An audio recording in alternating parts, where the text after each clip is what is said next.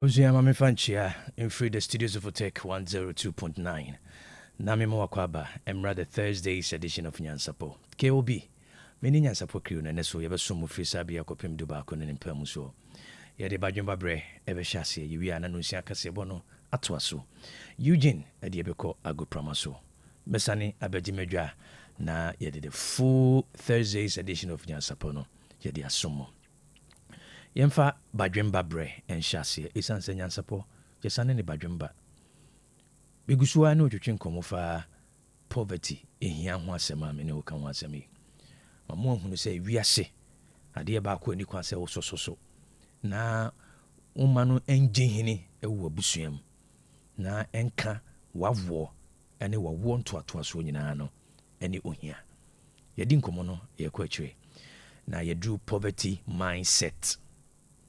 Poverty ohia eshasi firi adwenem na ne hini paa no maka kyerɛ sɛ ɛwɔ adwenem na eniema bɛn na dadi a sɛ nhunu bia ɛwɔ mu a na kyerɛ sɛ ohia adwene ɛna aka ho ɛnra me ne wo ka ade di kan me ka short term thinking onipa wontimi nwene nkwa akyide wontimi nwene nkwa animu enhunu nanim eniema esi nanim no sɛ nipa no ehia adwene ɛwɔ ne mu me ma hunu sɛ mpanyimfo ne de we a yesi tutu ye man ha nyinaa no ɛkyerɛ sɛ ohia adwene ɛwɔ ye mu ɛdɛnti na mpanyimfo ntimi hunu sɛ mfie bi edu yanim no enipa dodo ne bɛkɔ sei nti ye nhyehyɛ ɛde agu akwam sɛ de bɛyɛ a yeduru saa ye ho ahaye ehia ye nti na ehia adwene wɔ ye mu nti no ye ntimi hunu daakye no yentimi predict the next 20 years yentimi hunu the next 50 years maka kyerɛw sɛ nsono yɛ da akosi kɔkɔ ntem ɛne ko bibini ntem ɛyɛ sɛdeɛ osi dwene kɔnkan ɛna no na me ne ɔpanyini bi ɛdi dwuma ɔwɔ UK ɔyɛ technician na ɔmo yɛ underground train wabie technical school ɛwɔ UK about 8 years ago na yɛhyehyɛ ne nneɛma agu nkrataa so sɛ na obɛsi atoto ne nneɛma na nkɔmmɔdidie mu no asɛm a ɔka kyerɛ me ne sɛ ɔmo yɛ underground train bi underground train rail bi a na ɔmo yɛ no provisions a ɔmo de agu akwan mu no ɔmo de agu akwan for the next 20 years wɔn a yɛ adwuma no bɛɛ mfie 50 ne akyi no ɔmo de nneɛma gu akwan mu dwene hu no sɛ ɛnɛ sei na ɛbɛsi ɛne ti wɔn de kan siesie wɔn ho dadadadadadadada nti ɛnɛ wɔn no so yɛ adwuma no ɔno so make provisions for the next 20 to 50 years sɛnea ɛbɛyɛ a dabi bibi sɛ esi a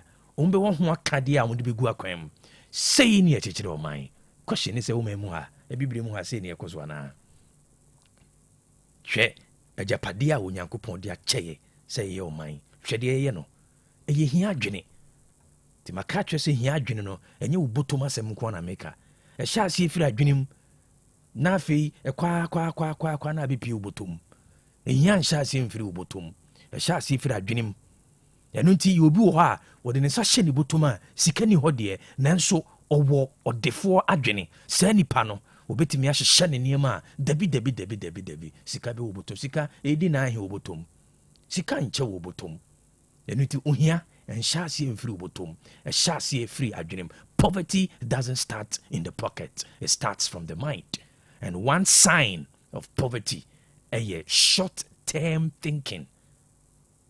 Makawe ewo mine deɛ na wo a wotie me next 10 years mfonyini bɛ ne kutaw next 10 years ɛdeɛ bɛn ɛna wopɛ sɛ wonye fira brabo we mu obia a wonim adekora a wopɛ fira brabo mu ɛbɛyɛ onwanwa sɛ ye nipa bebree ɛkɔba ɛwɔ man mu a wobusa ne sɛ ɛdeɛ paa na wopɛ firi saa brabo yi mu a ɔntumi nka nkyerɛw. There are so many people who are not clear. Womu nim adekora poten a wopɛ fira brabo we mu and it one a wonim adekora poten a wopɛ fira brabo no ɔno ne ntimi hunu daakye no maka kyerɛ sɛ onyankopɔn na bosuo baako a wɔde hyɛ mu ne sɛ ɔhyɛ kɔnkan he is able to foresee the future wɔde saa bosuo ne ma nipa ebitimi tena se predicted ebesi the next 20 years ebitimi tena se ɛkɔ animu ɛkɔhwɛ sɛ mfie du edi animu sei na ebitimi esisi You don't need a prophet to tell you that.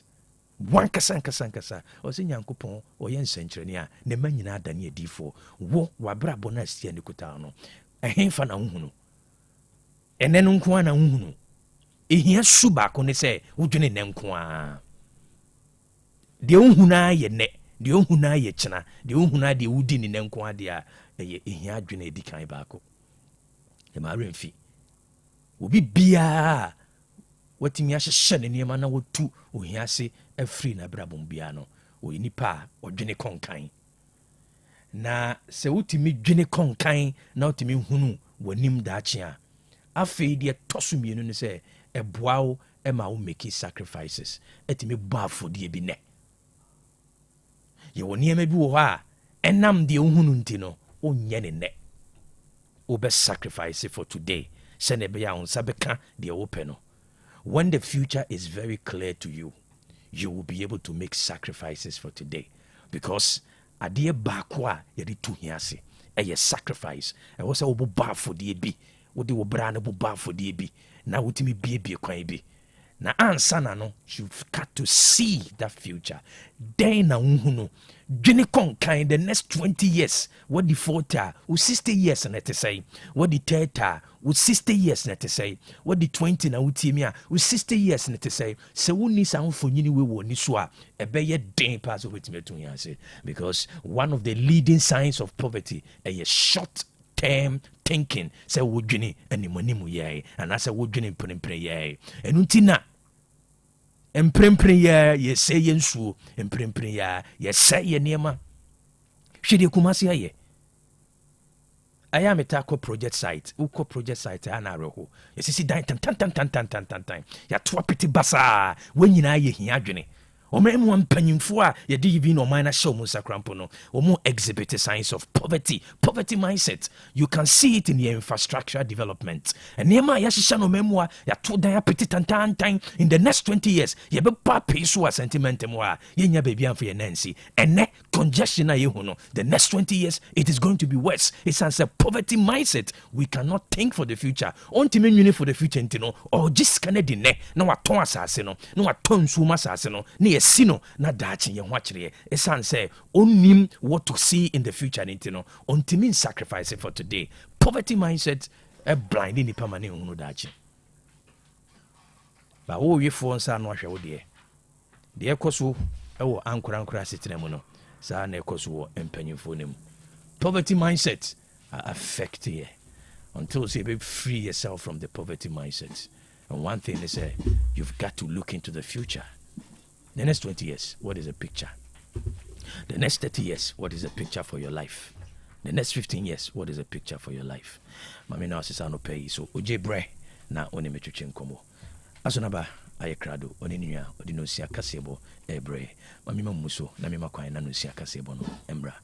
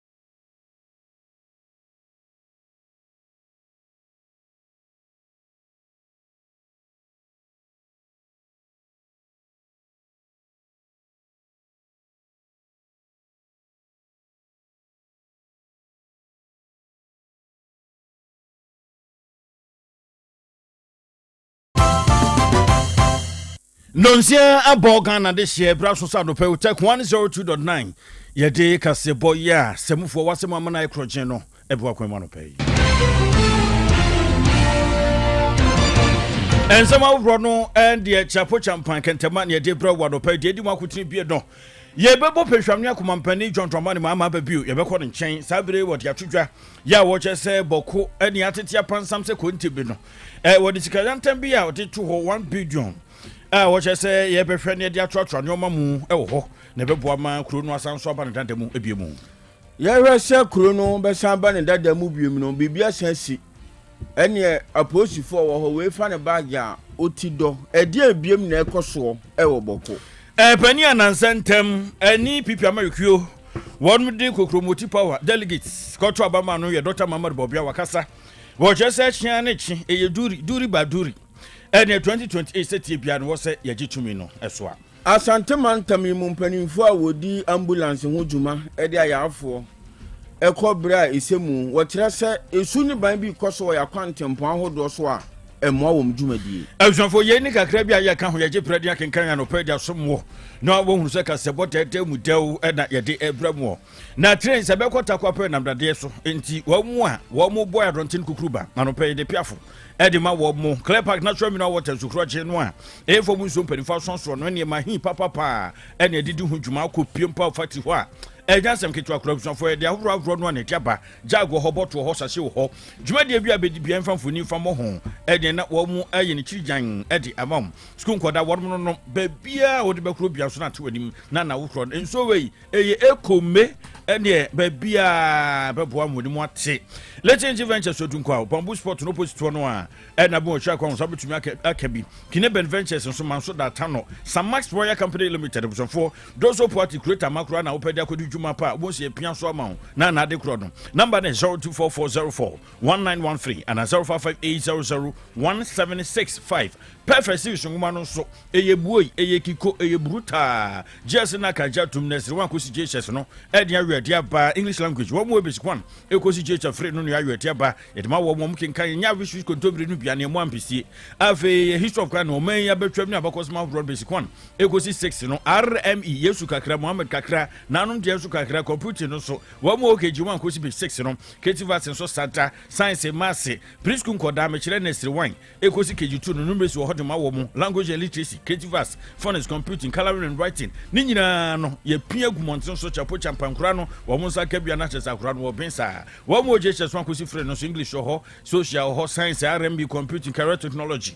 yes it is some questions ahuro dosopo setia 10 ene de eba kumasefo ye ko aputo je best station one kran so adan so ma first up on one wo memu afana ba bia tonton mo bia bo mu a perfect de na ye ne mo pina de ko number na 0243299938 and 0540755465 emama ni nyina ye kwhwa ye prostate ho nsem na yaka ewo Dr. Mpoma na so ye Dr. Mpoma Herbal and Research Center wono na wobupinu a wobemu adwonso boko jonso e kan wa chese wo chim se wo ba owo no o se befiri ho sanso na sisie mu hawa hodo nyina Dr. Mpoma so ye wode Mpoma bumpo herbal capsules naba ya wono numbi ebesiesie osisi ebemu adwonso boko na ni o manyina akoso yie ediama wo na eno da nchen a promise ba powder no so adwaman so a ebeboa momoje di afurusani yie woni peduanim wo ye kese wo dwene ho a wonte ase promise ba powder na ebeboa na yi sa ha na firi ho no mo won so asrade tamagine pedua na boso no ebetu ase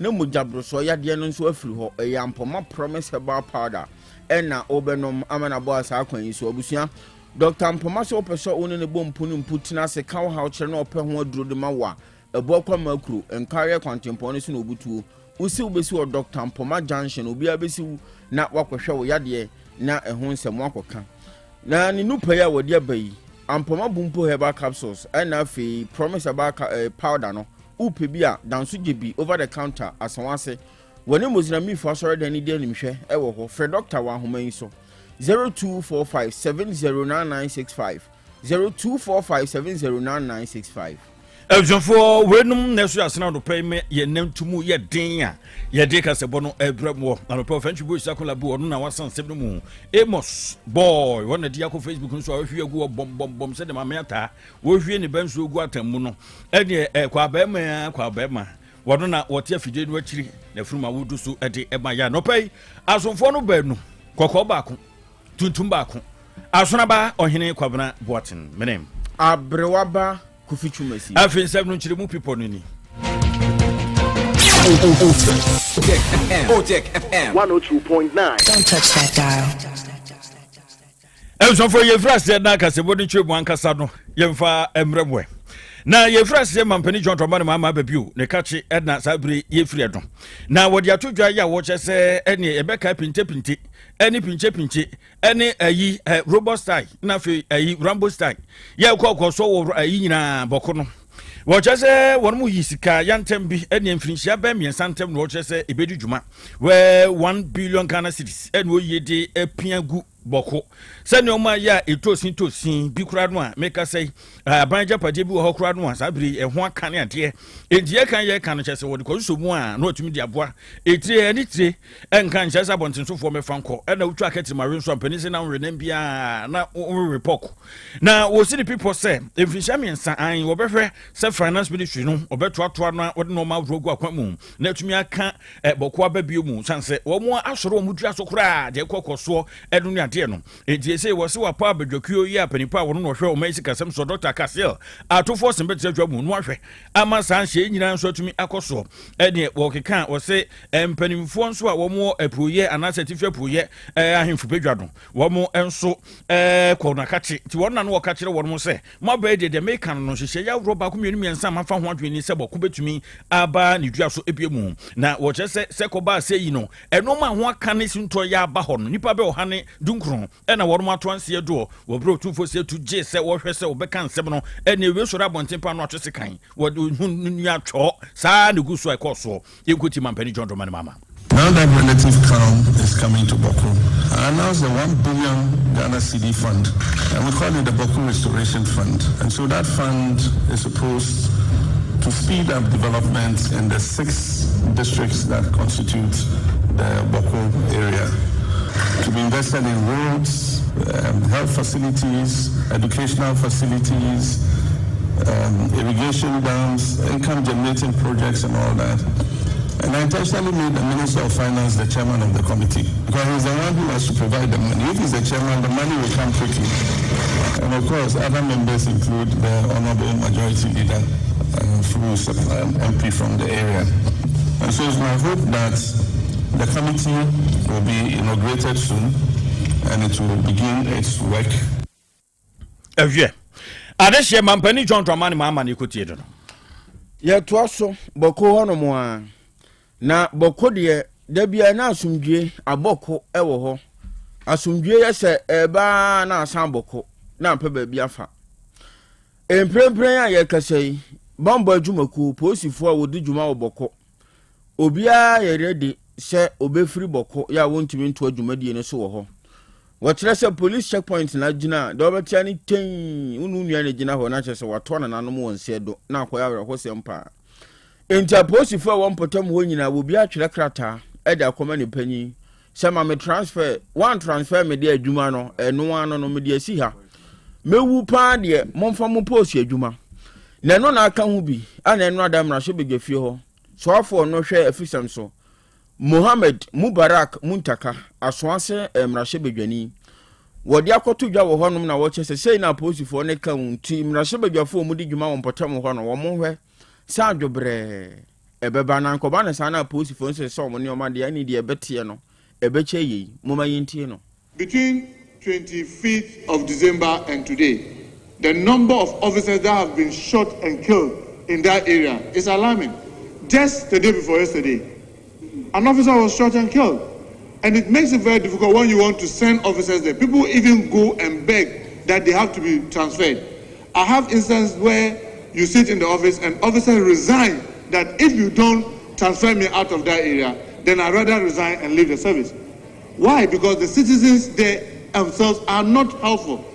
To the extent that, Mr. Speaker, police officers that we put on the barrier, like checkpoints, people have courage to go openly and fire at them and kill them. Yes, in that area, to the extent that at the point that the IGP had to withdraw all police officers from checkpoints and had to insist that no, the answer is not to withdraw. We should rather be able to place them with armored vehicles. So when you create a situation where officers do not feel safe, and as MPs, we need to work with these security people so that we'll be able to create a noble environment within that area so that the security people will be able to assist and help us. Enya yete yeswafo a wo hwe afisem so. Mubarak Muntaka Muhammad. Penia wotu franka prempren diama NPP amaku Dr. Mamad Bobia. Ebremu da premu ene wonnom ekuhihye delegate to ahene ne so ahene esi ahene wonnom koka kokroboti power no ede yi no sepani yenkanko na yenkanko muampa mane wo kire se ototo adwunu mu ni ade na delegate dodo so aka wo mu abomu pa se atani atagenginga akọ eye Dr. Mamad Bobia bebia wote na kache ho edom se pani e ba besra no so mani asopa no sra ya mode paye mudi nkutu ana kuku bata na wochese mabade amense mo America dia twetwani wota mo didi kan se ebreso ye muhunu sampa onne be kandini ebetumi aboa ma party no afa nkunimdie krata no anase nkunimdie abotiri na tumi aboa mu papa na wochese sese die ne mowe no ma party no ejina ne naso biom pa asanse nyame yadom na de chimbio na yakwa abato so NDC womni hwiataka bibie no ombeka me agya to mu sanse wo mo message no asempo yodo na montin so awotoma Ghana fo no sesa asa adwayesu wahwea ma asan saa na ye na epebru mu nso na sese ho na fite enjo chese braso se wo se kenti ede epam ho se party kro na yefuru kro mu ade na yeto ato adwunu mu na bua pa ne mu mo pewio ne kwan be fa so be tu ho ache no enye soronko kura afi na entumi emmoa se nyame yadom afimpiru na aduonu nwotwe yekọ abato so no matumi akonkan ne mu mo no so ka kire won mo se bra yeyi no iso meye frankatuni boron so won na de biara da be so de pehwam nya brano nhyehyɛ bia wo so odigu akwam no boa se nyame yadom mbɛbatumi die so biom no no ma atumi akọ enkampa ti wo ka se bibia nhyehyɛ bia no yemfa ho suahuru ne yemfa enantena endi samanyuku won mo ento omopa egudantum ya to ansem ne so na National Ambulance Service ne fa ewo Asante Mantam mu panyipa be di akire Chief Advanced Medical Emergency Technologist Somek Melon Dut panyi kire se yakwantu empon so esubi koso wo honom a emmoa wo mudwumadie kura pese wani tua se obida ambulance na owu na wo so de no kopia ya resabia ebia kesiem na pomde adwumayefo pre ne nkwa na taasi bia ne to achia ana trotro bia ni taillight kura nso na waje kwan na boso wo bebo wow on fi kura na no na panyi kire se ne entia wo mo ya saa no wo de behye nipa num bia wonya sika koto VAT bi baabi a wonam bia na wow ni siso na ode baba kwan mu saa obi ani mu nhyada nya dubi kura na ode wow na siso na wode baba kwam enti ama hyenkafo no omo so aso ayeden saa kwan ne so enti ote wow na onhwe kura se ya ambulance ananse nya ambulance no agya kwan na boso na wani tuapa na obi daka mu na wowu na akoya werehosem saa enti omo sesese suban na ekoso ya kwantempon so no wono munyai anya ka bia na betumi da fa kwan so na wow ni siso ha adwene saa ekoba ne saa emmoa wo mudwumadie no kura yenti opanyine ne nsema odi tudwa. We have issues like the abuse of the what's the name, the emergency line, you know. The 112 is an emergency line, and in fact is we have a lot of challenges in our dispatch center. That is, you get in there and people are calling to make fun. You know, when you get to the developed countries and somebody is calling 911, yeah, it's a serious emergency, you need to. So there are instances whereby people blame the ambulance service. We call, you didn't come. They blame fire service, you know, emergency response systems. They blame us that they call and we don't respond. No, at times, how to even get to us is a problem. If you don't have the direct line, it becomes difficult. You call the 112 and it becomes so difficult that people are not able to reach us on time because people engage the line unnecessarily, right? And it's really a difficult situation for us as a country and as a region is difficult. I mean, if you get to our dispatch center now, we can receive as many as hundreds and hundreds of calls that are prank calls all over. Eye Somek Melon Dut Odini Juma ewo National Ambulance Service nefa ewo Asante Mantam yimu Elsofo na motintin bia pani asini dwam se koso aboboa no yedeka se bodi nyina atiese da no pe asofo no mienu asona ba wo hene kwabena Boateng no pe mene Abrewaba Yes, sorry na ko promotion sem kwabna Eugene wabone de e de atopono so you yenko.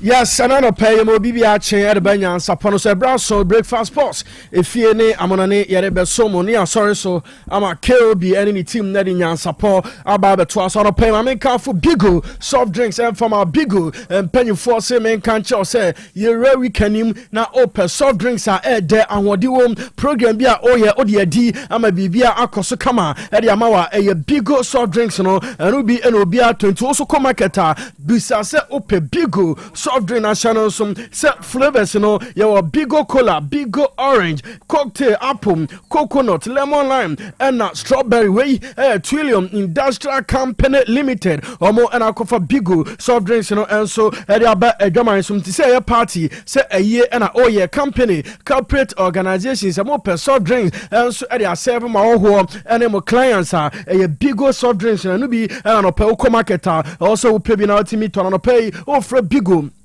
mpenyu for online we so 03221 90877 03221-90877 Bigo or say big on taste refresh your vibe. Provident Insurance Company Limited and pay Provident Insurance Company Limited insurance company make come for answer any amount say oka and I say motor what on open insurance company papa or mobile insure any amount say a new one and I pay say a renewal and I open in Provident Insurance Company Limited or my and also Buraho na omutwa insurance no ebi ermana channel some say promotion eguso a ekoso till the end of March into also for ho Provident insurance nim na free coupons or they call you free fuels and souvenirs ahodo uguso e channel onsa enso etimi account dia asante mantemu anom branches no bebra also obetimi akona insurance no wakọ akotwa bi uram Swamia,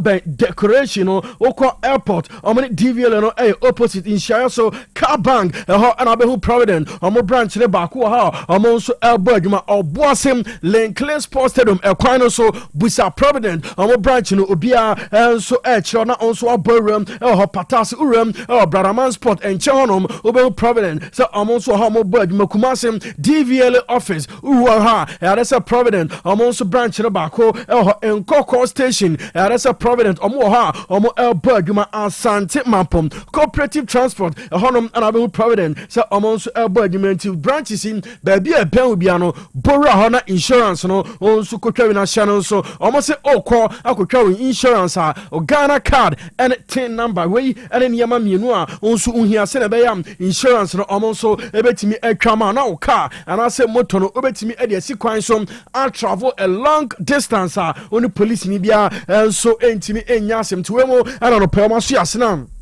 yare breakfast sports no so Abraham no pay share channel so over the weekend nyame arma Sunday Kumase Baba Yaran Sports Stadium Ghana's version of El Clasico there's a game no and also Baswa enye asem keto Asante Kroko and House of Folk they burning Sunday 5 p.m. and a game no and also Baswa enye asem keto ahead of game no there's a pay for be na so eguso omo kasa na Asante Kroko omo ene home side omo say oh yeah fan na oba Sunday Kumase Baba Yaran Sports Stadium abehwe game ni bia channel some say popular stand and apesa otenam 50 Ghana cedis utiana also wa enjoy game ni be center line and also 50 Ghana cedis VIP 100 Ghana cedis into popular stand and a center line na call for 50 Ghana cedis na VIP and also call for 100 Ghana cedis when you know Sunday El Clasico game and also Baso Kumase Baba Yaran Sports Stadium and the gate process no and also at the atuanim na yera game nim no channel so urem our House of Folk our head coach Masoud Didi Dramani penyin akasa bebrim at afa game nyame arma Sunday and also Baso and no and a Didi Dramani or say or catch the fans no say oya Kumase Asante Koroko fan and I say oya house fan making sure say nyame arma Sunday onu abusia for more ba abe enjoy a very good game between Kumase Asante Koroko and House of Folk to Biambra na Sunday game no niama enso entimi koso kama me pese di omaye no omaye mana so yeni but omonko so anye omunim se matches we no omodia has ne kotoko fans match a entino obia mfa na holding ne support ne bibia ne nyansa ne bibia mfa tag team nechi no ye positive and adan so enye 5 minutes or enye 10 minutes enye 15 minutes enye 25 minutes enye 30 minutes enye 45 minutes eye 95 plus minutes into no eye game eye long game bro focus e long game and say a game e move check akra na say be 7 o'clock nechi no na at the end of the day no na yetimi anya the best outcome of this game into no omo for support no entire team. Yes, and I know I House of Folk manager Masu Didi Dramani and support no Mo Fambra Mo Stadium ma na game no and also enti enyefe na Prince ya also ono and I say Ojim as interim head coach Adama Kumase Asante Koroko and a news be so every Adako Judge eba say Asante Koroko fans ni bi e program training ground so almost montias here Emma coach no on a boys no enye training ba ni nyina no penifo enso etimi ejirem ama ade se ni nyina no omo nso ehwe ama coach no and team no training no and Prince Yaw Owusu a say ojirem as Asante Koroko omo nso head coach no o say Koroko ade problem goal scoring this week no preparations egusu ekoso no omo twa say goal scoring problem no omo nso ebetimi asolve na Sunday goals no and also etimi aflow ama Kumase Asante Koroko. I don't count by what has happened before.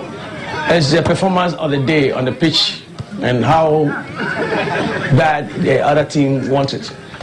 That's what gives the results. So we are also starting to try and get ourselves ready for the games. And definitely, 2 games we don't go in the net is a little bit concerned. So we are going to work very hard on it. We've done our program and it is in there that we have to spend some time by doing the finishing and the build up to the front so the strikers will get some balls into the net. Yes, it's Prince Yaw Owusu. See this week programmer also so at the Abedumano goal scoring womu ye pa omuguso share seniema and also ebetimi akoso kamana Asante Koroko chances ahodwa also emesen on Sunday ebi enso ebetimi attending into goals now rem House of Folk PRO and oparado channel so say Monday and say Uram Abdul Karim Zita head coach Adama Kumase Asante Koroko omuboboko no penyino enso etimi Arizane eno ana Uram House PRO opariado ordinano ato ensenum kwan a eno so efa so ma say Abdul Karim Zito enso etimi Arizane as Kumase Asante Koroko as head coach. The only thing we are doing and we will have to do, we'll continue to do is to keep good focus, to continue to prepare very well, to make sure that within the 90 minutes, near coaching the players, and after will be either in the classroom or on the pitch or my head winning you'll find the strength now of every produce exactly what our coach go through, so that at the end of the 90 minutes, we'll come back to Accra with our chest side. So football, the MP, say we as some team, we as some manager, the players always want to perform so that they catch the eye of who is becoming the new manager. Energy, the adrenaline level, players naturally it should up very well. As I say, I normally say, yes, it wasn't our fault. We can do it, and we are ready to do it. So, with this at the back of our minds, and they are directly going anyway. Whether they have a coach or they do not have a coach, the most important thing for us is that we know this is Kumasi Asante Koroko. We'll go in well prepared to meet them and ensure they do not overcome us on Sunday. Yes, and a public relations officer at Accra House of Folk or Pare Ado or say Omane Koroko and Ebebo and say Asante Koroko coach be Juma say coach be Juma Omuntimi and Darity Koroko Omo doing himself Sunday Omo ye Juma den send a bear 3 points no Omonso Ebetimi Afam Every Kumasi Akopim Accra Yefronum near room national team Wilfred Shafa or no technical director at the Black Stars of Ghana Ghana na penino channel so obwa sene beya Black Stars performance niema eno so ebetimi akoye na Ghana Premier League penino enso visit most of the venues are ono so egusua monitor ere eboa otoado sene beya World Cup ni kwa local players are omomode enso eni no kakra enso ebetimi enya call up eno na Wilfred Shafa or technical director ere the Black Stars of Ghana penino enso akodi enkomo ose currently UPM our Ghana Premier League yeba Benjamin Asaya or goalkeeper and so Edema Accra House of Folk currently also Ubusana ono and the best player our league yeba our Ghana ha. For 1 month or for 2 months I was maybe in 6-7 I watched 6-7 matches here, talk to the coaches, talk to the players and told the players, the local players, you see one of our best player is Benjamin, the goalkeeper, but he is a local. Yeah. All the players have a shot, they can come to us. You have to work very hard, you have to work, concentrate, and we watch this player. We don't want only players to play in Europe, no. Here is the heart of the football from Ghana, is in the league. Yeah? And about this, we think here, tomorrow watch the next match, you won't see. Yes, Benjamin Asare, the best player Ghana Premier League multiplayers akano monkey come home na make sure some money mono and also everything akonanim ahead of World Cup na collapse ne eba uti ya na also wetimi erum na Albert Amwa a player striker edema Kumase Asante Koroko or one player Ghana for bebre na almost call it from last year and a Ghana for call as Albert Amwa a player as a call up and so basso Black Stars or one player also and also yetimi consider no and a boy no and so eka Asante Koroko team more prepare ahead of Sunday against House of Folk na Albert Amwa and so edena no atum say Black Stars call up no o deserve it and also ain't deserve it. Yeah, I will be happy to be part of the Black Stars. So I think I'm a Ghanaian, so if I will be part of the Black Stars team, I think I'll be very happy.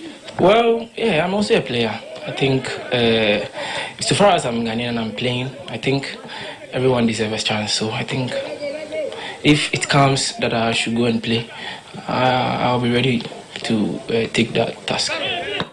Yes, and Albert Amwa also he will be glad. Now they say Nanibeje se call up no and also etimi ba esan se and also Ghana ni enti se call up ne ba nani also ebetimi ajenwe Albert Amwa on caller Ghana fonya call se Black Stars no say ye consider local players and also one player or say yetimi consider no ye fa no ensim ni rem Division 1 urem Obuasia they say FC Ashanti Gold one club after said the old Ashanti Gold and penny for and so at Tabo to almost a team no and also an operative no says FC Ashanti Gold almost and the new Ash Gold Uram or Boasa almost participate Division 1 league now Uram or Boasa I say supporters and penny for Brenano there are concerns say Nipa Brenano sabotage the new Ashanti Gold so almost so intimate and progressive and Uram or Boasia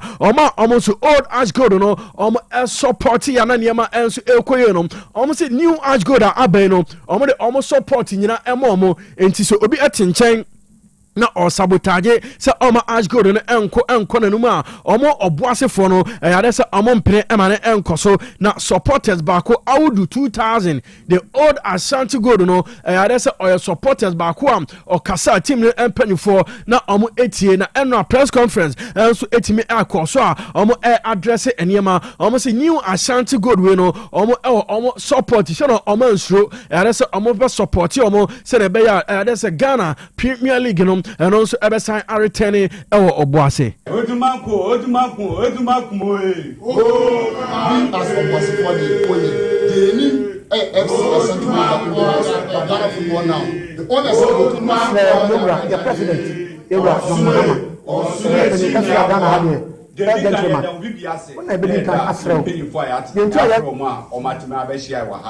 As a supporters leader.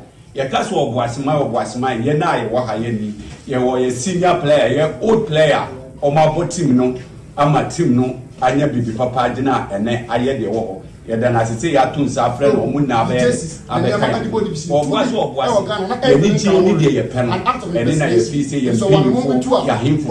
yɛmpanyimfoɔ no na ayɛ ama yɛ but deɛ ɔmo yɛ ma yɛ na wo nipa da sɛ ne woso wɔ ni nsɔ na mefiri sɛ bia bibi yɛ dɛ ɛhyɛ wo ni ase sade papa ɛbɛfie na wo de osi nipa de papa no yɛnkɛm na yɛyɛ nipa wo sɛ nipa no wokɔ kwasi yɛ tu saa kasa wo ya mo kwasman ama ya hifu yɛmpanyimfoɔ na ɔmo sa yɛ akyi ma bibi papa ba kwasi mo obiamfoɔ so deɛ ɛpɛ sɛ yɛyɛ ntimi yɛ de ɛmba wɔn a ɔmo wɔ akyire ɔmo twitwa yɛn n'akyi ɔmo yɛ ade a ɛbɛ sɛ yɛmpanyimfoɔ bi adwene nyankopɔn ɛdwi ɔmo na ɔma yɛ ne adwene papa yɛkita yɛpɛ sɛ ɛbɔ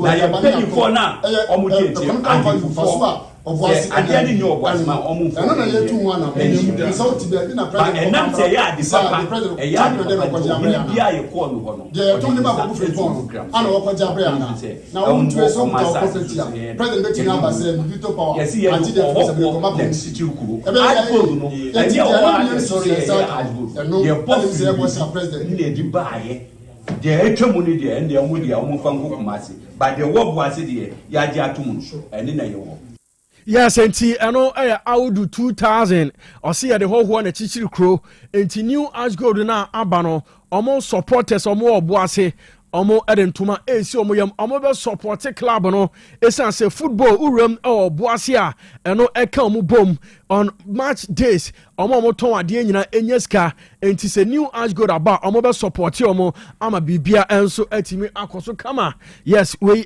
Audu 2000 on some section of supporters a ɔmo ɔbo ase a ɔmo sɛ ɔmo bɛ boa ama the new Ashanti Gold no nneɛma ɛnso atimi akɔye na ɔmo nso next season ɔmo bɛwuram ɛwɔ Premier League nim ɛne ɛbɔ ɛnso amoate bi yɛmfa local stories no ɛnsi ɛnora Uram Europa games no ebi enso etimi eba so Uram Spain Copa del Rey semi final Athletic Club Bilbao eno amutifie ema Real Sociedad ebomo ekabako Atletico Bilbao enso entimi anti ekano we game and also course Copa del Rey first leg and enra baso next week second leg and also baso Copa Italia quarter final enra Bologna and Lazio at the Benima game no 1-1 penalty kicks Lazio 4-1 also a progress a semi-final of Copa Italia Germany DFB Cup and game no Bako and Baso we quarter final came Bayern Munich at the Allianz Arena RB Leipzig a Boema game no Bayer 2 Leipzig and so and Timmy Antia can Harry Kane and Luis Diaz and Enram 2 goals Edema Bayern Munich also Boboko na Premier League and games on be a Baso Villa Park Aston Villa Tenefie 1 Brighton and so and Timmy Anti Ekanenti Villa that's almost Enram FR 3 points in ETR Stadium Manchester City and Fulham at the Bonima game no City SL3 Fulham and so Antimi Anti can Antoine Semenyo and on the 24th minute boy no in our first goal SIA assist Emma O'Reilly at the second goal also and Ellen Haaland and free at Manchester City of Fulham and also Antimi Anti can be now Nottingham Forest and Omotinafie any Wolves at the Bunny Obia and so Antoine na game way mark eto there's an update and so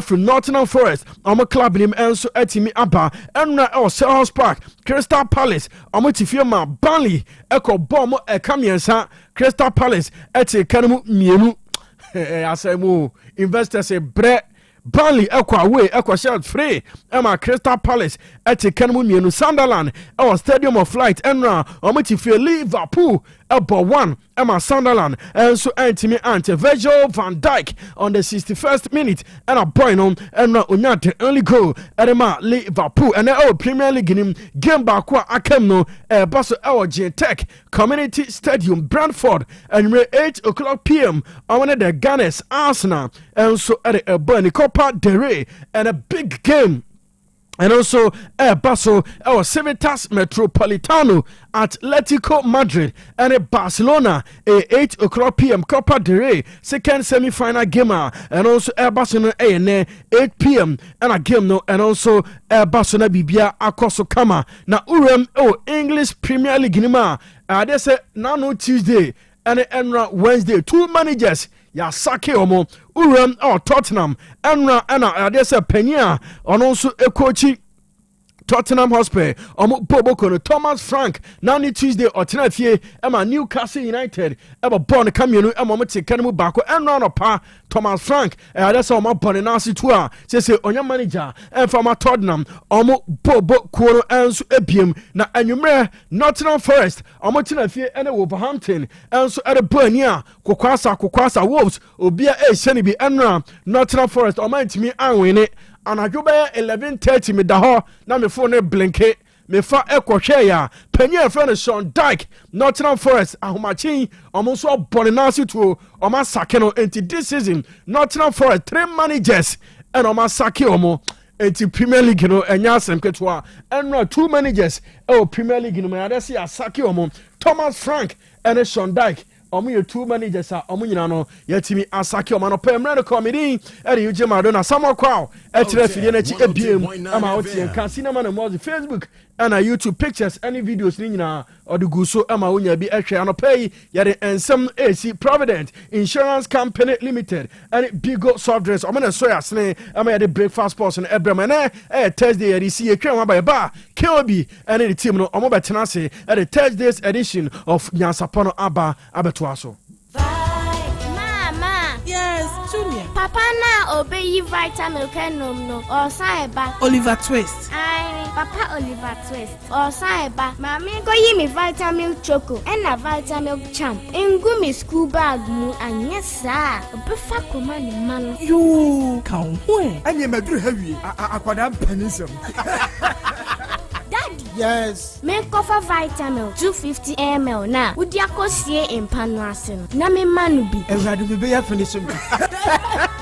Enkwada sempa de. Mianso me duabo. Efine ekro. Metro vitamin soy milk drink.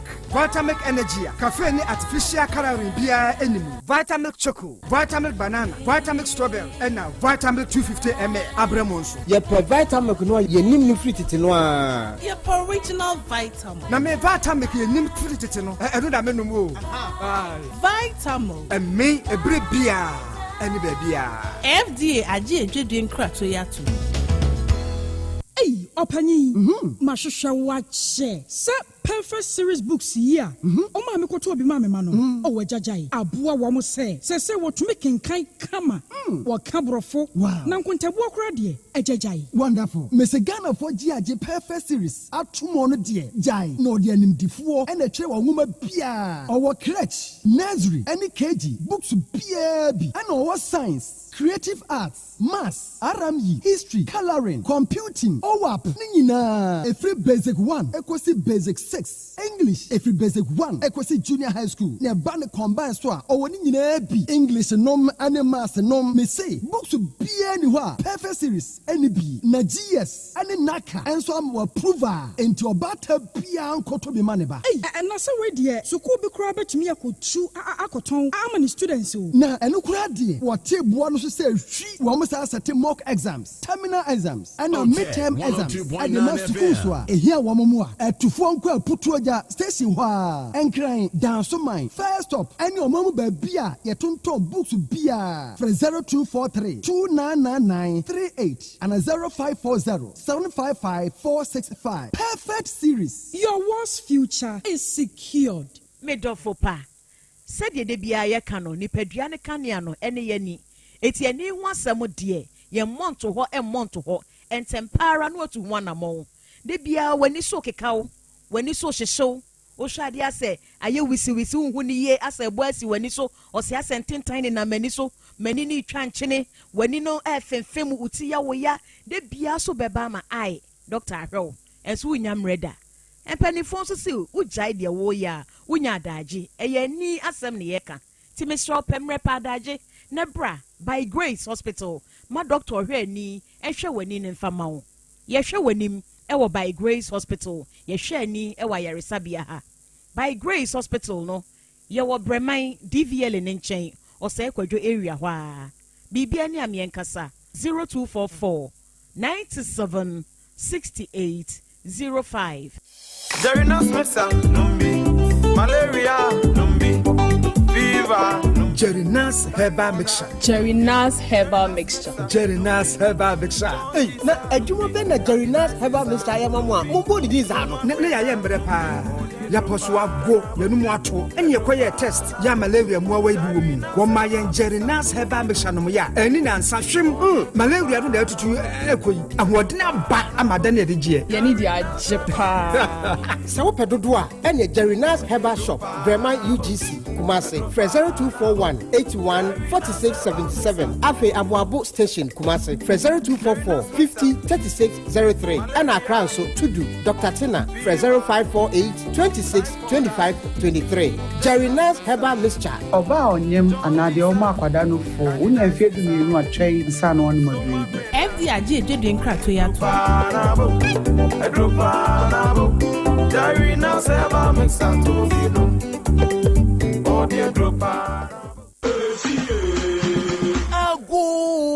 NPP adishima maminche okwanya obefa so a obetwia woto na aboa ma manyuko na gina ne naso ewo sikasemu ye wonyi mu nan metre 4 category bronze, silver, gold and platinum busumi bia bronze members ebetwia 2 Ghana cedis, silver members 5 Ghana cedis, gold members 8 Ghana cedis and platinum members 10 Ghana cedis ebia won fasodia etechi metre benefits nani tua no so simple but star 920 star 270 hash star 920 star 270 hash net dem eye contembrantem emuda ho fine esanso ye convenient NPP shi rado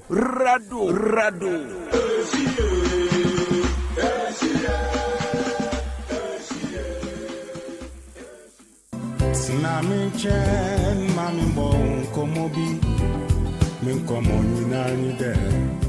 Odobo sumine dru hobie mo eya pomodin pa ni odo edia ni odo se wonni apomodin pa wenti ena Otec FM any by Grace Medical Center aka won ho bom edin hihye gu akwemu yede be hwe ya pomodin. It's the second edition of Good Health and Love. Ye po apomodin panti ya tete ni omo no say who a 50% discount by Grace Medical Center say brabahwe wani wo se eye scaling polishing and I was so how bia afi ye be hwe se de yesa ene ye brebo ahoode sifatie moje mu hwehwemu ahodo cholesterol dodo a ewo nipadua ne mu ene ne ye ha wo nipadua ne mu bia esani se by Grace de Ghana by na giatu eno nti hye de fiada February bosmi de toso du miensa ewo Otec fie he ya empayfo say the ofruria pa ene piano ne sa hunti abofo maso yasne ebene Danny's Creation, your one-stop destination for high custom printing,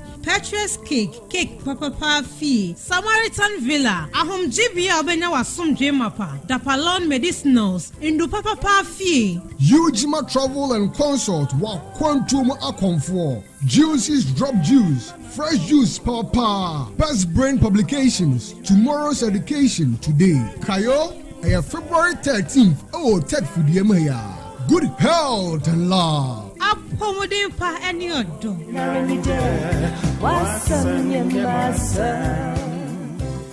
Otec 102.9 Mema etiefo nyina akwaba ba Amuzu Herbal Clinic na midiedrobia ba yefra no Amuzu P Herbal Mixture eyedura ebua ima eni mema nyina na oba pampa no ohye efi na seba no obehia Amuzu P Herbal Mixture oba insio basa egu no ono so behia Amuzu P Herbal Mixture oba bi a otie na se ne hene pa di ono so insawansawa agi na kosokuma boso ono so behia Amuzu P Herbal Mixture oba otie ne junso no pampan pa no ohye edi akireba ono so behia Amuzu P Herbal Mixture minka se junso bia ense nsio ba se ojunso na se ne color no eni darkish more yellowish na pampa no wo hye omu a e kire me se ekekaye eya ba odwonso no mu enti pa amuzu pi na no mu e de na chika sei anase hunam ne ya ono nso nkopa amuzu pi nonom bema nso a otie mi a odwonso mu papa ye ono nso behia amuzu pi heba mesha bema bu ha odwonso wie na bi akam wo behia amuzu pi heba mesha dwonso a de dwonso a oti de kakra se ugu nsuo na se ya nko a na oti a uhia amuzu pi heba mesha ensese bema dwonso na moja di akireba enti bema dwonso a ne dwonso moja di akire no kopa amuzu pi no mu na sa ni na mfiri ho bema ne dwonso ebon kan uhia amuzu pi heba mesha obi se doc eya na nsuo totoro efri bema no oba se bi chim kakra na abegu ano white uhia amuzu pi heba mesha insawa agi bema na aboso uhia amuzu pi heba mesha se ba se uhwe aba no emu ya uhia amuzu pi heba mesha obi se doctor emehwe ano ahono mesrew enye hwe ahono nyina na yankwe baba so muati mo hwe ahono enti bema ne hwe ahono onko pa amuzu pi no nyina twetwe nko obi se doctor medware wi a na me hu nyina ya me hene ase ahwi apia gu me so bema wo sa ha nyina no obehia amuzu pi heba mesha doctor amuzu we bidunso wi a na se junso ni bi tamayase the same amuzu pi no ene ese edi se adwuma no upe doduo na atudi a ewo heba shop biara mo ewo pharmacy drugstore any heba shop biara bi wo ho se doduo pa na upe tudi a no ba ya fie na otafun hia so amuzu junction be moro market no tafun hia so amuzu junction be moro market so Kumasi no akodani heba misi heba pedan ko mu tu bi senton bi akra mu ko kanshi draglem mu bi sana na bo wache Kingswalk repash na tinatet upa amuzu piuse mi se bi afra mi na 0247 776743 0247 776743 amuzu pi heba mesha mauji hiochalo.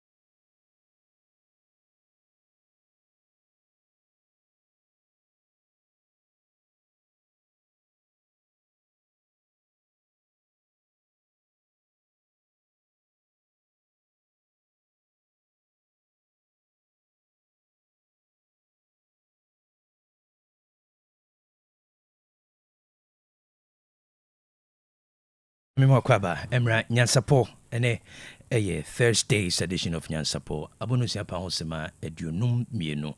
Yenhe said in a Wiemon Satra, Ebesia na Woman Quaya, Oberfaswa to Toniama, and Caboyan Sacre Free Ghana Meteorological Agency, say, and pay Yeneo and for Femwa, Meteor the southern part of Ghana. Ebono ebe kuswesi ahabe yokusu wiembe yokusu kakra na nitichu ye coastal area meche wono wompoano and afi forest zones baby akwaye brechu wono na afi mountainous regions no ebono ebesi na se wohunu anim so no ebe yedin edane kwani mu no ye hyese benya periods of sunshine ewomo a obonse wiane bebo kakra ewomu so ana wiemu ayi kusu kakra na we ebe koso wo the middle sector infini mantem na ye na ye wo ntoaso mantem meche the transition sectors free area echo enumre no yeko atifi mantemo a epe no ebekoswesi ebe fairly dry na for mesenya slightly hazy condition and I'm say penny besinti no infutro ebe won framem ewembe yebisi kakra oba kumasi anope weather no ebenya misty condition we eyo hamu ebupen edusia 60% we share from on the moon kakra na temperature no ay 21 degrees Celsius. 21 degrees Celsius is a relatively cool area ye hesi benya sunny interval you mo area ne be pie kakra na ewi muso asai kusu kakra nemum temperature no ewi mu hye anase ne nwune beye no ebeye 34 degrees Celsius na chese ewi mbeye hye anwumre ye hesi benya thunderstorms nso no betimi abobom kakra na betimi ato we say the sea anase ensi no eye ohemu ebupen aduanan 40% na temperature no aye 27 degrees Celsius anope minimum temperature aye 20 degrees uko akimodan be recorded 20 degrees na the do also aye 21 degrees Ho be recorded 21 sedemdi kakan Kumasi be recorded 21. Maximum temperature no be 26 degrees Celsius. Okwa be recorded 26. If you are Nafi Narugu be recorded 25 degrees Celsius. Bogatanga 25. Damongo 25. Bole 25. If we area equanimation no minimum temperature no ebe 31 degrees. Akimoda be recorded 31 degrees. Na maximum temperature na 39. Wa be recorded 39 degrees. Bogatanga be recorded 39. Nafi Tamale so recorded 39. Narugu ebe recorded 38 degrees. Nafi Bole I recorded 37. Nafi Yendi so I recorded 37. And the 12th of February 2026 say and area and such in Kaibo and Sake Free Ghana Meteorological Agency chese puno so a rough yena buono ene a day to sudumi 12th February na ene aka 322 days na afino abewiye roughly 10 months 19 days and approximately 46 weeks you about 7,728 hours na afino akwawiye they make catcher and say edano ni nyina yepe. There is no difference in any day. Name do obey any denimono and a betre DBC. Menase Nyansapo business segment and twaso.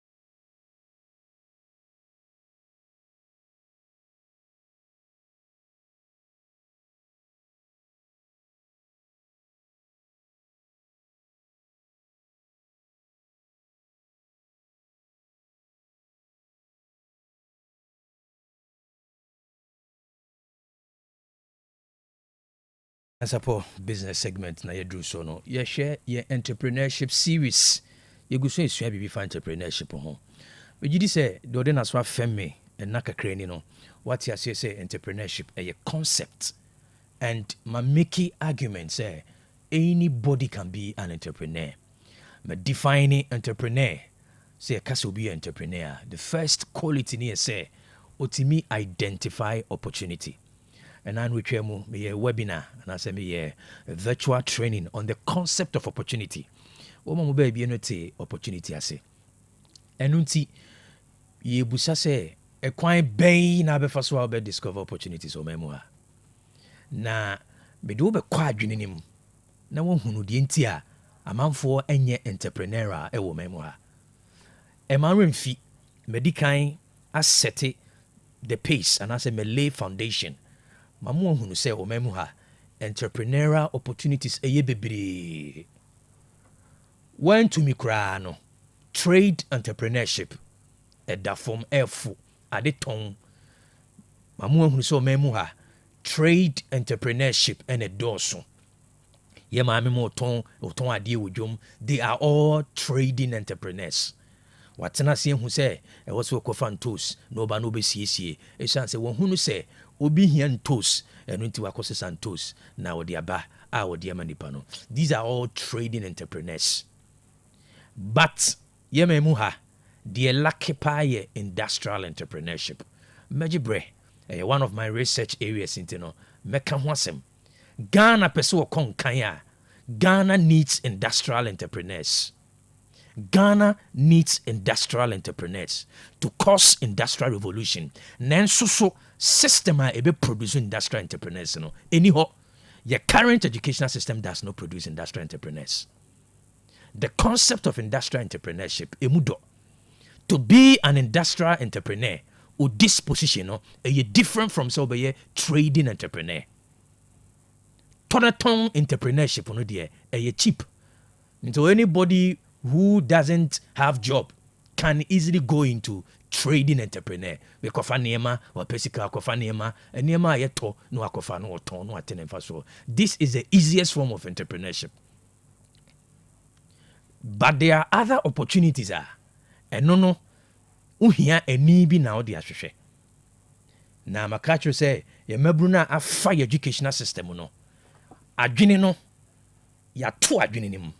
Adwene no are blinded. Majority of them have locked mind. Omo mind na locked. The institutional relics, the constitutional relics are, and I said the footprints of colonialism are blinded and mabruni bebre. And you can see it in their conversation.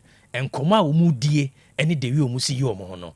Unhunu signs of neocolonialism planted in them.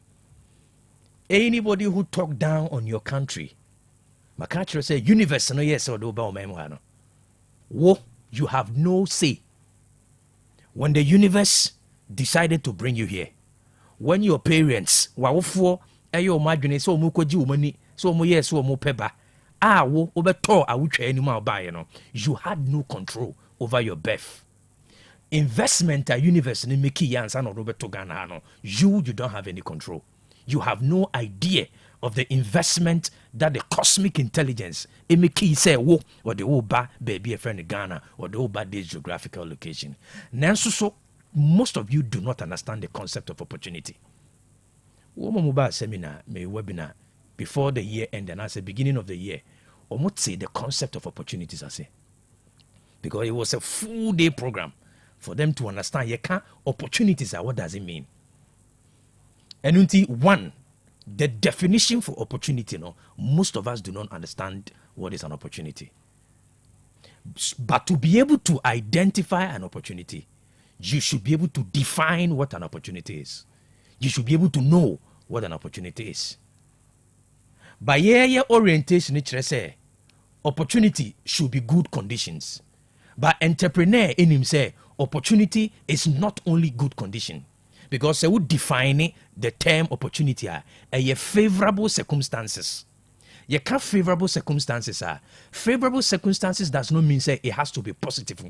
Negative circumstances are favorable for entrepreneurship because entrepreneurship do not ride on favorable circumstances. Opportunities are not only and as a position on good circumstances. Opportunities are birthed through negative circumstances. And I know I be more be an video one of the rural areas in Africa. Ekromo nyina sumo o ye JHS dropout. Akra no timi keka ntontura boom e they are building electricity. How did this guy build electricity? In an interview, an electrical engineer professor or say, I don't know how Accra is here, yet they call him an expert. But Accra no, it make a can tontra boom out of nothing. He was able to generate electricity to Okromo. Can you say a favorable condition? No. A negative circumstances, and are bringing the best out of the Accra no. And so when we say opportunity, a favorable circumstances, that gives you or that helps you to achieve a certain goal. It does not mean say it was a positive in a negative environment come home. The environment in Ghana, the corruption environment, the negative leadership structure, whatever systemic fears in Nina no kaboom create an environment to birth entrepreneurship. But the kind of entrepreneurship I actually, if you say, it was any rosy, entrepreneurs do not look for rosy circumstances. If it is bad, entrepreneurs will fix it. And so for you to identify opportunity, you need to redefine opportunity. For you to identify opportunity as an entrepreneur, you need a redefinition of what an opportunity is. And some making and yet every day they are looking for an opportunity to invest. They are still looking for opportunities to invest, to diversify their business portfolio. Most of them are not doing one thing. They are all, or search opportunity to invest in other portfolios. But to be able to see an opportunity, you need to be able to define what an opportunity is. And maybe if you say opportunity should be rosy environment. No, opportunity is rosy. Opportunity, the negative environment you find yourself in, it's also conducive for business. If you read the history of the industrial giants in different parts of the world, they were not born in conducive time. Most of them were born after World War. Most of them were born after economic crunch, when the world was going through depression. That is when businesses were born. There is a book I have on my shelf. It talks about how they started. Most of them were born in confused state, depressed states. Most businesses were born around that time. If you are looking for all conditions to be perfect to define opportunity, I'm sorry, that is a wrong definition of an opportunity. The word favorable does not exclude negativity. Favorable means both positive and negative. If you say the world of polarity, you need negative and positive. Negatives new hard that you cannot build an entrepreneurship, you cannot ride electricity, both negative, positive, they generate electricity. Entrepreneurship thrives on challenges. That keeps your entrepreneurial prowess going. Do you not expect it to be rosy? And so you're entrepreneur. Now to me identify opportunities. The first thing is go into your mind. Start correcting the errors in your mind. Error idea show to for my Ghana hano. The negative narrative I sell you ewo Ghana ha, ewo Africa hano. You have to rewrite the story in your mind. So one corrected the error in your mind when you because we fra to see the opportunities in Ghana. Baby I no. Untimi nye yi wo hoda. Mami Fonsia, na me na sesa ojebre na ne metwetwe nkomo Nyansapo business segment. Good morning.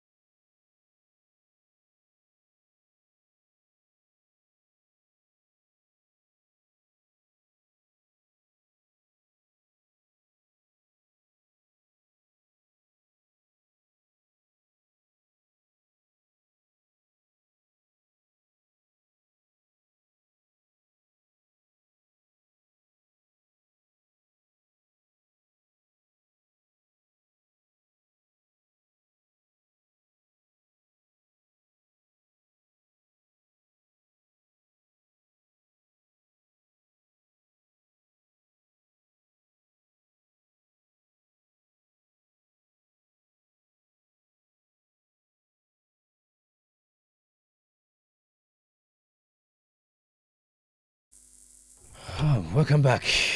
Nyansapo Trends. Nyansapo, welcome back. Kwabra. Kwaku. Nempom. Osurunti. We are this. This kind ni bia. Ajua, good morning. Kwaku, good morning. Yeah. Abraba ko fitu masi. Okay. Good morning. Good morning. Ajua be de nyame admo china fa hyehye so. Yenko good health and love. Nyame admo china. Kwaku yencheche yetiefo nyina na yagidi so bia pomo eye. Madama ejabo wo china ena yedan yakatwem se Valentine ne besi memeninda 14th. Nanso te ka yenhyehye ye de ama na tiefo nyina. Yese Valentine bia no yade odo eka pomuden ho ne yade amamo. Last year ye afi die no the second edition baby I will be amdafo entina fi da bia meka se afemoni na bia kra no anya hospital akwanya sa wo kɔ unibre no akwa hwehwe unti no mogem ene ye dia bre wa we no ade anka akwa abetua 6 million no ya chem ya fa house ni afa the half amount na wo watua wadama baby I will be ano wonso ubetumi aba na ye nyina ya kan bom na ya yesa enhwehwemu no hyane nsoma me se test no de da no ye bebre no a ewo ho na ede amount what trust scan no maka cho so your ba wo se wawo se wo ye abdominal scan ya check hwe pelvic no ya check hwe bibi ba na pains na wote wo ho na eye normal na ya abnormal berafo ya brabra be ye we no ka kwa na no maka chro ba bia mkotua bi skam tua ye nyes ka atoa aha sei no wo ba na 150 Ghana cedis ya ye de amount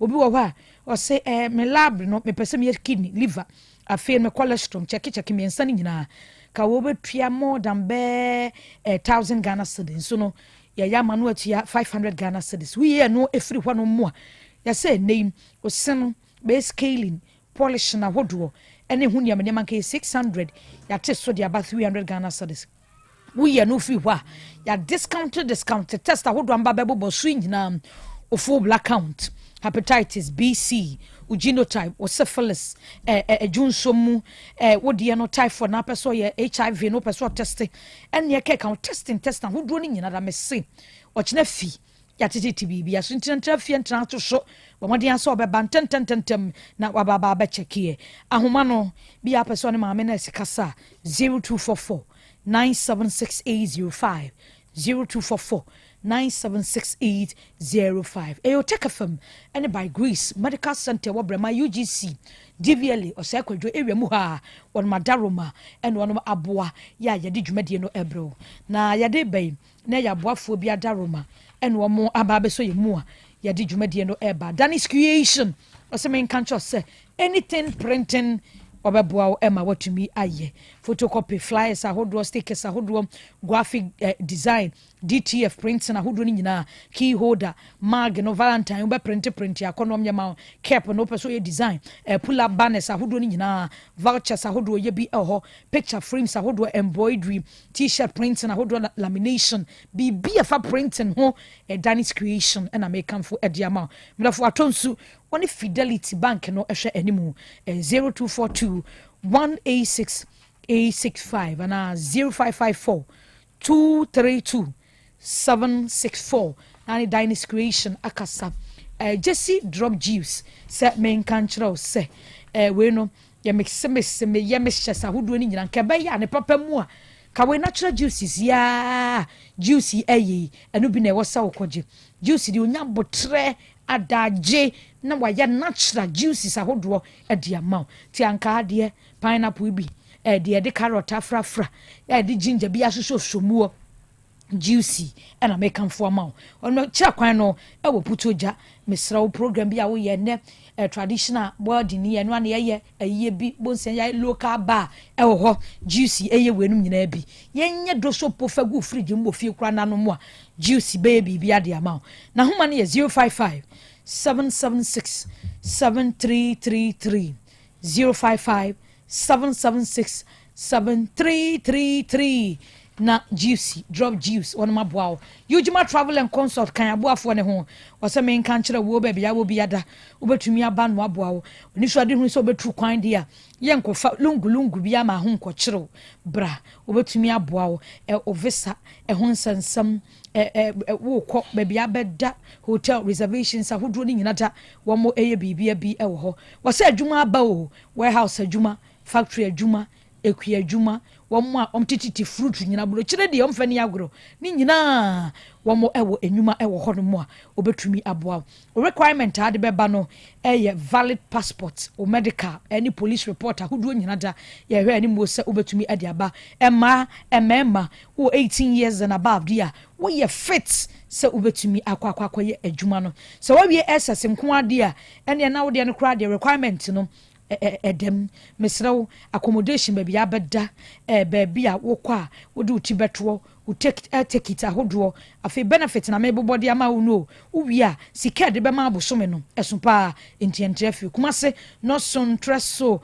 oboasen so duru hono mu a oktawe se hwa no wo ahoma no ye 055 394 4608 055-394-4608 and I says 050-972-5633 na ni UG Mart abroche na apeso kokoye adwuma dia wo mo ebeboa Petrus Cake Paradise wo mo cake no ekoyie pa me ana me mpede sikyire wo mu no sugar free no bi wa de banana bi wa ni di wheat bi e bi wa na granola na de ahyehye me na no gas ni cakes a wo mo ye no twose birthday nie wedding nie food basket na ye no they can say food bouquet no ye wenum nyina bio ti program bi a wo ya be hia cake dia ka wano wedding bi program bi ya fa Petrus Cake no mo enye emao na anim se cake yo mo ahodo bebre vanilla dia ho chocolate wo ho red velvet hey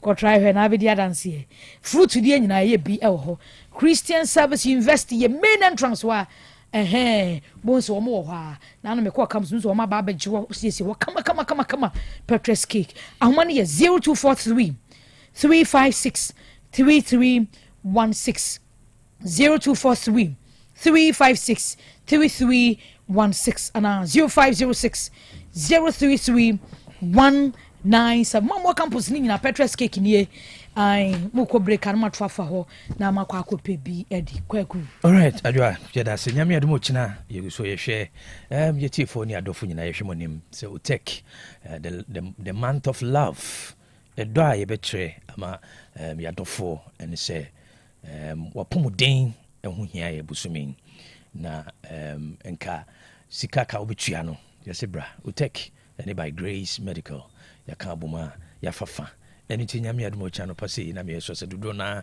eduha na mobeka ye ho ne ahwe wa pomodin mu ye koso no ye be mo hu ene ma bebre packages no adoso na ye be on food packages na wo hu no se de ene ma besi akona ansa ne be ko Nyansapo Trent no mamenchia empanyifo mamenchia Dr. Owusu Boateng Dr. Owusu Boateng CEO ma top tier steady consult so be so kusia do abucha Dr. Owusu Boateng mamenchia no pay welcome back to Kumasi after your tour na mamenchia Dr. Kwaku Boateng Dr. Kwaku Boateng so ye senior area operations manager Heidelberg Materials or North America Colorado States Pennsylvania United States hono na quickly mamenchia Dr. Peter Lemay so Connecticut State University something for so many years omo bomichidom for your consultancy services no and it Dr. Owusu Boateng Dr. Peter Lemay and Dr. Kwaku Boateng very good morning to you unyina mo US yankopon onhira myself for the past years you've been my backbone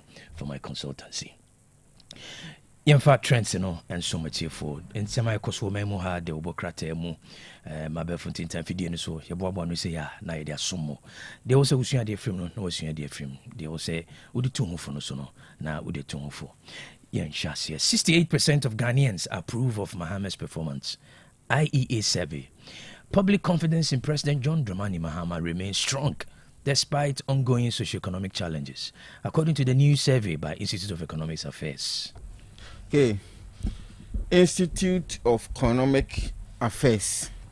Womo ayen hwehwemu bi e de aba na ye de Ghana mampani John Dramani Mahama esi akonwa so no afimu ani na mse bosome ba ko bi eda so na mpanyimfo kyerɛ sɛ mantam dunsua wɔ man Ghana yemu nyina wɔ makom ene timamufo akodi nkomo na wɔ mun komodie mu no na wɔ kyerɛ sɛ Ghana fo aso omampani John Dramani Mahama o maso ne soro kyerɛ sɛ afiko a wadi panyi wa bɔ adwuma papa ne o manyina ekoso yie na eno na wɔ kyerɛ sɛ wɔ ha mu nkyemu no aduosia nwɔtwe 68% ye Ghana fo a wɔ mo kyerɛ sɛ John Dramani Mahama Ghana mampani dwumadi a wodie no ne kwan soa no nkamia yɛ sɛ ne ya akora yɛ makwan sɛ nkoto aba amanebo kyerɛ sɛ mampani no obesan fa nkunimdie no ebekɔ de ama no ne no na wɔ kyerɛ sɛ enipa no mu bi aso ne suru nyinaa no enkomodie ni kɔso no emu bi nso kyerɛ sɛ ade a yɛ ɔmo hawo kɛse ɛwɔ ɔman yi mu ɛyɛ fama gudi a yetu a ɛnamra kwan so ɛne nneɔma ahodo bi ɛkeka ho na ode saa no mani nyinaa to nkyɛn aduane boa kɔsoro ne ade nanso ɔmo kyerɛ sɛ Ghana mampani ɔbɔ ne homɔden a ɔman ade hye no emu ɔhamu nkyɛmu na aduasia enwɔtwe 68% kyerɛ sɛ Ghana mampani John Dramani Mahama na mamu a wobuo no ne kwan so ano no nneɔma ekoyie. Wow, okay. 7 in 10 Ghanaians worried about rising food prices. 7 out of 10 Ghanaians are deeply concerned about rising food prices and the escalating cost of living, according to a new survey by the Institute of Economic Affairs, IEA, highlighting persistent economic anxiety despite strong approval ratings for President John Dramani Mahama. Okay, said the kana Institute of Economic Affairs omo enkomodie na fa ba bi nsuni ena wo kyerɛ sɛ emprempren o my Ghana yimu sɛ wo nipa edubi asi hɔ a emu nson kyerɛ sɛ aduane bo den papa o man yimu sɛ ne ka sɛ ne o ma ba form bibia ekoso yie no na so aduane bo de ɛda so wɔ soro ye no o mun komodie mu no amantam dunsia hodo o mudi mu nkomo no kyerɛ sɛ emu o ha mu aduoson ba akon 71% kyerɛ sɛ oba o man Ghana yimu a aduane bo Edin pa no ne how kesi edi kan afi wona woni adwumaye enkomodie mu so beda na di se emu ohamu nchemu no aduanan ensia 46% nso wo mo how pa ha wo mo mprempren o man mu ni se adwuma enu o man mu na emu 30% enso kire se o how pa se sei etete o man Ghana enya adwuma eni ho ne aduane bo aye den eye illegal mining ne form agudi ayetu a ena momran kwanso eno nso no oman ne how kese na 22% nso kyerɛ sɛ Ghana mampani dwumadi enkoye de amanfo kekane omoboa bibia ni hono mo awo ye ne papa bia wa mamu no mu na 10% no mo kyerɛ sɛ omo de omu nkomodie mu no omo se ekoye o se nkoye o omu hu hwe omu ne hu bibia aka aha yenka ne sa emso omo kɔ asole bi omo na ntan ka bi omuni ho hweka na emfa ho ne saa ne oma we nyina no se wuyi Ghana fo dubia emu nson se aduane boden no ne nyina akire no emu aduane nsia de wo kire se omampanyin ne dwumadie eso ani pa. Okay. NAPS urges government to reduce BEC registration for private schools. The Ghana National Association of Private Schools, NAPS, is appealing to the government to reduce basic education certificate examination registration fees charged private schools.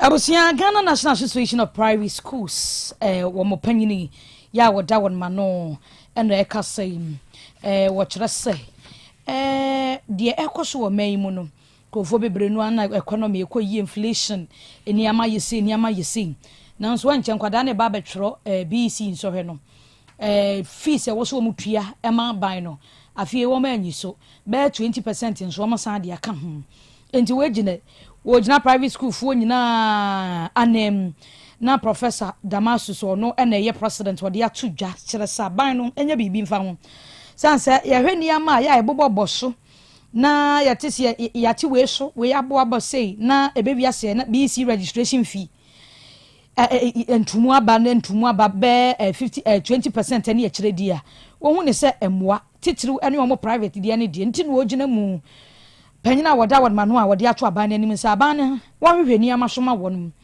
ebo ne wo soro dodo onwia so se ne ebe ne ombetumi register omkwada ne nyina da sanse si economy na ye yie die wo se reflect wo ba bia na ye na beba na niama ntumu nso aso ne ehunu dia enya dia ebebo wonum ti we die osere challenging ma wo mo emwa titru ne private fo no nti aban BC registration fee ni die ebi wo mu aban ne nhwe so emfama wo no. Okay. NACOC to begin licensing for medicinal and industrial cannabis cultivation. The Narcotics Control Commission, NACOC, will soon begin implementing Ghana's licensing regime for medical and industrial cannabis cultivation following Parliament's approval of the regulatory and cost framework. Yani kroma de ne wo kan wi ne dia nkrofo be haban gini no. Eno na Narcotics Control Commission na dia babetu just say. Emrashibjafo nankasa tena se approve embra e wose wo mo edit ho sikasem ene ho asem nyina dade ama wo no asisi ade NACOC kire se enche wo mo ba de ba be adwuma Ghana ha ye ba ma license ema sa ahaban green ye kan wi de de ba be nuro ene de be ye nnwuma bia esefata no ni dua wo mo medua no ya ba ma wo mo ho enkrata na sansem we ya NACOC de abai Ora Francis Opoku Amua ya we acting public relations officer ede Emma wonum international relations no NACOC eno de atu dwase de wo mo ba be ya wo mo ba be mankrofo nkrata regularize ni bia se ya de be ye nuro ni niam ahodo bie no enkofo nche ni hie enye ba bia wate se o ya regularize ya mankrata mankrofo adua nti na wodi so hwa wo kwa penkrata kwa kodua enkofo mu nimpa se enkofo de mo ho be jim so man enkofo bi nkrata so mu nua enti eno wo mo set up be bia e ho nkwa na abekwa kwaje nkrata cannabis regulatory department wo na kokko wankwa kwaje nkrata obi se mebua wo enkofo bi se be yesei association be ya be ma licenses amesro wo licenses no emfira ban mu we ya wo mo de ba no na kokonkwa na wotumi so obema nkrofo licenses si wo mu nua enti wo kwa penkrata se obedua ha ban bia na wanso onia wa ye ho krado aboa ho pa se won somra na omde agu akwam ni nyina da ubedi so anya sa na akwa ehwani bi ho kwaje nkrata emfra ba mu na akodua bi ne echewu punishable by law emra ebetwa so. I'm excited we many just had news because 3 years ago na ye DH on the cannabis no ye the bigger picture, yeah, but the omo company industrial hemp, industrial hemp, industrial hemp no mamicha nana Jimai na former Metro TV Sports nana Jimai on the head of Industrial Hemp Association Ghana ye di ho achi ebe ko parliament nya na DH. I'm happy say now mo dey maybe go akwam because medicine for benefit woman no nya asem keto industrial hemp for no so be nyom dey it has a lot of benefits now. Export potential and so amazing. I hope say regulation said you mukai no on be regulating here because it's one of the unknown planter and faso woman no nya asem keto. I think for the past 3 years, and I'm happy. I'm sure Nana Jiman, our head of Hemp Association, he will be very, very happy. Very good morning to you, Nana Ajiman. Very good news. NACOC intercepts cocaine heading in packaged gari at Kotoka International Airport. Operatives of the Narcotic Control Commission have arrested a senior manager of a manufacturing company for allegedly attempting to smuggle cocaine out of Ghana. Abusia asamia make beken ene okọ social media ne so trend na nyasem keto akora ni nyina da ene se Narcotic Control Commission sabre ya yekasai wono akwachi owura bia woye manager e manufacturing company bim na yese cocaine ya bia o wodi dwane afri Ghana de akọ obi manso na sade wa package no ene gari no wodi konti ene gari ne doso no de cocaine na hyehyɛ mu a isi akoto kawie mu hyɛn gina bia ya kye no na abusia sɛ de ade no eba online no mpemfo kyerɛ sɛ wo mu bodin a ahwe ye moa tisi ade hidden name yenya hu din no na ebom na kɔfo confirm de a kyerɛ Ghana fo sɛ enokre sɛ bibi sɛ si ewo kotoka ya nipa no a wɔyɛ manager kase pa o nyaketwa manufacturing company kase bi mu wɔ mayi mu no yadoa no ne eche no hwema wodo bia e wo ho no won ma hyase ya won mom ho bo mu nyina da ya befra wo mo so am de cocaine ahyehye gari mu a ankwon pe so am de dwane efiri Ghana. Okay. Interesting. 50-year-old woman killed in a bush at Gomoa Posin. A suspect arrested. A man in his late 40s has been arrested at the Gomoa Dominase Onion Market for allegedly killing a 50-year-old woman identified as Habiba at Gomoa Posin in the Gomoa East District of the Central Region. Okay, Adwambone ba akura trima otongum. Krachi bia wanya mfinhia no be se aduanan. Aposifo ache no ewo mfinfin mantam no mu. Eye Gomoa apoye FM. Na amaneboni nie. Mami bia wo frɛ no Habiba, wono Kalmak ana woton. Na Gomoa Posin ana wotie. Krachi ya wanya mfinhia aduanan. Watata na so beto no mona na ebrebi atwamu ana oye na adwen so bekwa kodi sa adwuma no ebra wokọ ya nko okọpẹ mona na to no na maami ya wanya mfinhia aduonum ya se ebra kasa ikrachi agene nko afiri ne nsa no na owo fon so a wone ne ba be mai kasa ena krachi no bedi sa adwuma ni nto obo ne ba na mane se kwane a krachi yo pese ode mefa so enie eni nabi mami nam kwa so ko fulani fo ho ba bi okoto ne milk no ena krachi ko to hye ne so na manebo ni chirim se otim na mene saa kan ne kwontim fom a na opeso one mami da nenso anyeyi eno ne nam so a mami anya mframa a ode to ane nanom e wonse do enti akoba saa no na krachi ne kai nkomo bi a o mami ne diye ba posifo amane nam so manhwehwemu nkaka krasa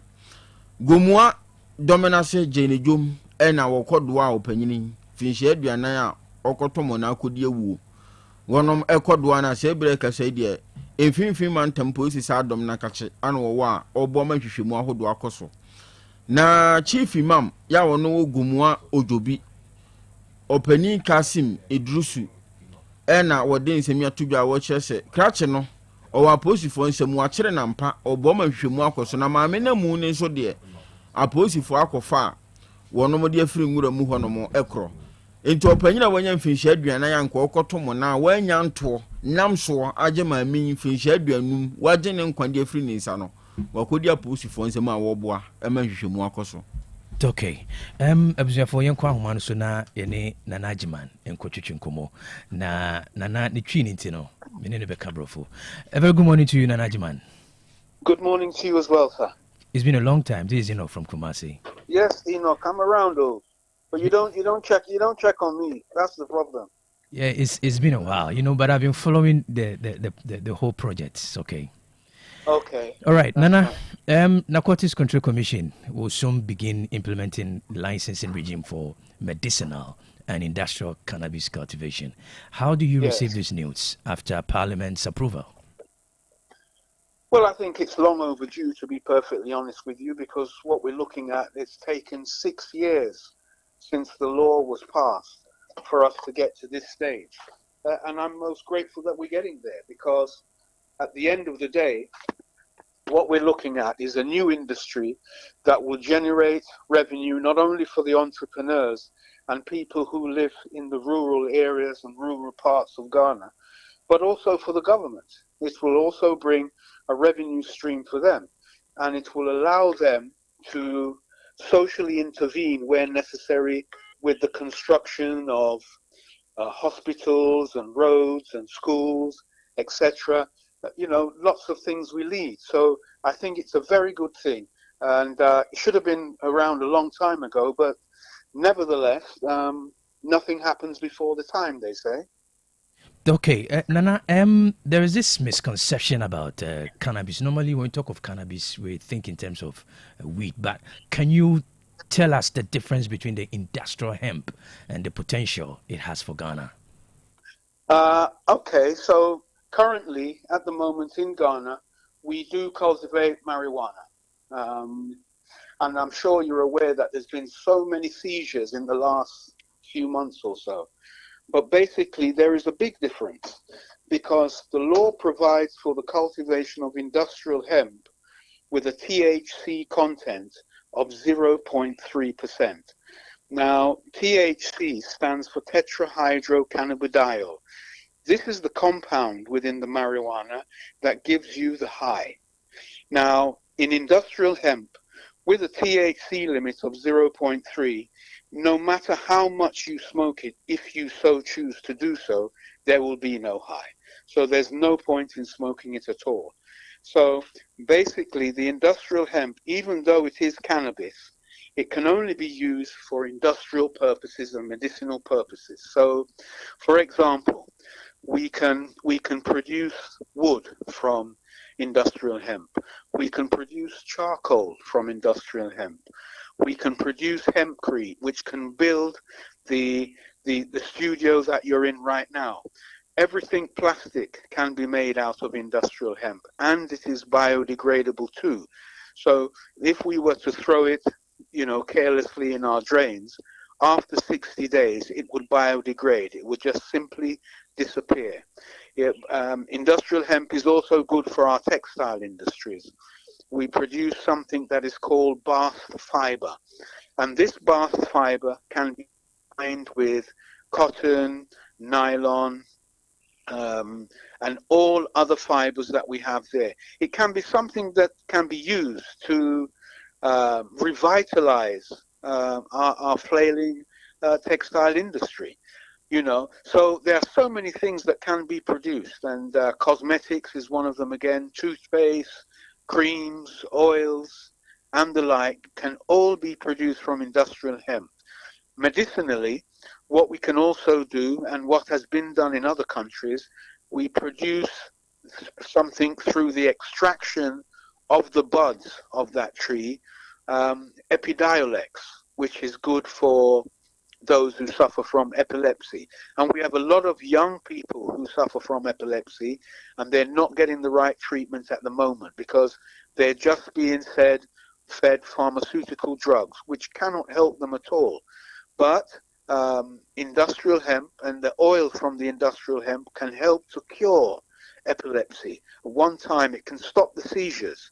And so, there are so many different things that you can use industrial hemp for. And on top of that, it will generate employment. It will generate revenue for government. It will establish entrepreneurs that probably will go into the production of hempcrete, or the production of plastic, or the production of wood, or the production of charcoal for folk in the rural area. And it will prevent folk in the rural area from cutting down our trees. It will prevent deforestation. So there is so many positives. There are so many positives. And I believe that it's important that we clarify all these things so that we stop thinking about smoking. That's all we tend to think about, smoking. This is not about smoking. This is about industrialization. This is about the establishment of a new industry that is going to be good for Ghana and good for Ghanaians too. Okay, Nana, before I leave you, I want you to touch quickly on the... do you trust Ghana's regulatory regime? Don't you think if we allow the licensing regime to take place, are you confident that the current and successive governments will do a very good job when it comes to regulating the sector? Well, it's very hard to say. It's very hard to say. But what I will say is that the current regime that we have and the licensing regime that we have is very, very cautious. It's very, very cautious. It should be much more flexible than it is. But the fear about people abusing and all this kind of stuff has made it very, very cautious. And I imagine that it will take some time for us to observe what is happening before we can make things a little bit more liberal. So I think that, if they work closely with us, because we're on the ground and we know about this plant much more than the Narcotics Control Commission does and much more than Parliament. If they work closely with us, we will be able to regulate it and prevent people from going astray and doing their own thing. I would say that we should have no fear about it. We should have no fear because right now, even without the law, people are cultivating marijuana. People are smoking marijuana, even though there is a law in place that says it is illegal. So you will always have that type of thing going on. Because we have so many laws. We're not supposed to rob. There's robberies going on every day. We're not supposed to kill. People are being killed every day. And I'm not justifying any of that. I'm just giving you an example that despite the fact that we have laws, our prisons are full. So you will get people who will go outside the law. But I believe that if we're working closely with government and government agencies, we can regulate this to the barest minimum. Nana, thank you very much for your time this morning. I look forward to seeing you soon now that the registration regime is taking place. Thank you for your time this morning. Thank you very much. Thank you. All right. I was your for Nana Kwaku Ajima, CEO of Empire Agri Ghana Limited, and Yanina Chuchenko. Mami Adwa. Kwaku, the Nana Eka Yenada, and it's one much a bear in fear in Sieni, say a bedroom, Sam Pempensua, Yadu. Sɛ medicinal ne industrial purposes deɛ nka yɛbɛgye ato mu na yɛdua ɛwɔ maa yi mu na wobisa no mfasoɔ a ɛwɔ mu na ɔkyerɛ sɛ mfasoɔ deɛ bebree no a o bɛma nnwuma aba wɔ maa yi mu aban no nso koraa bɛnya sikado so puo de afirim sanse ne dua no yɛtumi de bi ɛyɛ nnua plastics ahodoɔ yan ntoma ne ntaadeɛ tɛhyɛ industry yɛ collapse yi yebetumi kura de aye investment wo hono me beboa pa so mfaso ni bi no eba no cosmetics nso a nkunkun ahodoɔ ni nyina da yetumi de eye oil sahodoɔ ɔsi toothpaste nyina ya de ye ma ne ye na de ba ko ɔbɔ so amani gye ye ya de a ɛfrɛ no ɛtwerɛ ya de ɔsi wei na wo mo ba bedua no oil obi wo mu a wo mo etumi de boa masa ya de no siza ne bagirigiri sa no a sa oil no etumi eso ano ebi mo de atodwa se we no se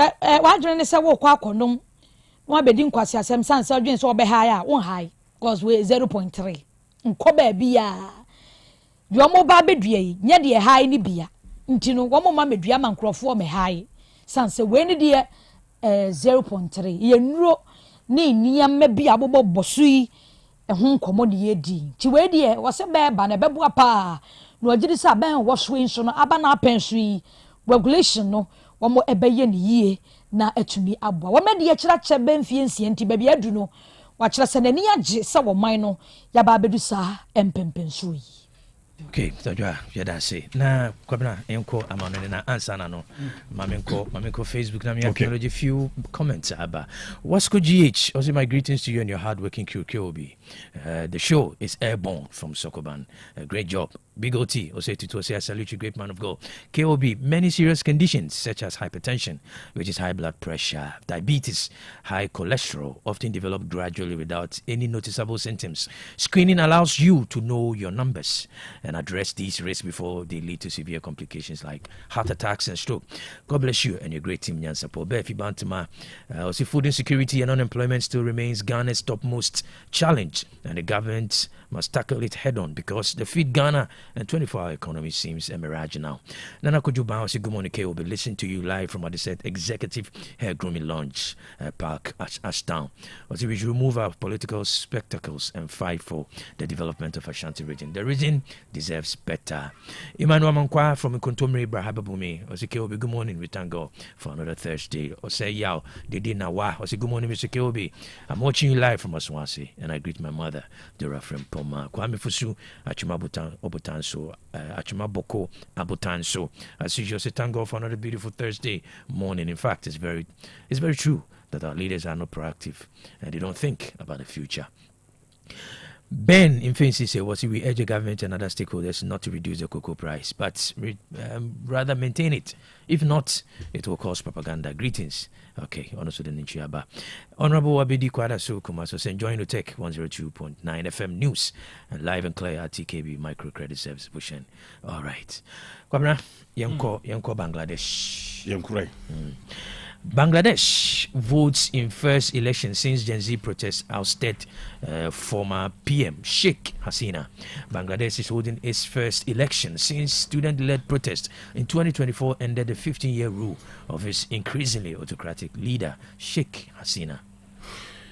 Also for Papai and Mami, ya kana ho asem dodo no am. E wo punu so agya sim kuma kura na wo bra wo mo ekwamboa eso se ye kwa batro so no ene won kire se bre no dwetu se won kwa batro so na bo wo kire wo man Bangladesh se de Kwaku adi kan bodin no nti na mebo na ramra makura nipa kana sem shake eye Hasina na sem eda ye kan edi mfinsha bedu no mo betin twa so no bisonfo kanka bi se se odo na ye na de se do pe bia edna ednie ye be kai se mabru bi wo mo tu atua ho ka se de medical dia bowa wo mo kote atua se ne ekoso bi wo ho a hihye bi wo ho agu afam ampani wo mo hwehwe ne bi obu amu akura nti afimpinu na dwunu nan ye ednie ekoye nsempi ye dia breko ye ntia se nam so kura ma ednie wo mo a wo ye didi se wani abre no apem ne ahanan 1500 na wo mo pi en eba ye se oba ba wi nam so ma wo mo kohyem konhyewu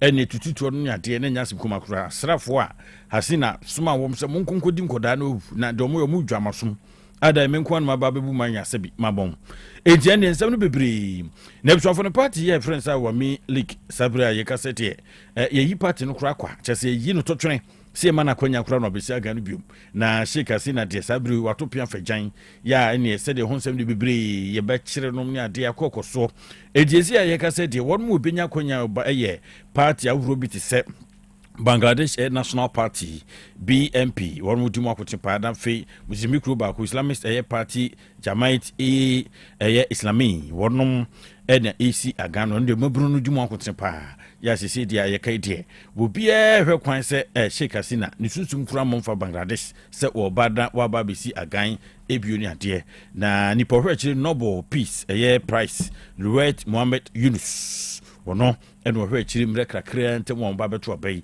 eni frase November no mu na court eyi Hasina yes ekona yenkobu nukum fo no ni ade sem de bebre na sisi ye kase de ben frinchia dunumu achiri rafei ena won ba beto aba na ehunu anim tenten so ewo Bangladesh. Okay. Principal shot in Thailand school siege dies of injury. A school principal shot by a gunman who laid siege to the Institute in Southern Thailand had died in hospital, authorities said. For we mu de we mu na ya koya na reference yi o sono na ne sono yira ne abri Thailand fu akwa o mu di mu dua papa mo so de Thailand for na asabre de nyemu no mu bedua ye na seven wo mu sin people say ye awudie bi na akoso nam so ma school ba kwa wo mu ewo potem wo ukọ Thailand ana for fam ho no a ho na school no ewo for na principal yi your friend say Sasifat Sinsa Moson ni din edono ya sabri wa transit to chese ya professor pa school ni kura de wo mu a chese do not for tegare di wo mu ania bobie mu bi ebo ne yem say ni pa wo kura de so ya professor mo musu sa na wo mu chese school ni ba ko no so anya finsha be du nwotwe wo so no kan ho ya wudie no ko so bi kan no ya professor tutu no dimakum ya na ko fa ni nyina de ba ye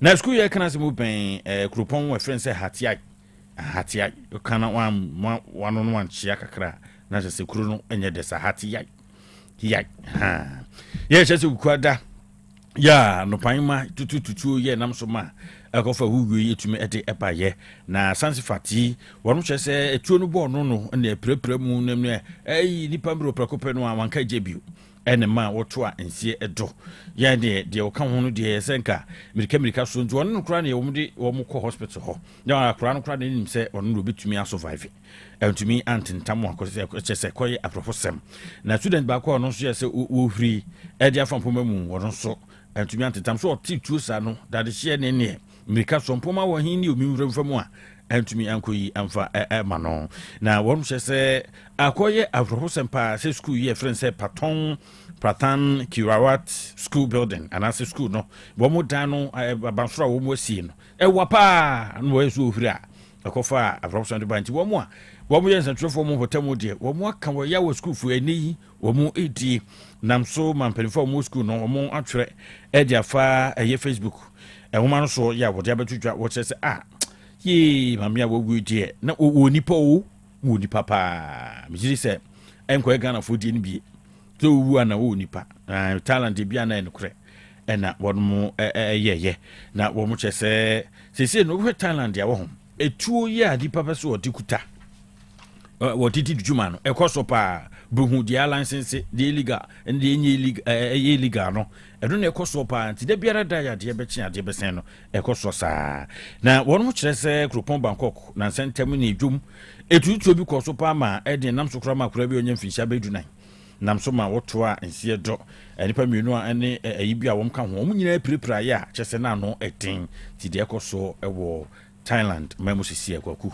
Okay. Police identified 18-year-old suspect, 18-year-old as suspect in Timber Ridge shooting. An 18-year-old has been named as a suspect in a shooting that killed 8 people and injured dozens more in British Columbia, Canada. Police said Jesse Van Roosella was found dead at the scene from a self-inflicted gunshot injury. The motive for the attack is not yet known.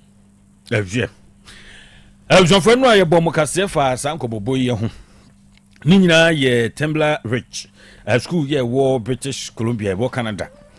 I beka ya say yes branty bi obi atutu ya push for chese jini nyanyan wo man fa di kura tudwa ya wo mche se kudom chese wa tutu menam so ma wo no wu no de ende aginyame na sabre de omdi de din adiapa ya wo mche se tutu ekoso no okunipa nwotwe ya fufuro bi aka de wo mu praye na ye de age no aba efie ya wo nya mfinhia no dunwotwe ena branti ye nya ya push for dia tudwa ni din eye Jesse Van Roosella ni din eno no ya wono no ye kro ye no unibone a wodi ye nyina kire no asanso bo no ankasa no hutu a eye afrofosem pa dom chese ni pansia ena waku wonom ena febe dunu ednum bin so wo mu pra ho Timber Ridge Secondary School ho na fi afufuro mi bi a ya woroma kan so de chese ya afrofosem pa na yese ni maame wo finhia aduasan kron 39 years na maame no nya na ne nua ba ko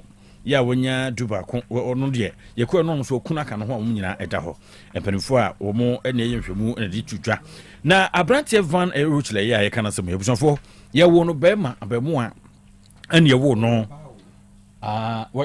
ye wo no bema bere chiri no transgender abeyoba enti etwa so ni nyina metwa so me ba be ka ni nyina ai ko fini nyina wa ha chafi na me be chiri ni su ankasa edito edi Jesse ya ye kana semu yi wo mo akiri mu se wo ba be finisha be sia no na nusu ni ban ya wo dan edi no psonfo na se mayo masu bi dan edi bo montre ese kura ya wo be mu akama ya wutu adua ye na ye koma wansam kura ma wutwa ye enso unyina na afi wo pese ko sister course mam sa de no edu bi na pese dan ye na panipa wono edi aposifo no deputy commissioner odi mo akoten pa ye Dwayne McDonald one of friends and 42 dwa se nipa no e kana sem no ni hunu se ba nanso ye hwe ni su ni na bakosemu a busanfo na wo ye bema ya mfinisha be nsia ntem ho no ufrase se wo ye no ho ba eni ampeni mini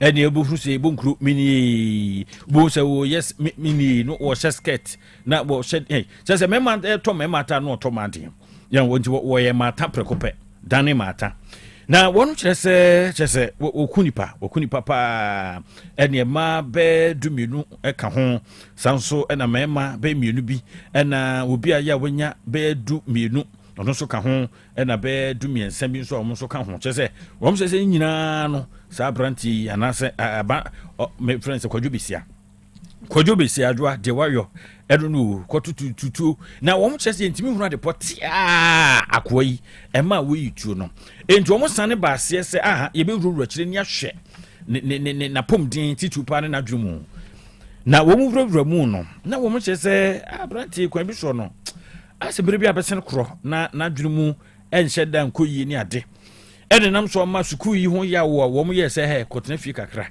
na ekiri yafro no de ho bufu sesen eba montin so be bibia ya etisa na posifo wo mo akiri nsem no pa friends and trofo kirimu se ekoba no sa no ya rofo school yi sese amani panyina na mu atoba se Timber Ridge year secondary school be 4 years ago kra na yi na di yi sa asem na koda ene se wasori pimpamo a obedi awu etise.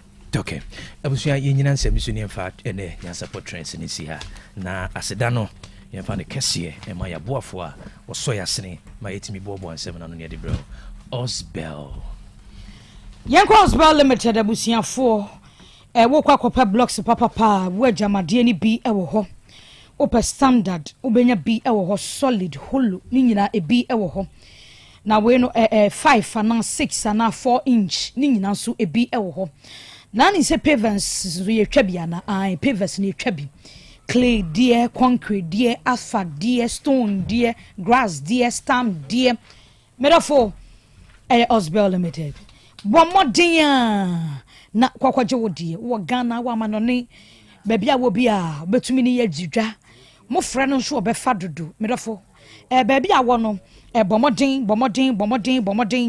na onso frɛ wase menka nkyerɛ sɛ enei no unya bia ono ebebo apasan se we no corridor sabosam gasam ne attachment ne nyina da ebom we no obebo aka se he ya no wo nso bridge no so woni nanano mozamifo dan na wo ho no na ehwe animu merafo baabi bia da wo bia nso no Osbel kacho obi no obi kacho bu ye foreman wo nso wo ye obi a wo si dan contractor bomodi aso obekọ Osbel Limited no akwakoto bi sanse woni de ebo ne wo fom wosankwa de agu kam no de akwakoja sikatwa bi anim merafo teacher Osbel homa no ye 0244 377 612 and 0244 043 805 abusia wo peka nso a Osbel Motors ehwa na wosa wokọ Civic Accord CRV Integra HRV Breeze no ni nyina da ebi elho Toyota Venza Frontlander Wildlander Petundra Land Cruiser Jeep and RAV4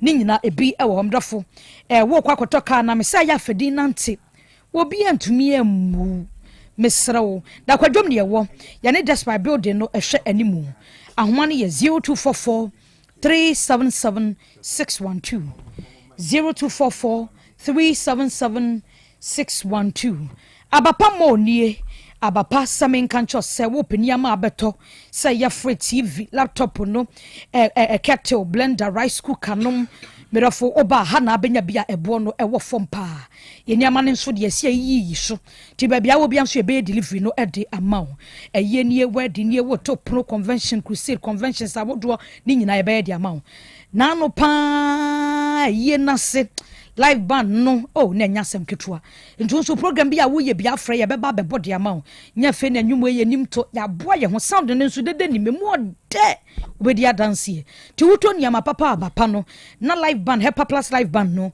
wo so tato program bi afra won ma wo beba bebo ahoma ne 0593 386 133 and 0593 391 848 Hepa Plus inuro no nso pebinom why makacho se Valentine bomodian se obepe bia no na woto nkwa wonto no ne abusua ni nyina monto no ya man ne nwan no school ni nyina ya fa bi nka ho sanse ya de wo ho no edoso do infections bebre titiru na mo ane kra de bobo anti stroke ni diabetes ni tidi ya de malaria sra de tam honam ba bi na ya wo ya mesrew Hepa Plus Pavi Plus mo se me ensa ne nam enti bomodin a se ubenya bi na aboa merafo ba bi bia da tonto bibidro ni abrofudro bowura ho na kokoji bi 0542 778572 and 0542 807 907 0591 367 898.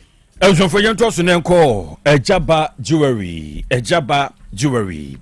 Ejaba say ahofe nyina fie ni ho ene bo ye gudie eho ade de amawa tiawa na oye wi na efefefe jewelry orders awro nyina no penya bre no ayo de amawo se bi kura no a meka say atechima kakra yinsisi ehim ho na nya fefefe obeyo de amawo din awro nya hyenso emfama wo a Ejaba Jewelry wo se mesin kiti se mesom Ghana ni kumasman ama yetumi akonkampa ezwanfo bia na a gold and a diamond rings awro no a se promise na pese ye de yodema bo engagement wedding ni ade ni nyinada Ejaba Jewelry afi fancy rings awro no necklaces ni nyina no oyo e de ma de e ma no e frɛ no som pamu no ezwanfo no so wen kama hold the bed wen fam na baby set no so nkoda no ofufrofo no a modawroma batan ya na wakohu Ejaba Jewelry no ibia makoda no afi won so hia lady set no pebi nefa di dwuma na ho nye fefefe dwura wo abu se wona wo fiti kotia no say yes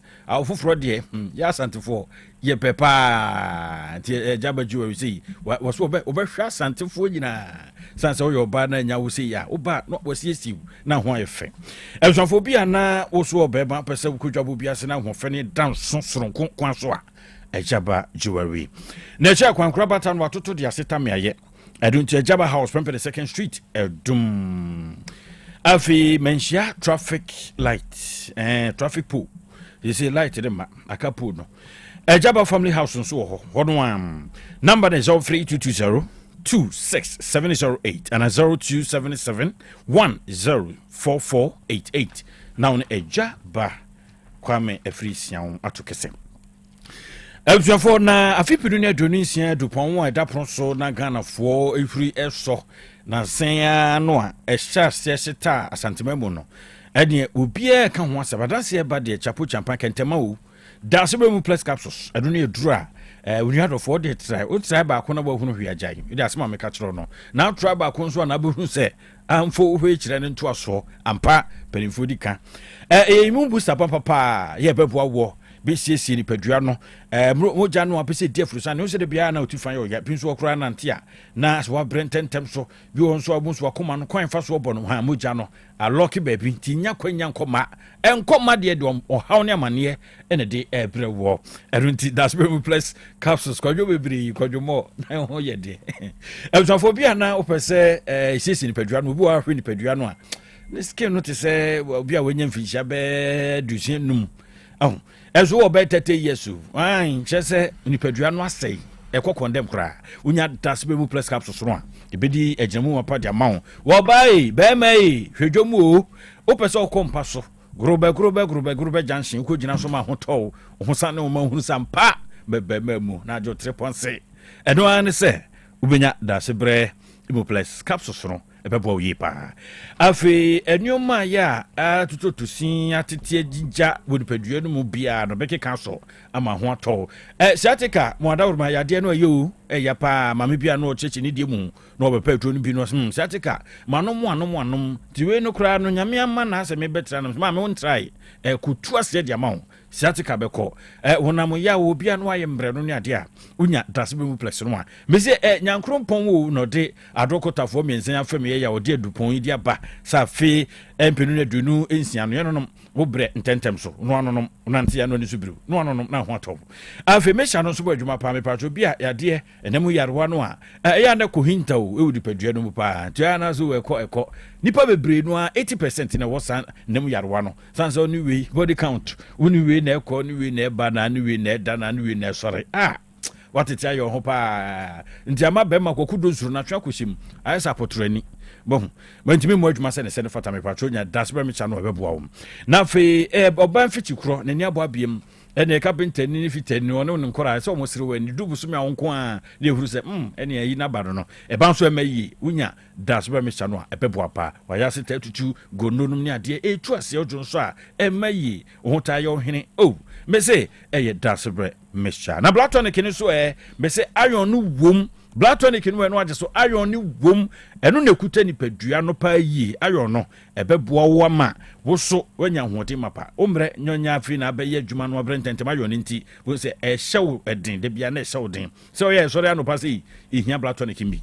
nya no mo a omoja no awe a wanum na ato aduane no ko timi do na so de ba be so wanim na de bobo adum ni adan da sebre du pa miensa no ento bi nya bi to ni nyina wate na bi dia danse ofiduam ha Otec ya number is 0535 010442 for now sankam 0535010442 na woni dasbre adrokotafu yakasa Otec School of Journalism and Communication Studies one in Naptex etokese Ghana Education Service amanu yodum to me so anya dwuma no sanse wo hu wo mo ya chechefo no kirade no apiate he wo kirade ho pa bana Mr. P gina oni mu kirade a wa be hu say yes matante nkapa me kanden mejade madam afia kwame agenim nom ne ade jeje bebre ho ana de tabo wura ho che say nika kura kwa enu ti say newspapers reporting na peso ya Otec School wate afi broadcast journalism, media law and ethics, public relation, marketing, communication skills, investigative journalism, blogging, vlogging, graphic design, via audio and video editing, nina beyo hosting presentation, akan news presentation, sports presentation, DJ yenkusanyum yenananyum na drum fan ne voice ne nye jengre maw preocupe no the romantic DJ. And for what's an SSC free pass correlatives here. Fabric, Monkratan, Fabranian, Fafe 3 passes 11 no, and also can be. Mature students, when you finish, no, do no more crow. Why you jump up with your Brana, your mounted yet mapa. After what woofy, I drop on co. What's if you had to have over one mamma because couldn't be a job. Otec FM Hiana Sukupono, a war, Menshia Hospital, no Cancuno, Echifonwa. Number is 0547 823005. And 0243-842-007. Now, Otec School from 34 to Wakese, Dr. Fukuaba. Donima Steel Complex, Asoye, Anna, Yekrono, Ebusia, Uo Trimupo, so Besidan, Washa, Sie, Akoka Quem, Fahon Kobo Donima Mumpenifo, na Omwa, Wabema Trimupono, Abem, Ebusian Concobo Danso, Nafin so Kumuna, Yamwasho, Adaya, and Zubetui, Ebenunu.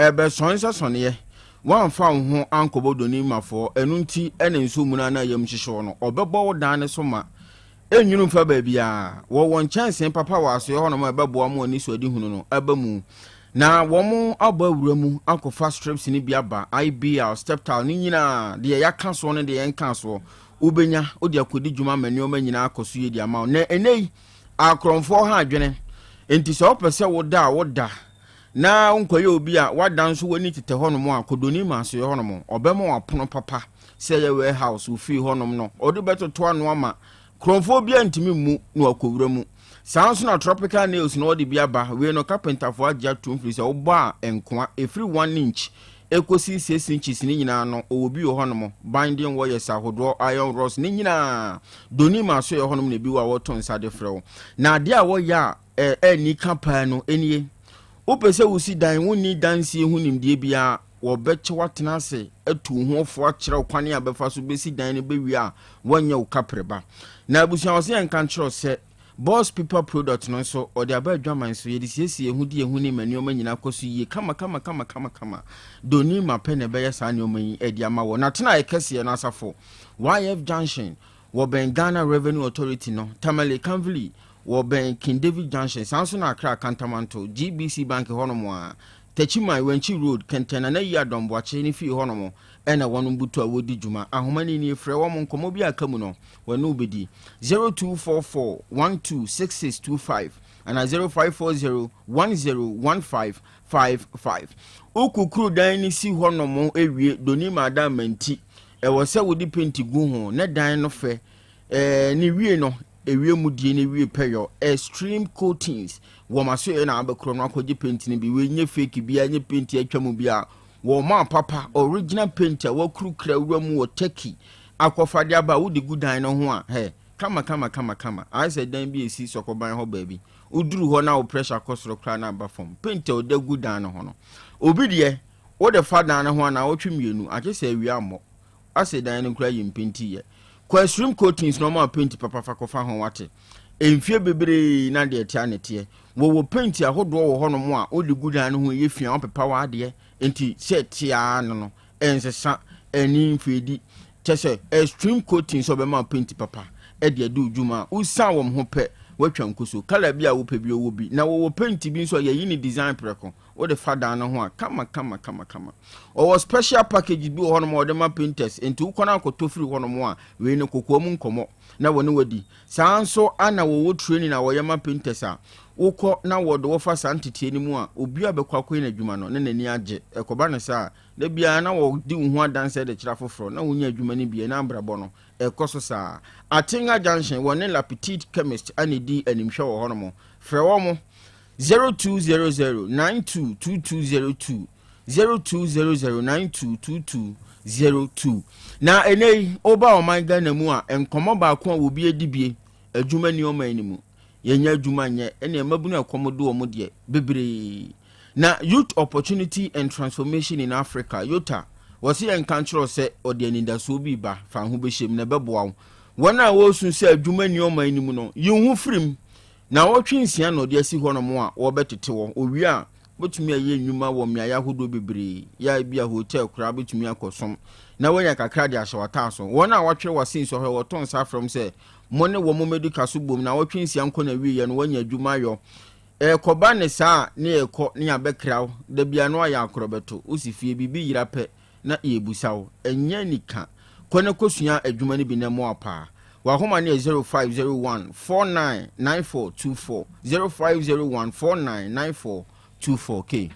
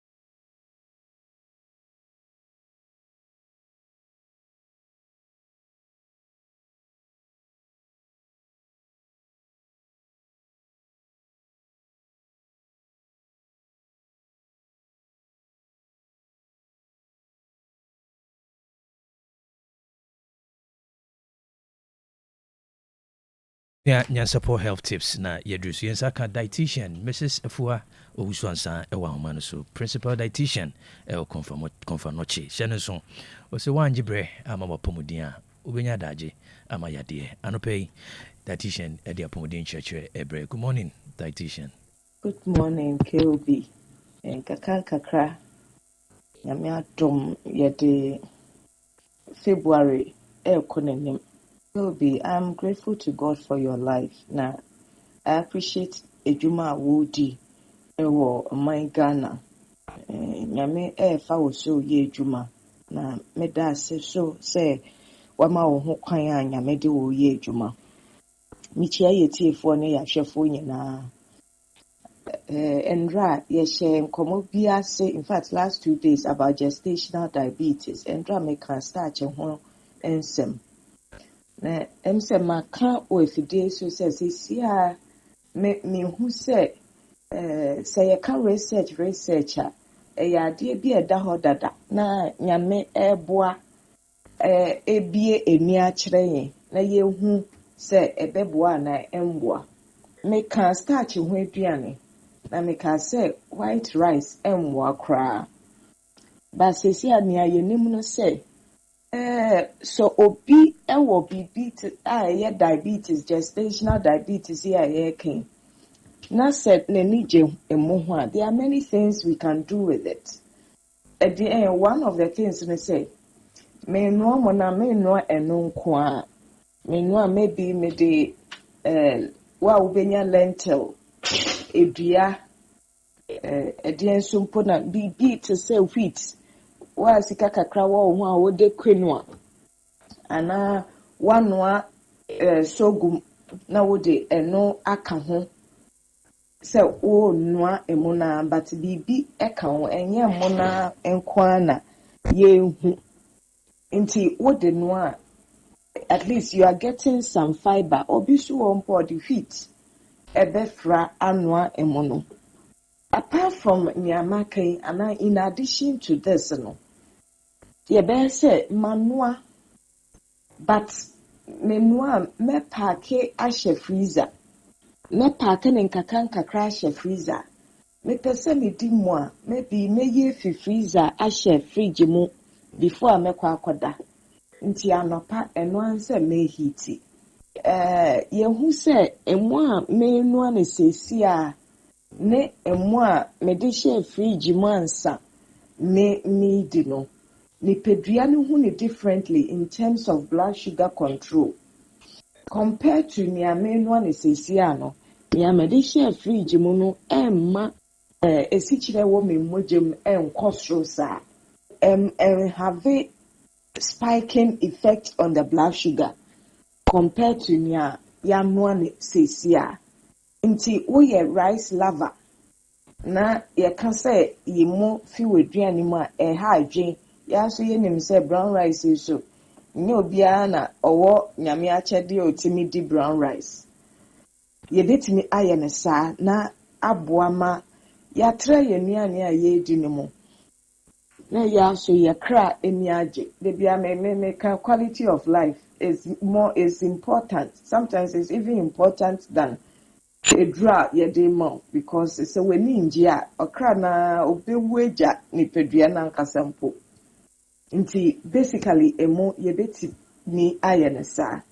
The other thing and me pesa me kan ho asem nam yakasa wo gestational diabetes edi nam na ebeboa edi nam na obetimi age etise obi a wenya diabetes pepepe na yesi obetimi age nam nyina just that empendodo a wo sa nam no na wo so atesiti na dodo a wo no eno na yenim se ebetimi di asem abrewa na emfa asem mbrew because can be say wunya te wonam wo starch so na atosode wudi enough na wan we enam so yia eduane no emeo enche esesi a wudi di ameo but enche na ekomo asha say do bio nti yese nam ade na enam lentil na ade ya mebobo so eyedua nti edua nyina all types of edua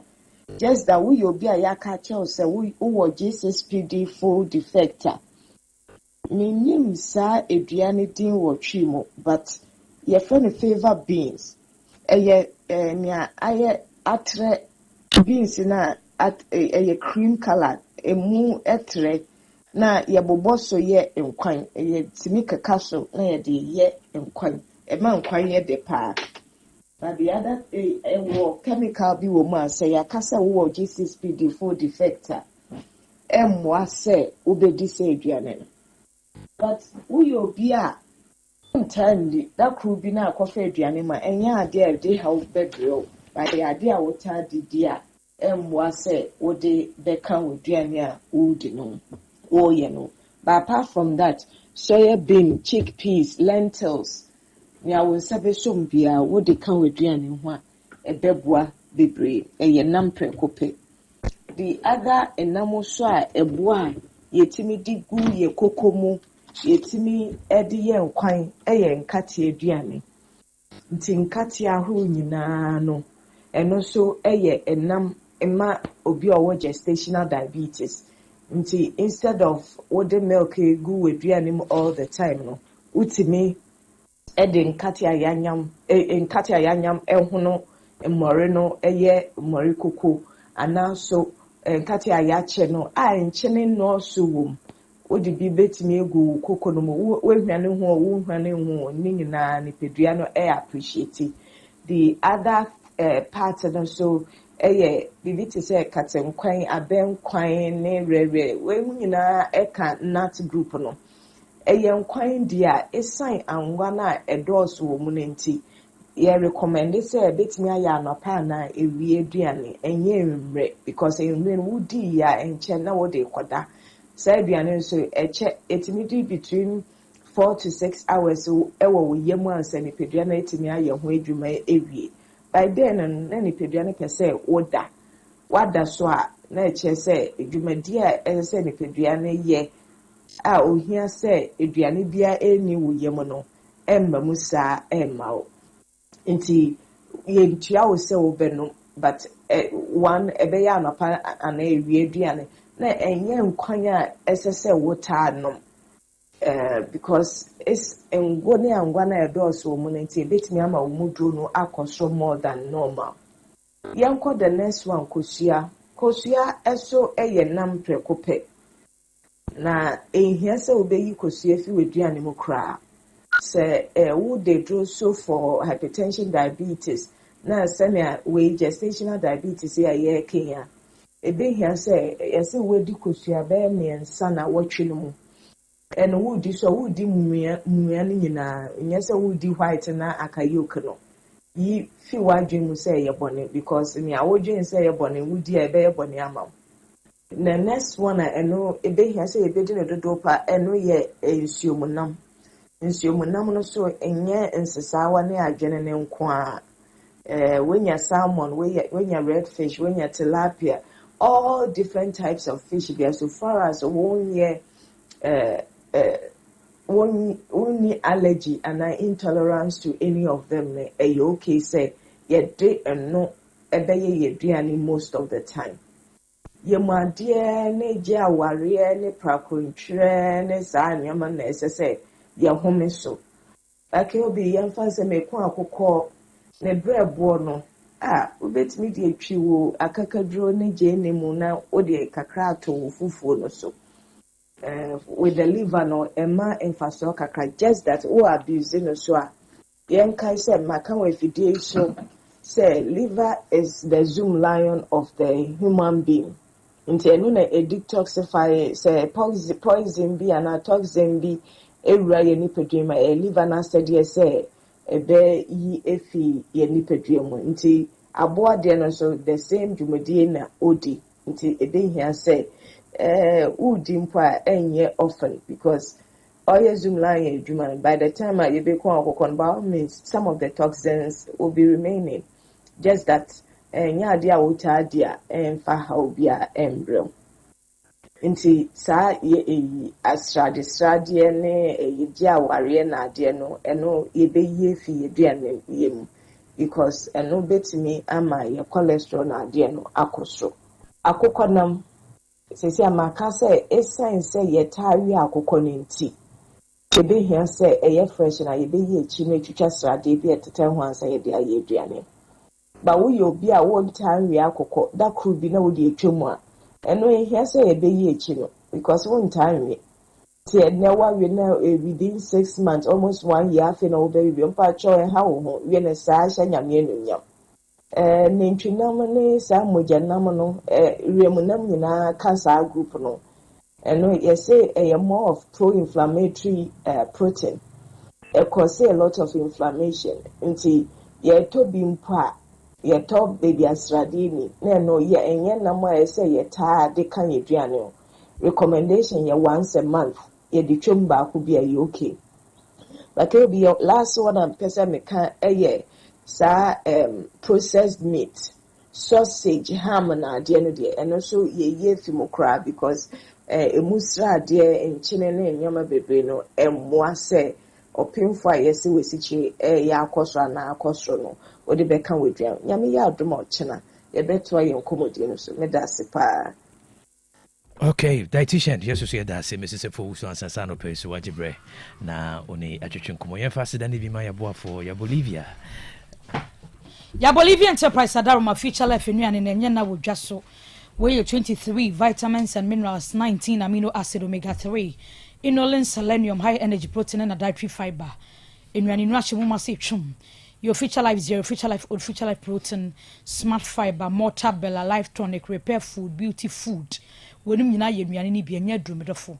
Maka nche say ade no bi wa hwe ni kura na say iye we jama biribi wom kokoso hwe nuane wo amanone wo Ghana baby ye delivery e de ko so fly alignment on ye we ni multi home share ni mu ahoma ye 0246 010150 na 0242 878 090 530 catering services aduane no ene so from mo na pai na no ada haja de bi ba ye TZT ye genim twatwatwa manyem ho ankodi jame into TZT na wonya bread ni adaje na haja ye aduane no kama e ba ni plain rice ni jollof den so a papa bi na me se or fried bi wo honom loaded bibia hye fried rice ni ya kokodi bi na adi adanse ate se de mani abra medi banko ne tilapia ni nkruma nkwan kruma froi tilapia yi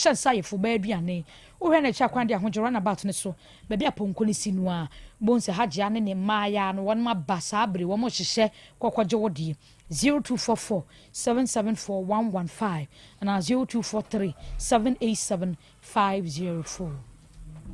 Yekodi yanumuni original lemonade charcoal toothpaste no na yede ye ho eto so mu aseda enkoma ofusu mensa and sans se omakofa sa nupai edi aba we no tete kwani ane ye fa so epo ye hye body training bidie na ana wadane ani edi abra yen abefo kwan so enti wunya bi na wudidu anumuni a ekoyie pa ebeboa mo ahome yie osimbenya ahoden osi achi nam sene be yefita original lemonade charcoal toothpaste no bidie kakra akakaduro kakra ankatwade kakra no aka bomu odi ayenti eboa sanso na moringa herbal toothpaste no wadwaman so moringa han na dia ye beboa ma osene nya ahoden ahome kama peppermint charcoal toothpaste ni so ho no mo a emohyehye enti ebeyi mo no nyina afiri wanum ama wanumu ate kope bi na fadi dwuma na mo a wona woton dodo mu nso eno ne ne yagya tumu a ye tonti wanfa bi a obeboka enkran ye ko kan shi jom 0243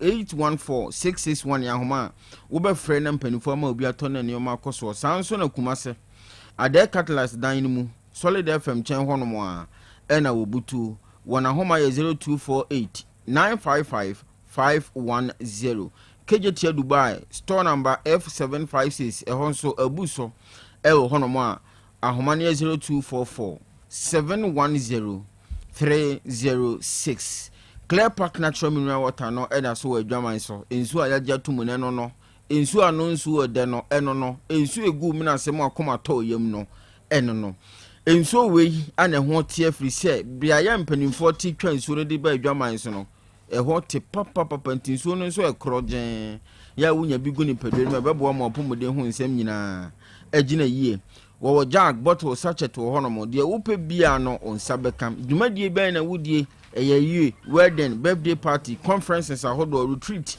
conventions ni nyina no ane de somo abusua na we no opese wo de atwerede bi ana egu ento ahoma wo opese wo de mfoni bi ana tonto ahoma wo a obe ne kama na dwumadie no akoso wano eye Clear Park Natural Mineral Water kwa schools ahodo financial institutions companies ahodo nyina ne nso yi ana ye nyina yaja tumu a ye de edi dwuma Little Angel Ventures no odunkwa wona bamboo sport today anim ha de hye wo ho nyina fo ni nkyere ho Kenebe Ventures onso wo manso data no ya wo kɔ hɔ benya nso ni bi Sanmas Royal Company Limited ana ye kofa bai ombema nso ndudu mato enso ho nkomobo bia no ba bia wo wo na wo pebi na won sanka o de frɛ wo mo ubenya bi na de dwuma 0244 041913 and 0558 001765.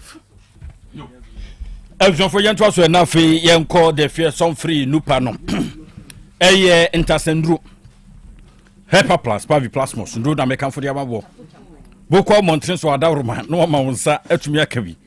Na ade agire wu mapa ade amam. Amines ni feeling the space. Ba kuna ni o dia minute ye pa o. Onu e ma no ho akwa Ai. KOB. for now, no, yeah, the BR, yes, and me and Maku Pibia Tona Boameno. And then Mr. Wada Koneku Towati. Now, we're perfectly crown set down Kototi and for a mom. Send it to Cronianimo, Coca Crabi and a chat. Now, I could fire dear Eddie abroad. I mean, saying my minutes, why didn't you move bree? Ibinabi, I won't up from Dimapa, who are ye. Elton for stroke, ya dear, no so dear, no dear.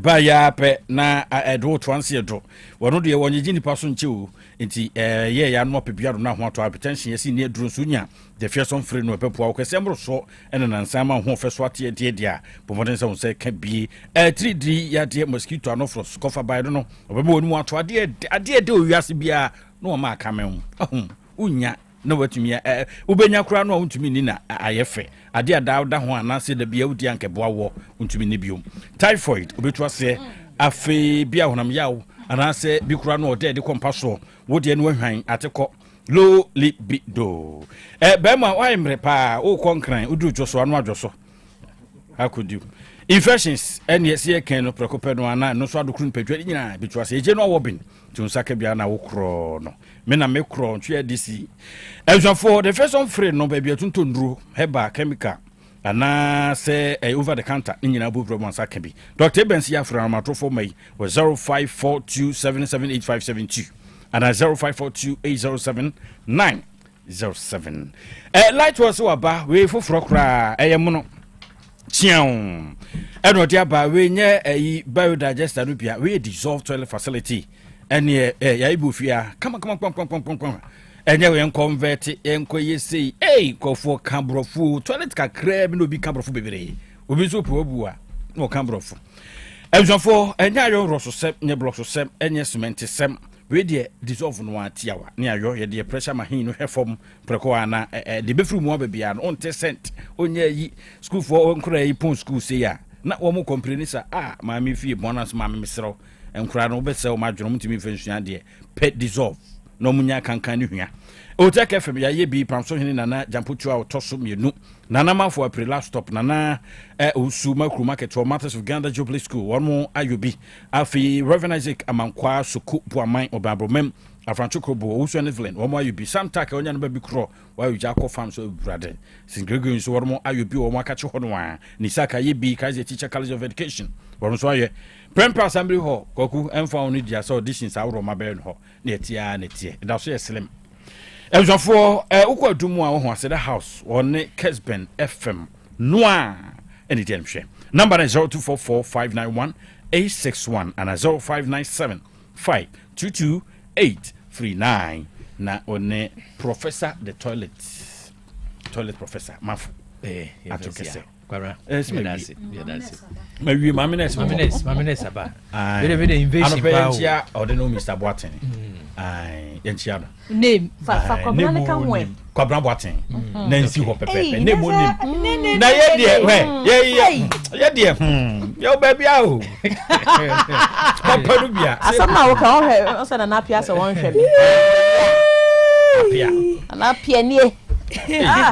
Kwasi so say boy. Asuna ba na yen ko Valentine china adwa ne Mamines akwaba no pedi we dey ke obi wa hwa adwani wo fumi mu pa afu mu sa na Yesu maye ne be ye quickly wa ba dey Yesu maye no sa ne be ye nyame admochina what's happening tomorrow me da sike obi ema etiefo ina so achia na pay no kwasema no pay mafumu mu na Nyansapo dwumedie so de esanse mo brani mo brani ye kakra bi nti no ense me jekese Yankopon ye adoma ochina ye redom anim ye hwa mansan ye nim Otec FM da wodo bi edi de a kire etiefo mutie Otec da ne da efa wa pomodin ho Val's Day no ye memenda 14th February na afi etwa mu by grace any Otec FM kambo mu de odo sronko kwanso ebre etiefo na afi so eno na yesi so this is the second edition for Good Health and Love event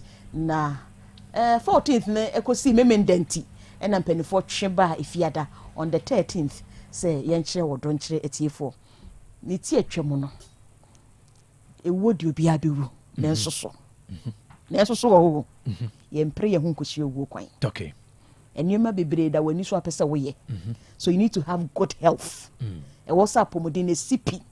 na de opese wo ye watimi aduru ho aben ho nyame de we are in the grace period de humobro no adom ye nti grace no na de ye nam okay by toda enam ye ne ye bi so ewo kra nkoba mpo ana dem die aba nti se bia bibi koso na ema nu baby apomodin ni gina ehwehwemu yeah early detection is key when it comes to health okay early detection is key when it comes to health obinya cancer kokram first stage eni hunu ye no fo mu kokram first stage o ye ntwa no fo no okay no fo ni si ho because joane nko lamp ne nko na ye ko ye biopsy hu say kokram ni she just the lamp ne mo okay but obi de ko hu no at the second third stage no na mastectomy bebem yes ye ko twa no fo no obi aso mpese ye betwa no fo right nti ene mi ntimi e de ne besi de ye mpese ye beti owo nti ye to sa freedom yakopon ya adoma ochina yeah fiada 13 February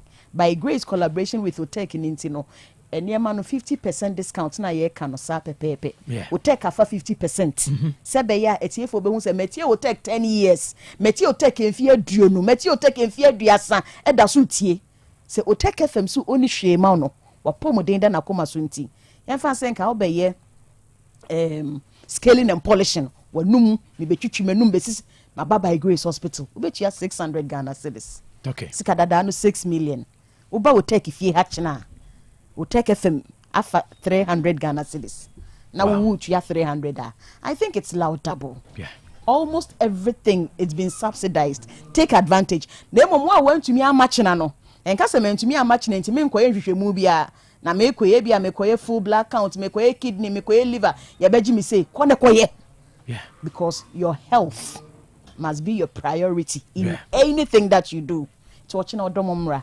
enra ye ba sports enwumre so enra na ye de enwoma e ba ye ka se e betwa scan bema bianka wenya 40 years and above urological scan urological scan ebrani nti ye nchirechire mu bebre ense se ye tena se twenya yare ho nsenchireni what you asuna ba urological scan yes matia me twen me dwonso a me brekakra ase me dwonso e bia kem ase o twen na wonya yare ho nsenchireni a it means things are advancing we hwe me mani di no maka e be shaka ho ke obi enti se wo ye bema 40 and above you better recommend this a urological scan. Urological scan you pay about 350 Ghana cedis. Watching I see between 150 Ghana cedis. I was so reason. Yeah, breast examination. Yeah, inside the baby so I say ye hu e ye dwana e ye first edition across Facebook. Yes. Edom. Any nyamwe e china de have busu. We first important. First edition last year. Yes. Mokai. 14th February last year. Also Lucy Fiada. And you see Fiada pepe. Enipa na wo fie ha no na e kire so se Otec etiefo de edi kan o mapomoden ho hia wo mo ne to so ye no o mu wo odo e de ma Otec FM nso wow enti ye sre e to nsa frɛ amansan se ochina de no second edition no ye de nyema bia beka ho first edition amem first edition na ye dental unit ya pajama okay but as I speak with you we have our dental chair, we have our surgery machine, we have everything here. It's in Yami watch na dental issues. Our dental people are coming. Last year and one ma. Last year. Oh, Nyami Adomwa. I feel chairman so enino. Yanfa eni anka ho. But I feel way so ye de eni ka ho because now glaucoma suspects a dorsum. Interfere. But when it is detected early enough, you are able to save your sight forever and ever. Okay. Meka se meka embrede beko bebre abranche bi free UK bagana o se mamenes Ukraine meka ho o cheche nsem no o se okwa about 4 different hospitals e wo UK ni na confirm say e glaucoma enti enuro na wo use no e wo so de gusu forever and never sebe ya baabi ana de hunu na kosi no e begina ho na ntem mafom na nkodum but na won pair no na tie no opede e betimi ama nani no because nani na ye blurry ase vision na ye akofom to opede nani beti but you can't reverse glaucoma if you detect now sight na so atebe 20% yentimi ma nsa anko back enko do 100% 20 na atene de beti but you be giving a nuro ye bema wonura bema ebegina ho a ento aso ten endum but esa so no opede bema nani na te completely no Nkofo tun semgu na sum bragana minim ha as I speak with you brother no the site totally gone oja ye no ni na yusu so open no krensem a borrow the right place health ye fan to chacha and then nkofo ye funu community hey utin sem ni bia asede enye no kure but nipa no mo ba hospital no na be kan kire wo mafa and no bit me ka kra po say wo yare a don't even go to the hospital first brabe hu mi ansa. But minim say me de me Kristo ni ketapia boating mi gide che me say Bible no o say enya ye ne honam ni moja so spirituality or spiritual things say oh mi gidi and na Bible na so say wo mo ma kan pa ni na be mo say even in the Bible cry obi yare ko hospital me yesa na yare so yare a ni padua no fa ko hospital ne san say Nyankopon o sa yare o honhom fam me pie honam fam no yesu akose ba bia dia ma on paibo mu ne nipa no the diary sabia see de pimo na ema no see de omeprazole na whatever de ma no na eye adwuma but my fa yare ni no entam ne nkose baabi enye ma kwa west afi wonim hwe kro bi be wu a obehu because breathing no esesa or gasping for breath and from mama no me ba kwa na atua almost 2 minutes asana ba na ndie omuhu se nipa no free mu tini abo na mo fa no hospital then they bring the person to the hospital to come and die misre anopa dwumadie morning show Nyansapo edomutie papa and me ka wo hasese wo yare a wo nipadua no fa kwa yare sabia na ma wo mo nyare abusuafo no mo nkogina mu no mo ndima wo mpaibo femu na empaibo no ebe ya adwuma wa yare sabia ho na yetena ga na bo mpaye kwa abrochire mo obi oda hospital ho to na e kiro se mpaye wherever you find yourself. I am too much. Okay. Because obi the kidney disease abewu meanwhile naka first stage now who you know by hospital it could have been reversed at the acute phase. Most conditions see you acute phase abresha you can reverse things. Yet in some intimate here for MOB for 6 and no 9 MOB for asokwa and no a chenchina.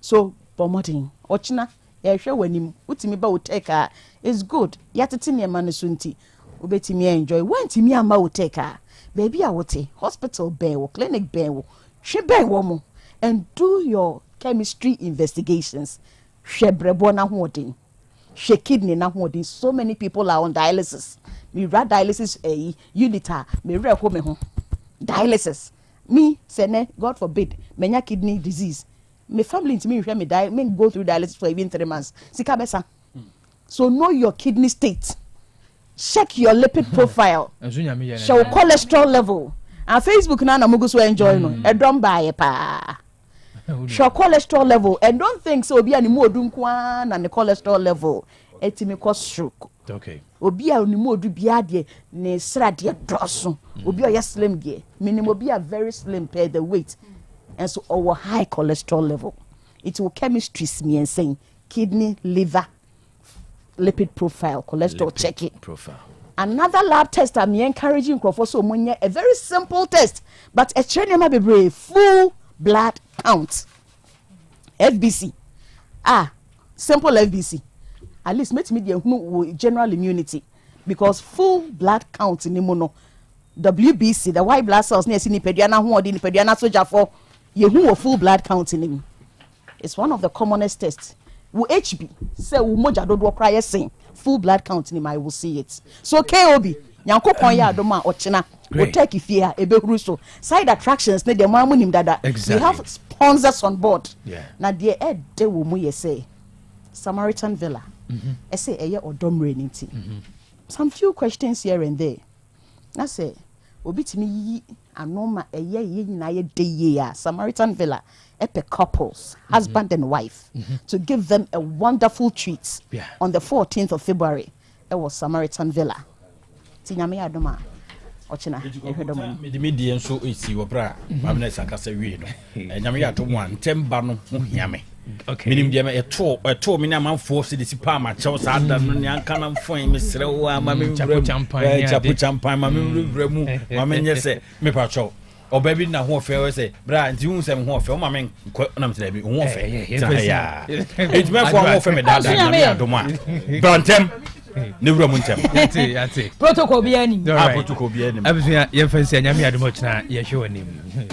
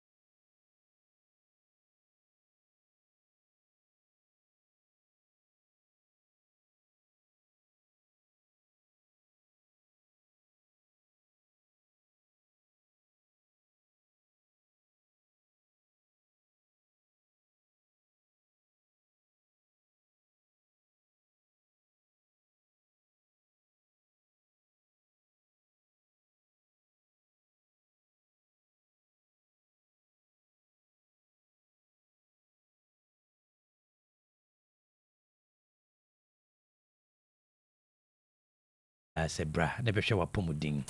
A pomuding, and here. And say, I now, you didn't send me one or do.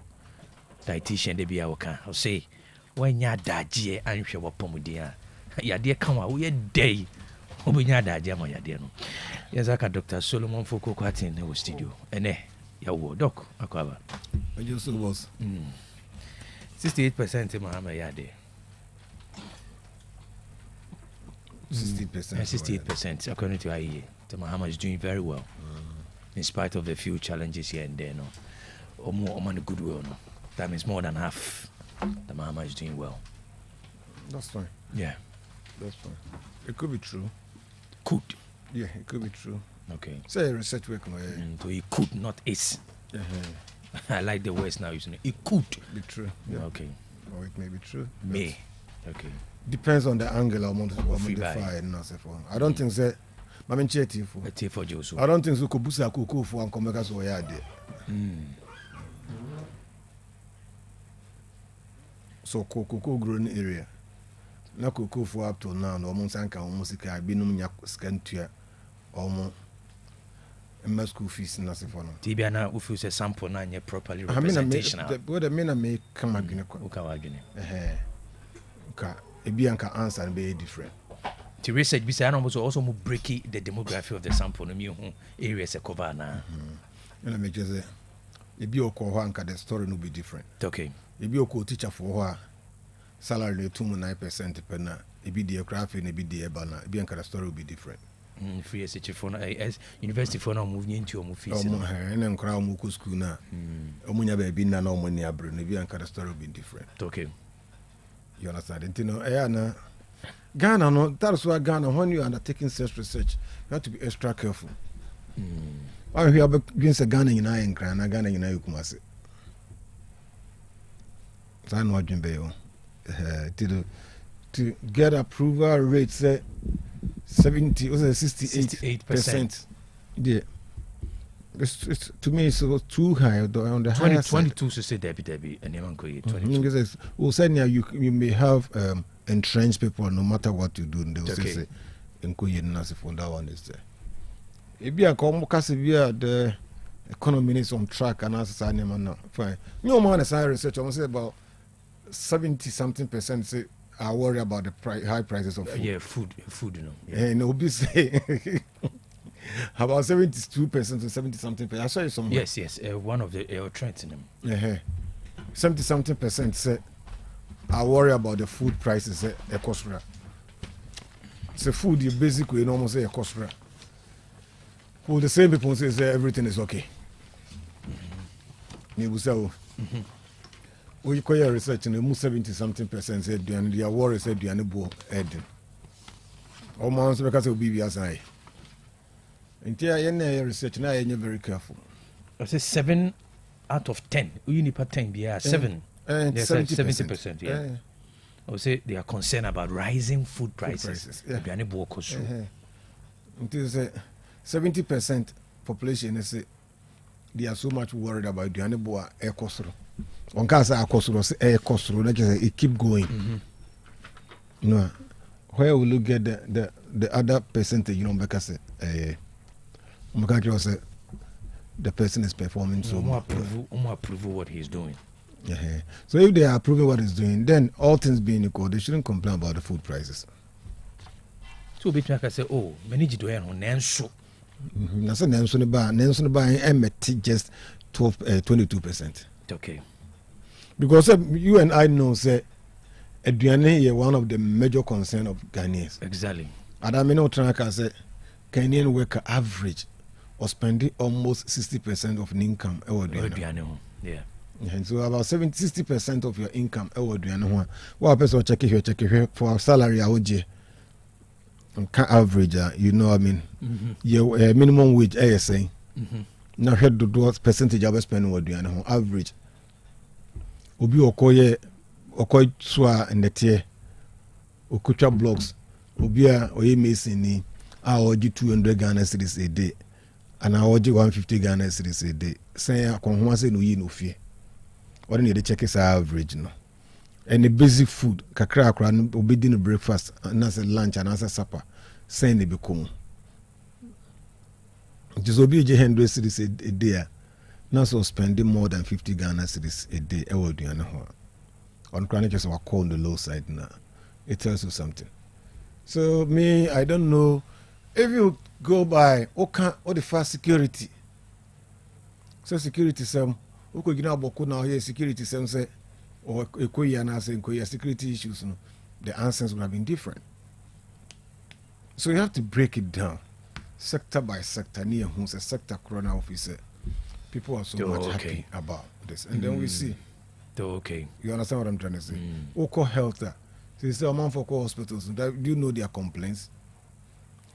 For almost paperwork na sans back I just also file na se for anyway mo na mo come me call hode. Are you sure say people are going to praise so much? Research na to your boss you need hearsay no research normally I hearsay no ta about. You can get the loudest minority who make noise and that omo betimi at this way or research. Doc, 1 year to observe the current government now. Which are the priority areas by Infa? And do you see significant growth being those in the key priority areas? Which are because I buy beer or near me, which 1 year pa and him for panels and a new shepherd. The initial part me to prove the other government to prove them wrong in a way. To prove them wrong on what basis? Say figures. What time inflation you say? The inflation abasi. What time the exchange rate is say? Yeah, the abasi. What time no way you say the abasi? And that is why he's achieving good. That's why he's achieving good. Inflation was 24% when the Omode Ababa Akuno de Mano. But to me, I was say about 3. Because I say about 1 input. Because inflation, you can work in out inflation about 0. You can put a lot of control measures. I'm inflation about 0. I'm not about negative. What I will control? Because more money chasing fewer goods. So if I reduce the circulation of money in the system now, because I want the figures, you get the figures. You get the figures. When we say Rafono, a year we check population growth. Economic growth program 1 and 2 that time and hold. No, we say your population, you have to control the population growth because who say GDP in the cost. That is the total productivity in the country divided by the population. No, be GDP. Into who say no, your GDP, productivity no entimi in cost. This is a figure answer and you can see there. You reduce the population. The term Ghana say Ghana is overpopulated. The whole started birth controls a Ghana bebre. So Bakaya, na you support need more friend condom. One of them could be giant, but no be getting a be bar now, you who balu. And almost started the sign and begum. For them to achieve, ampano birth controls in the buy. Emma denominator and suti. But next through the end, the productivity in the Gina for our answer. Emma Baka say Ghana, Yenya groove. Ghana, Yenya groove. I can't have the other time say assassinate some Ghana, Nekakraka, any United Kingdom, they almost the same. United Kingdom population, as we speak now, they are hitting almost 70 million. Ghana and I'm 33 million. Almost so more than overpopulated. Yeah, how we overpopulated because of low productivity. It insists on Bakatra say improve your productivity so that the population now enjoy. Still, they are forcing to say birth control measures near you. So meanwhile, also they are encouraging people to give birth.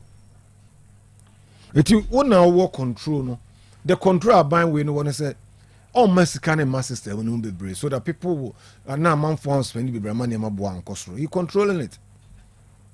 It's controlled. The control by the yes and mass system say all to salary moon or to make ticket. Government now expenditure apart from Nansen also more road nurse for no one expenditure. And where have you seen the government spending so much on?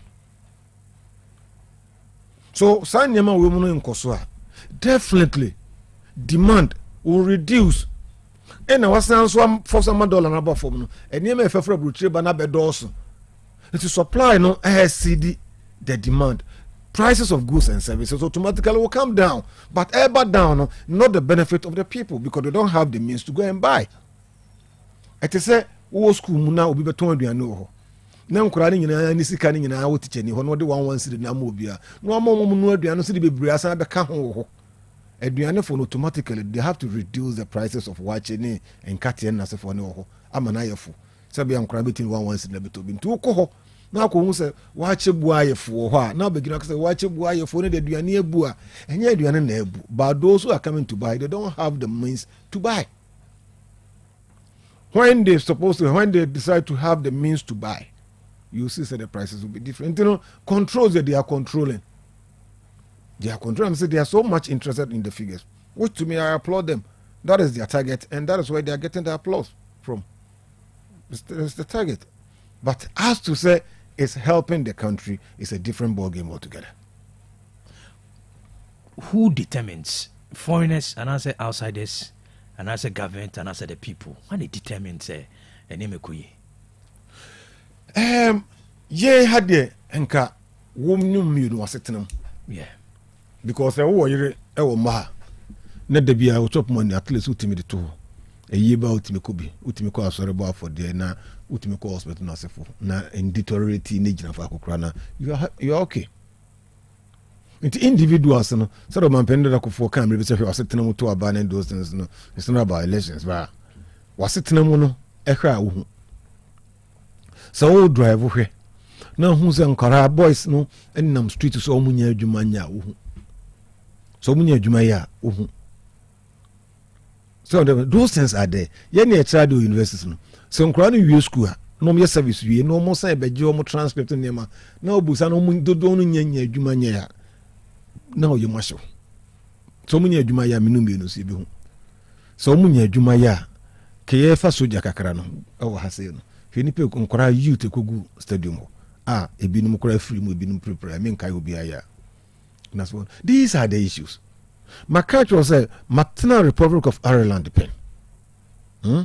That is late 90s.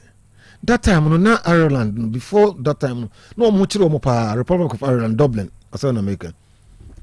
But technological advancement eba ho. Emma almost US for do na hono free. Into omo de omo software ni sa man do no aba Ireland ho. Code and clean ni nkro ni bebre ho. Galaway no galin na se fo nkro bi ho na omo ye. Within the shortest possible time na productivity akosoro. Ama omo sika no na Irish pound na ni British pound I almost the same. almost the same. I'm a month for move country anymore. I'm out to say, and Niemana Akosro no Musika na Kosro Niema Kosro. It wasn't artificial. It wasn't the control measures or control the security, but productivity costs. Ama and the Republic of Ireland almost the European Union almost momentum. And then you saw say, Sahaniamano productivity costs na Maniamano kuye. Nigeria. Ansana Ghana for be two Bibrako Nigeria no. Then see oil boom. Productivity costs. More often be Peugeot factories ne. Sa tape trade no one factories e wo ho e mo start your spare parts here name be Emma you could see that the economy no was naturally growing. Everybody could felt it. In Ghana for African countries na say for could go sustainability any abambo bone and want me sustain. So when you see the growth now you feel it. What the mechanism? And the majority of the people in the country, they also enjoy it. But say, usikani jina na obi odua na bro ya ntona ne bo no a 3,000 aba bedru 400 and 300 ne ye nto na nso the cost of producing a bro no ma form a drone na otodiko gu na ye say ma form labor by day cost by day ni ono waji 50 or so waji 120 e cost ne danka e cost ye nte ne danka so ne bus school fees ma form ne hospital bill ma form ne lorry fare ma form na wo se chinchina on kasa ne ho atona the person who forced to say ne ho atona. These are the realities on the ground. So you wait me for so quite say China up to now, they control what the media should say. So you can have any means one hijacking media and hijacking media and will be a project say everything is okay and by stories everything is okay. Like for the bar first time, everything was JHS, SHS, everything was okay. BBI yatiwe so everything was okay. Be able to say, but reality, people were not happy about 2-3 issues. That is the euphorism. That is the behavior of most governments. You get the praise singers, the cheerleaders. You hear them shouting, screaming high. Ne karanso kwefo no so di akire ayo to bia beka say ayo na okoda wi I say wanya yi no bi bia upa na manfo ba krokro a omukọ wi na okoda nwumra. That's where you feel the pain of the lost. So that is fine, but it's better in a way. But it is not all that rosy. It is not. And now you can't blame a band we no so much because a near man Ghana no the development we no enko so yentino onkwa untimi nka say uye bibia amobia ho ato no for sudden it can be but sectors be you make make say me so hadie ne mu aye. I can tell you say for road sector Kumasi Ashanti region Kumasi. First in so talk to be na bia flooding e was Ashanti Kumasi almost everywhere.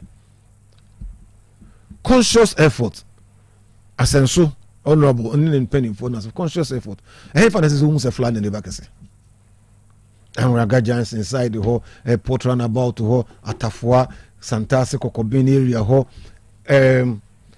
be quite runabout what Ghana water and sewage for no ho. You can mention plenty abu conscious effort to beat me here. That is what I call government. Say governance. Say so bad your way. Look at baby Yura Mahama also Georgia Hotel side the hobby. Traffic a nuisance. Then you see the total development. It won't count me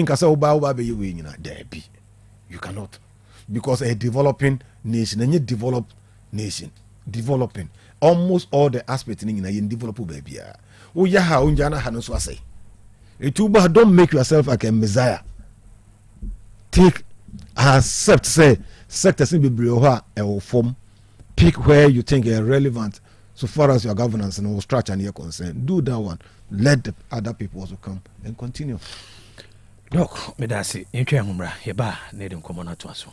Interesting. Apomode mapade eno hepa plus mixture. Apomode mapade eno hepa plus mixture. Hey, unia, Pavi, and the black smokes mixture no. Malaria dronana. Ani, say nam sa. Ubeje di sa menim wife nyina ye tested positive. Ya num bie no.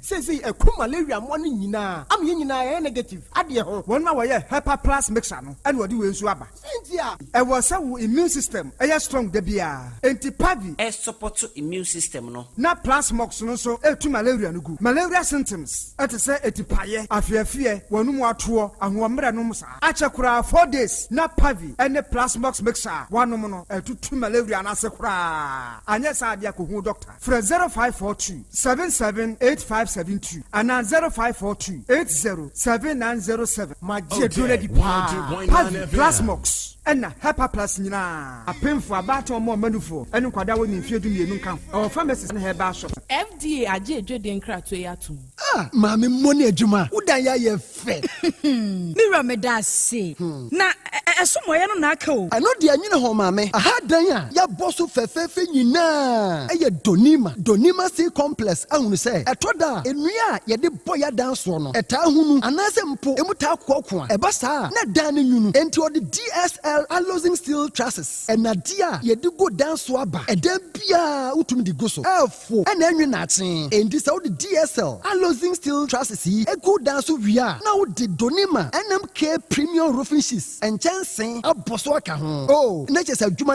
na NMK premium roofing sheets and chancing adonima dia bay ye ma hodo ye wo NMK long span allowing and the governance IBR and NMK nails emupia so sa woni sika donima e ma otua ne kakran wenum ye latest producer donima dia ba abeka dada ne enti me nkɔ he kwasafo YF Junction obenjiare anafre 0244126625 and 0540101555 donima seal complex babia ade power efuo no Mame pharmacist memua ha wo biem wunya hu ye beti ase heba malaria duro lepekwen no mame 10 cartons ni moja duro lepiton eno so mame 10 cartons na typhoid the duro entera 5 de mame 20 cartons papa adai wasa nya typhoid ni malaria ni biem anase se otu nuro ton da bi me ho atomi dada efri mra menum lepekwen ene lepiton malaria na amama ye hodo menum no nyoro wona mre joint pains fever tipaye ene awo no nyina akọ wedie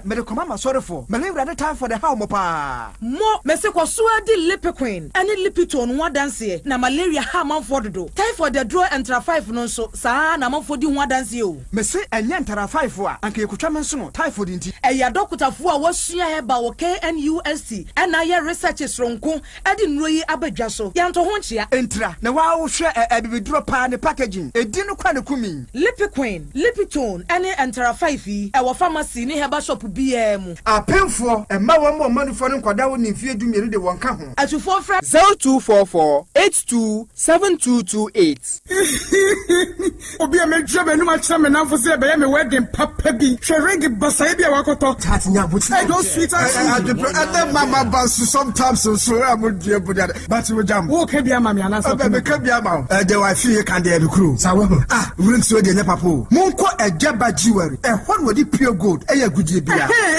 Ejaba jewelry. Ehode na mepe. All right, yebeko ejaba jewelry. Ejaba jewelry. Ehode na wo pe pure gold. Ye dey aye wedding, any engagement rings, bracelets, anklets, waist chains. Asumade komade papa. Ne boda for mu a wo benya. Wo ye bi e wo Ghana no aye bi nsu amano ne. Enye kire hoi. Wo Ejaba house. Adum Kumasi, 22nd Street. Monfre 0277 10 44 88. Ene menhia wo Ejaba family house. Menhia traffic light. Monfre 0277 40 44 88. Website www.ejabajiwari.com and email info@ejabajiwari.com. Ejaba Jewelry. A good day papa fee no. mixture near the Sahaba capsules. Madansi any. Hey, and to what you Japan and what's the said the Sahaba? What is Sasa? Man, yeah, wouldn't be. And that dear, for once, my Jiwadi, I do Sahaba Messana, who come from Mammy. Oh, my number Tiwadansi. Miampa, Caneno, Namis, Namitrina, Cheme, Nami Coco Yadia so teach me. May no matter do Sahaba Messa, and the Maya free. I do some radio. Yet, try to do na yenye watching. I yes, see Yadian Coco Rocasia. Ah, Miss say a person crying to my baby. Sanya do Sahaba Messa and come a woo now. What don't I promise me about Pasu? Nan say, Ujina Brane. A fire do Sahaba capsules no. Say, Mijina, who's a me a Bamamua. I jenny, I yan no crap. I do some rate. Oh, be to me. I just a painful. About I want down for anyone I want to fit to me. Kumasi, at 4 out of 4 to say about Santa in the clinic. I was swimming macro, go filling station down Wemu, and a swam a Pentecost I saw down. I feel I have a shopping from a CPM. 0500110 115. I do Sahaba, my dancing.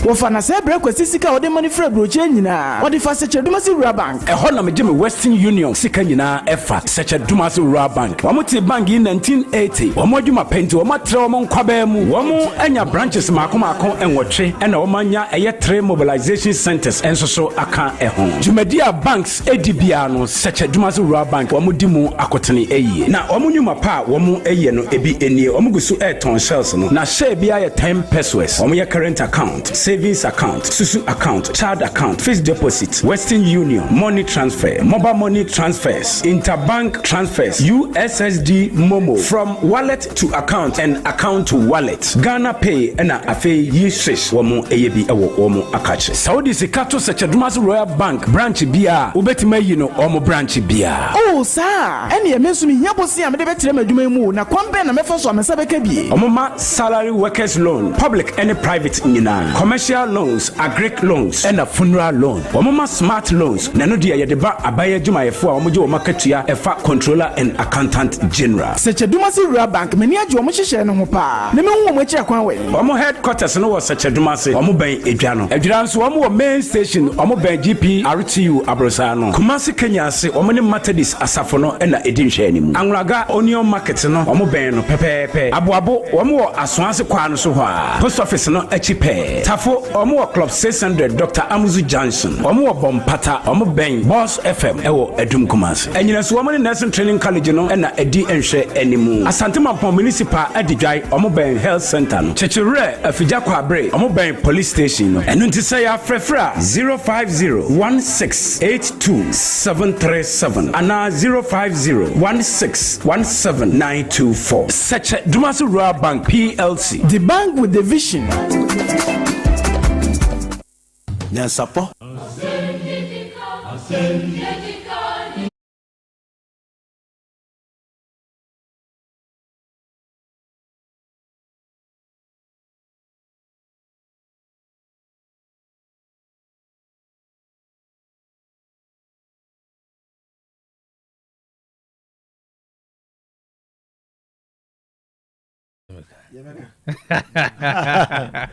Kelly. Bishop. Yeah. Mami from bite him, right? Sir, the Didi can bite. Only no one saying children at him. Em for biting him, Riviana, Bishop Aquaba. Yeah, you so send one can see the name was seen finally. Yeah, no one can see. That's go. Quick one, okay, the home come. Oh, and we know see bedroom. Yeah, industrial hemp no. They did be able to be industrial. We. Okay, Ghana, Yenduru. Emra yetimi fam ranya adwuma. Difference between the no and industrial and cry you. Aye, okay. You kura betia te se kofan samaba. You ra mama. Go beti wi a go dua wi. Yes renada. Yes reno. Enema egu ho aye nnuanwie ye doso. Kube. Banchi enema asase no support banchi. Banchi nko akura no ki etwi start no nko ade benya doso. Koko kura yedua koko kura anye ye osi wi. Koko a yedua no go kura untimi nton. woton kra yintua ye nkuto edua no sirim kohese nkuto omu dua na say natural omu say udua nkuto a ubewuntu omu ndua o wild na omu tesa nkuto no project ben why no nkuto no ba ko si o etimi di more than 20-30 years ansa na aso ben why no ho say nkuto no hwe nkuto ne bo den wa abrochire na sefo de no why ho why exhaust ho awie akekadru and very expensive baby because of medicinal we need export na man for pattern fan would do yendru baby but it was a hemp no it was approved under the previous government mean kasa approve or approve no ye any ma ban ba ko na approve yen agenda 111 or approve start na buy the unko to asumi interchange yo ye no 4 yen also buy ni 2 so buy 1.5 no and then on the do approve yen the unyenwi na the approve yen na turumu mo approve yo mo ye bibia wi e o se o sign na kwan wo buy what why nya afi na so sign the parliament dia sense so John said doc na process o say sa kono ko debate sa anto mo ko debate wi dia so mo debate awi eno mu wi parliament pass here na ka oba be implement we so na duru na table say so ko sign one sign so mo san fan komra tio me they don't have a problem but the bottom line is say we we na ye medicinal hwan we na recreational hwan we na hwan de ene kra de bu se obi o chire o se timi chianwa butimi chianwa firi haban mu otimi de twi de no ehibidie na akata ni nu egu ha ye de ehibidie awi yeso obi nso otwa yetimi yi bi firim e de mana na ni twara natiko ze na Jamaica de yi na otware ni ho e de asansem ni oba justify ya obokum yenkora yo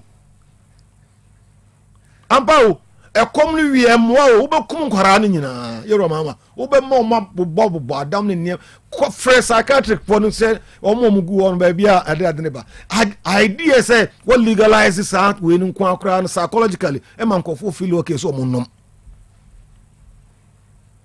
no dem ha ko da he from so sa da yewe Ghana samre no dua kekadura wi kokko kra hunu de ode ye country bi o ho na omo natural resource na so mnyema nyina na asa etino they are looking for any other means be betumi abo mesi koko the edua kwa yetugu de galamse. So the issue is that only problem with the potential in but war say yedie yenyanyanwie na yedi bia pray ho bia kan yentimi control yentimi distinguish between the difference between industrial anyway. To visit Ghana is not ready for that. Yes, amra yentimi ndi so yentimi mo ho ban. Okay. Ebeti agum wonko no obi adua bi ras ebia nie we die ni eda ho hu nsonso ewom de aka no kra o se 0.something% no 0.something okay ka bombe bre na aboa no na de jatum a wo benya 100% no ano de ba ne trim da be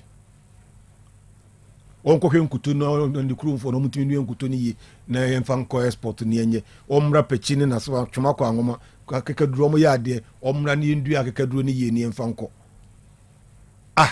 ena manyofo kra oto aba mo na afeturo bi kra no mo nu hu nti asofo no mate nkramo fo mpenifo mate se papa esa aferi enu awi nkoton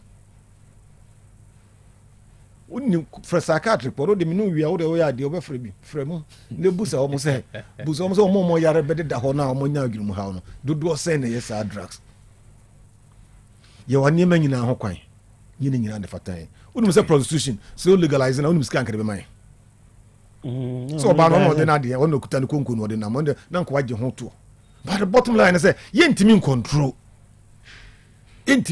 until obe legalize on the kroma ono nkyerese on so legalize wa ha enya okọ other countries na omo legalize prostitution omo ye omo tua ho to omo giska bebre free abo ma rape ne makofom iba ha yentimi control apetese kura nkura ayi phone penifo no nkakra enne niam omo de ya apetese amanfo kan ye chi bi nansen ebi di nsuo ne de ne franda doa ne niam de omo de fra ekum nkofo esen nkofo nso ene omo niam a omo guso a omo ye no omuguso a omoye no wo ka say asem papa yetimi control appetition no yetimi control mibusa wona me na mibusa me no de kasa wo appetition yetimi control niema edi appetition yenim sen ka be na omukutwa na omo no na appetition be kurum na sefo no from kofo busa omo ekum nkofo bebre se omo yam niema yentimi control na wi na obetima control wedi ayesra na adabraka wo de hia ye ntena baabi afi papa nsi de sibidie wi bidie ana ka obo mu ta wi bidie master wedi papa ye to abama akese de wunya ha 100% ba wedi adabraka yesra mi ndie banche ena last one year 24-hour market no yes we must see Johnny actually 24-hour market. It doesn't make any logical sense. Marketing no harder than us. So mo ton nema wo ma no ye ade chia ye ho yi no mo ton nema wo ma ade nchi. Munya isa nema wo mu na mwa. Bishop, I am crazy. Selassie, I man. Good morning. I bingi. Yeah, Jara. I Selassie. Ganja planter. I nete I man. Also, oboze se. I man. Na bingi. Ganja planter.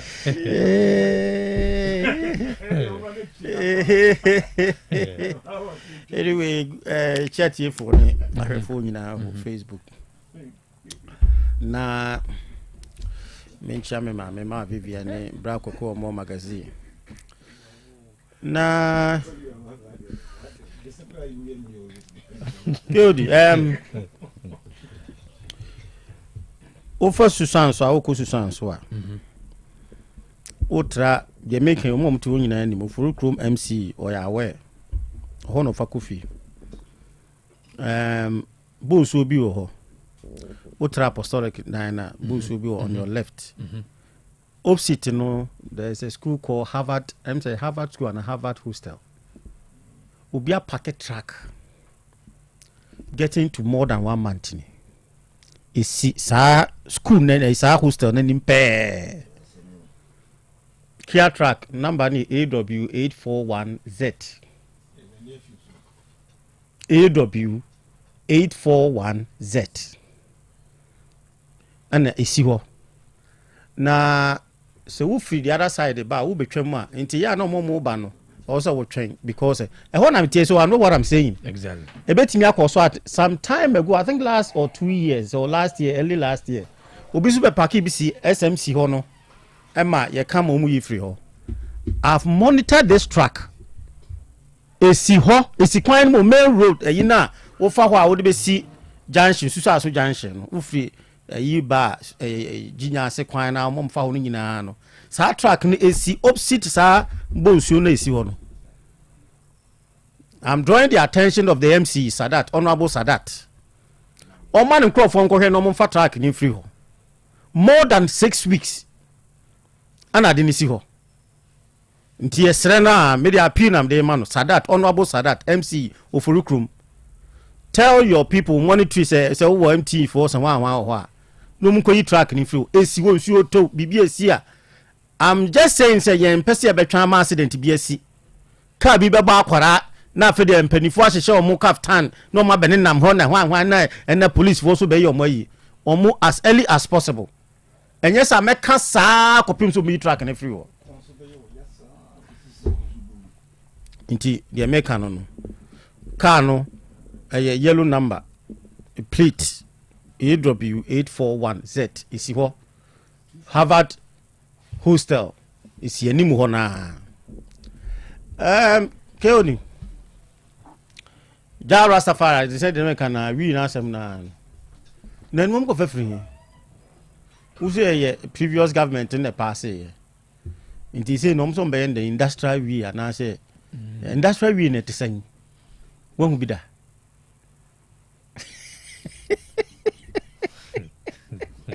okay we wow go supermarket na obi buza say emu na we obi buza say what's the boy at the pa no buza say what did be that talk to be fair yes me wo on say me busa na ajiman me wo issues with regulation on na ajiman say on the tree no you brofo me wo issue me musa question with issue with the regulation me pacho me musa ahemfo na ene wo tutu mano pa o de me no wo say me wo de so wa binti no ahemfo na e de sa de neighbor den you know industrial hemp almost say narcotics yes ombe license regime so adwenbone wo mutru senye wo say enye harmful enye wi no wi different one idea no say you know cannabis family me say the year duro me ba say the year duro kroma say duro hen for the balances no enye say enye o me bu say wasem kwa kroma say duro hen for the balances food and drugs authority for it is almost in your idea munyi na court for the food na food and drugs authority for you on say industrial hemp no no unless I'm so much on say doc one of the key areas I follow for some time me worry no regulation no that is a worry international musa nanaji my cry the worry has been with the regulation. I know that was a major issue and what parliament say also be cried issue will be the issue no Supreme Court when it was in the previous government will be the Supreme Court and who basen bebre as to the regulation whether these conversations are dikaba previous government no pass we previous government but you see the worry many doc control would we be able to control it and you're right to express the worry of the control because of previous incidents Ghana your control measures are form to many doc but and again said another can the timing is Ghana ready when in fact diversional tactics Coco na da hono onye nka Coco aso head diversional tactics ye nka ho bi ye beka Coco ye beka Coco asem ne akọ ye ja o de on pom famra ye beka enya de o di we ba na ni kine ya diversional tactics ye mo fam ene nkrofo ochichi wo mo ne ho ahwan Coco na ye issue na omo say so mbe solve no ana o makofa wo ya betum ne discuss ne ya divert attention to Coco fo no ye ntua o moka Coco na egu na wo hwe wo se ne o san TV on the fertilizer bottle ene eto Coco no egu mo na asa ehehye na esei sometimes no mommy who say there issues are confront to a minor on beka ho asem no we have a lot of issue amafo jira kwa ho ntimi nya ka nko amafo Coco be yi ne buntu omuka inse so ba be kire mu apa bibi papa ka kire no enu emergency cabinet meeting ma ya wi ye beka ho asem no mo ko fa na court so abetum say wi nyen discuss wi ne nya Coco for they have to pay them. Say your cow. They have to pay them. And they be a makase. And buying penny for. They should stop blaming the previous government. 1 year, another year. You have voted massively to come and solve problems. And I'm going to say, 32 billion now. You came there to come and solve the problem. Coco na moya yi ne yesi Coco no mudi kande muji husika kra yi ti de Coco fo ne de amamo no husika na wayin mbo keobi sika na wayin sika no omu Coco no mo kwaji sika na munim Coco amode beko magin crofo no Coco mu fa sika no mo a mo se yedeka doc structural errors and systemic challenges of Coco marketing strategy no yeden structural challenge me Coco expert o Minye Coco expect the challenge o mu face nyina ne say me de minimum say tua Coco for ka de minimum challenge that's all my wona wa tua mo ka o say ne understand it but de minimum pa na say how no be brain no omo na akofa abawo dollar na omo tie so be brebe no omo for so tie dollar no so bu ni ko mu na aba 10 cedis no first na nka koton Coco na ne se bruni ma $1 what the best san ha unya 14 cedis 16 cedis no ho cedis na otim de tua Coco for the cabibre. But I says, Okotoba. Coco now cotton ye now dear banner, or the buy no. Why you know what? Scan of cities now being equivalent no. As what almost half. But already Coco no on the side around syndicated loan anya adwuma omo jai syndicated loan last year. No mo kan say omo ton Coco de mo wa brochefo no mom enfo mo sika no mo fantom mo manje loan biam. Okay. The major problem ni nyina ne dollar na o mo afọ so teso no dollar na afọ so teso no so no how are their bro de bi no oil na etu ni Ghana ha se no mo de kwa ska o munya na kura isu gold no mo koton ska o munya na se fo no so the basics mo isu nti no mo de dollar na begum no these are the rare issues You can't eat your cake and have it. That is that is the problem. So they should explain to Ghanaians and say, "Yenya force got tea way no so no." Say natural. Any yesika no ho ye dinner, and everybody will be enjoying. And Kabon say, "Coco Nino can yesika instead of 3,000 become 1,500." He will be better off because 1,500 no. A bet my yard dear nanka 3,000 a year money broso, but it's not doing it.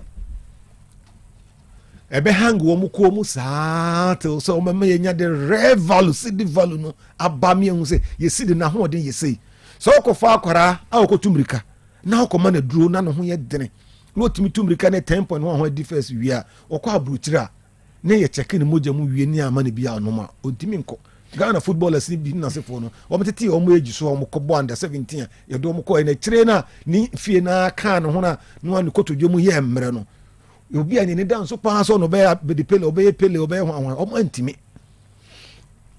Ghanaians are taking note. Yeah, say 2028 obetimi the CD. It is not. It's not. How can we wait? How can you even wait till that time? Oh my yenya the rare value. So the rare value no akabeba. Because politicians at one point dollar, at another point they say first near the petrol na says the petrol say what can man for ntie biam. Petrol small time to come we no so no a bit deflated. Okay. No biad na setenam. Yeah, politicians are exposing themselves because at the point no we are saying dollar now dollar now can and why ateso and why import say we akontomra and why import aponche ye import bishop enu ane wa hitipa o me say and why ya me buza say akontomra me papa fu o mo de o hekoko no friend boat boat na se ofre me kura boat apia boat boat ne frɛ no boat be ye boka mu na ne dia no boat ofre na unya na obu no pie be kura na ofre ba ko ofre me sika bi o de bre me kura so ko e bi gra me se nyehwe boat me tia so tin enka o hunu dollar da so ofre me ne o se dollar na ye dollar na ye o de dollar ye ya bi me ne ya bi ko ye adwuma ba bi airport bi ko ye adwuma na ne wallet e yira na Ghana scan be show na escape then you ask me go to ambrofo no friend no ekoji say then you are a billionaire you have this when I say we are kromo you dollar now work out master real lifestyle like living no e no man for here o nko bi o bible ko o ba ha be kasa me modedin o ye nkoko be kwai nkoko ye na o ton no bronya bre no broless na aka na ya nto da so go no nkunwie ene o feed o mo brother won say so de onim we no brother o mo di pa na o feed o mo an ye nto no what slow down everything kasa me kokofo ye ti o mo ka efe kwa onam ka jeti ha na e flow so ya na dollar no cedis anu ka na 100 muno 200 no the bottle ya pam the bottle no ska dey no na kudi choba no mo to ne mama no to nchense e de amane ne yakobo ne dan so na be ma na ka chiri kakra bola e fan chiri no to ntoma de komo mo kama kama e no mo ntimi nye na ye mo kasa asem we ogina ase ade achi asem udi wiba fabra ke o binti ya kan discuss we yin na bishop first na yem topic no and why you import okay aso na nwa boarding aponche ye import esuko choba ko hene ko ka ponche bo na mo twa 2050 so enti ya na sometimes no NMT and micro stability no yeah books but in reality things have slowed down and your money boarding ne se nipa kro ni efo ne se nipa kro no nyeska kro enso nto a far better sense say ne bo be wosoro no be nyeska to but yedi ni mani and ye beka ho asem number solve me say problem no more na create omoko koko board for no moko omo ho ahwan chief executive ni ba ko bi eno na akofa sa problem number because they have to meet to determine who determine price no na waji hu sika mo continue koko farmers for enka nwuram koko farmers esika enka ho and they have no excuse and you know promise them 6,000 no now what they do can be 6,000 am go asem and I can make answer them me try to say what is 6,000 what the mom 3001 3001 for mom so a wusi buei ene kada ho e kada ho no koto omukoto V8 ne pickups no eno mko first kan wan Charlie, you discuss any development story. Oh, no say development. Go development.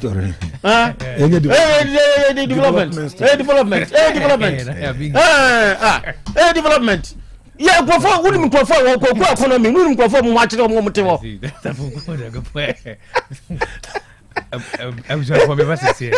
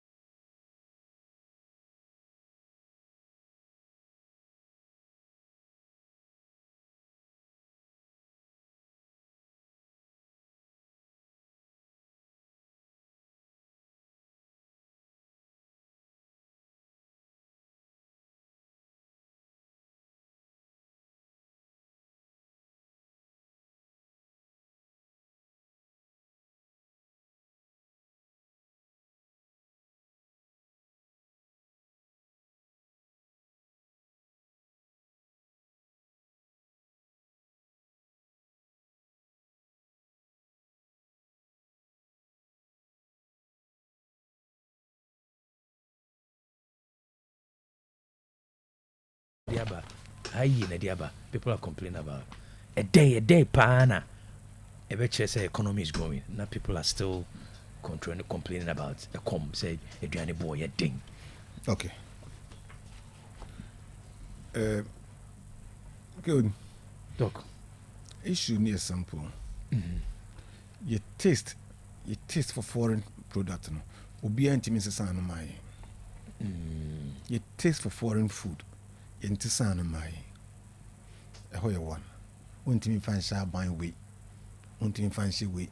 Obi a header and make effort say, oh, ye free ho. You taste. Opa, you ain't gonna say, in through this angle. So be told you know any more. Go ahead, you know, my men are not jollof by him, so none so fun bound. Appear more free. I'm Cocoto, where would you? Oh, Cohen boning, and Yamana or the sea what our tongue jollof. Ammonia imported, Angma near imported, tomatoes or dear imported, even Kahuru and the Cotecotin or dear and crying in a Akokoni imported. Atere Kutano, chancing gum.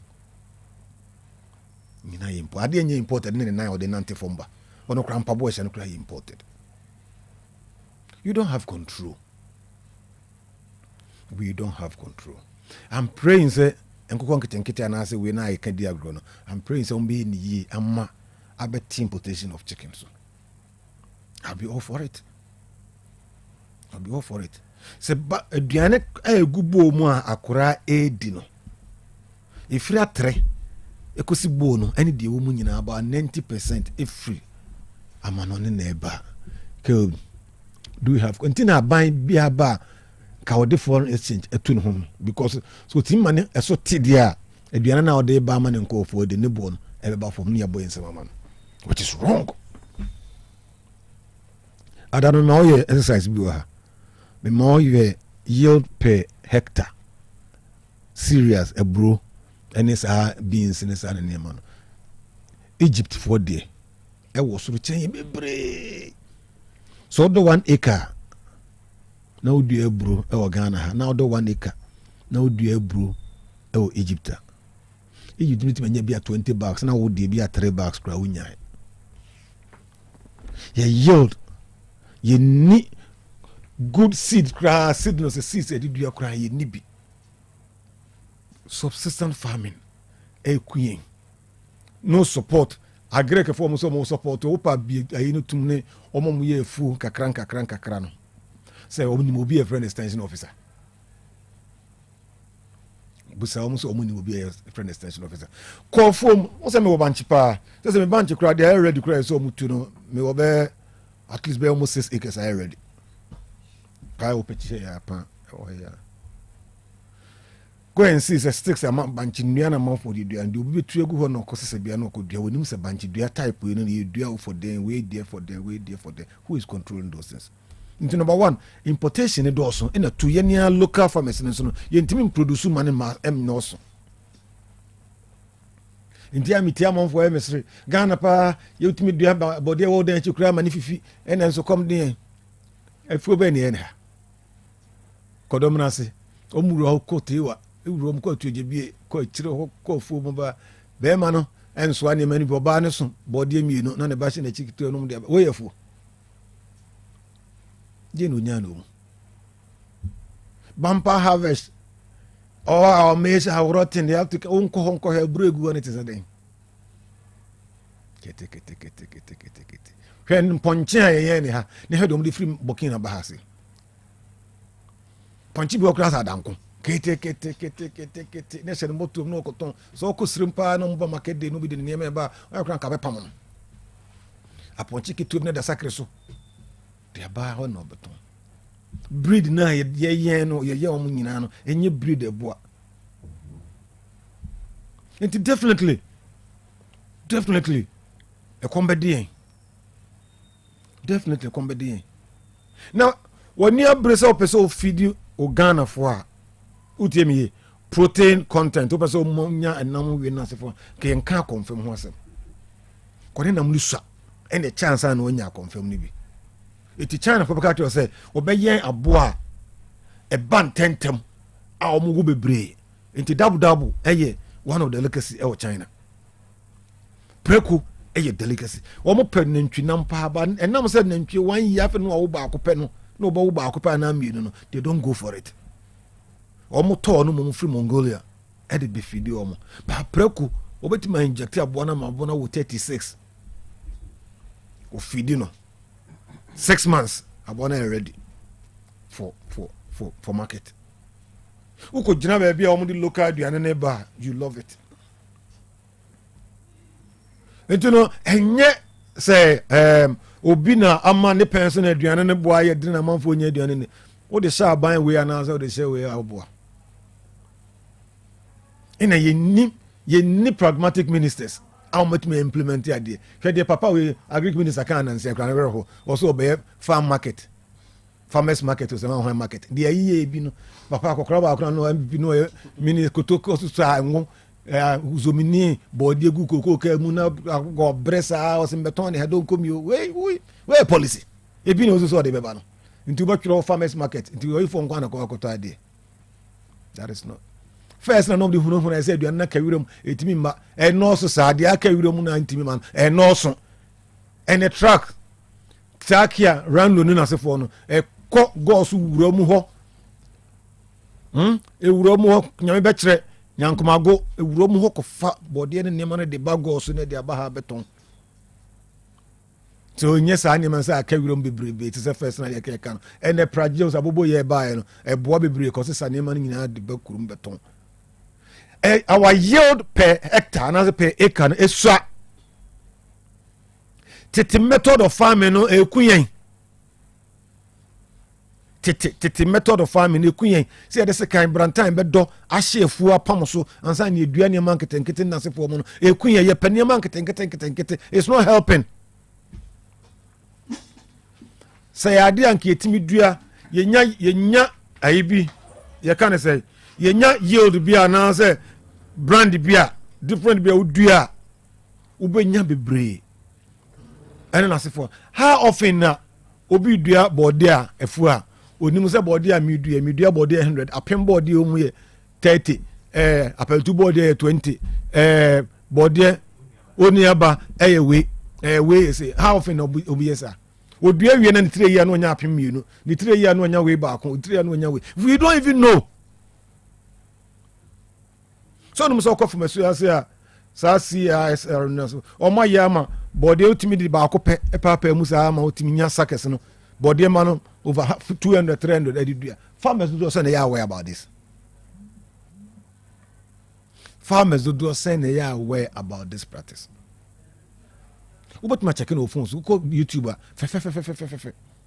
Papa musi ya no da sese fomo sesi ya na pipi aba no moto dia kodua nya na nsa no mutimi kire ya ma bayire kura utimi tutubi wo nese bayire no da kodua na first you twa bayire ni take kese wo bo no ma me no bayire na no twa de take kese da to no akwa kodua ono 8 months 9 months 10 months sana bayire na nyini you know etino sa ne ma ye no ye dan ye ho no ye ni ye nunu ye ho a ye sere no yoko hunu se tomatoes kakra bi abawo eya how they say tachima soro hono to abodo mara tachima yi bod yi na bu no man penny I have instructed my if was o monko tobi on fan come school for no we konkolele plan konkolele wooded on arrival Nyansapo say mo bi ba mo say was my instructing ko for o monko to no fan feed school for no konkolele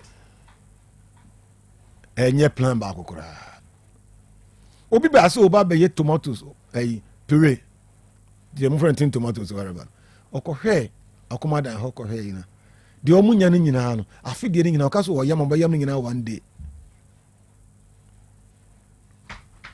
okaso oyam no nyina ba yam no one day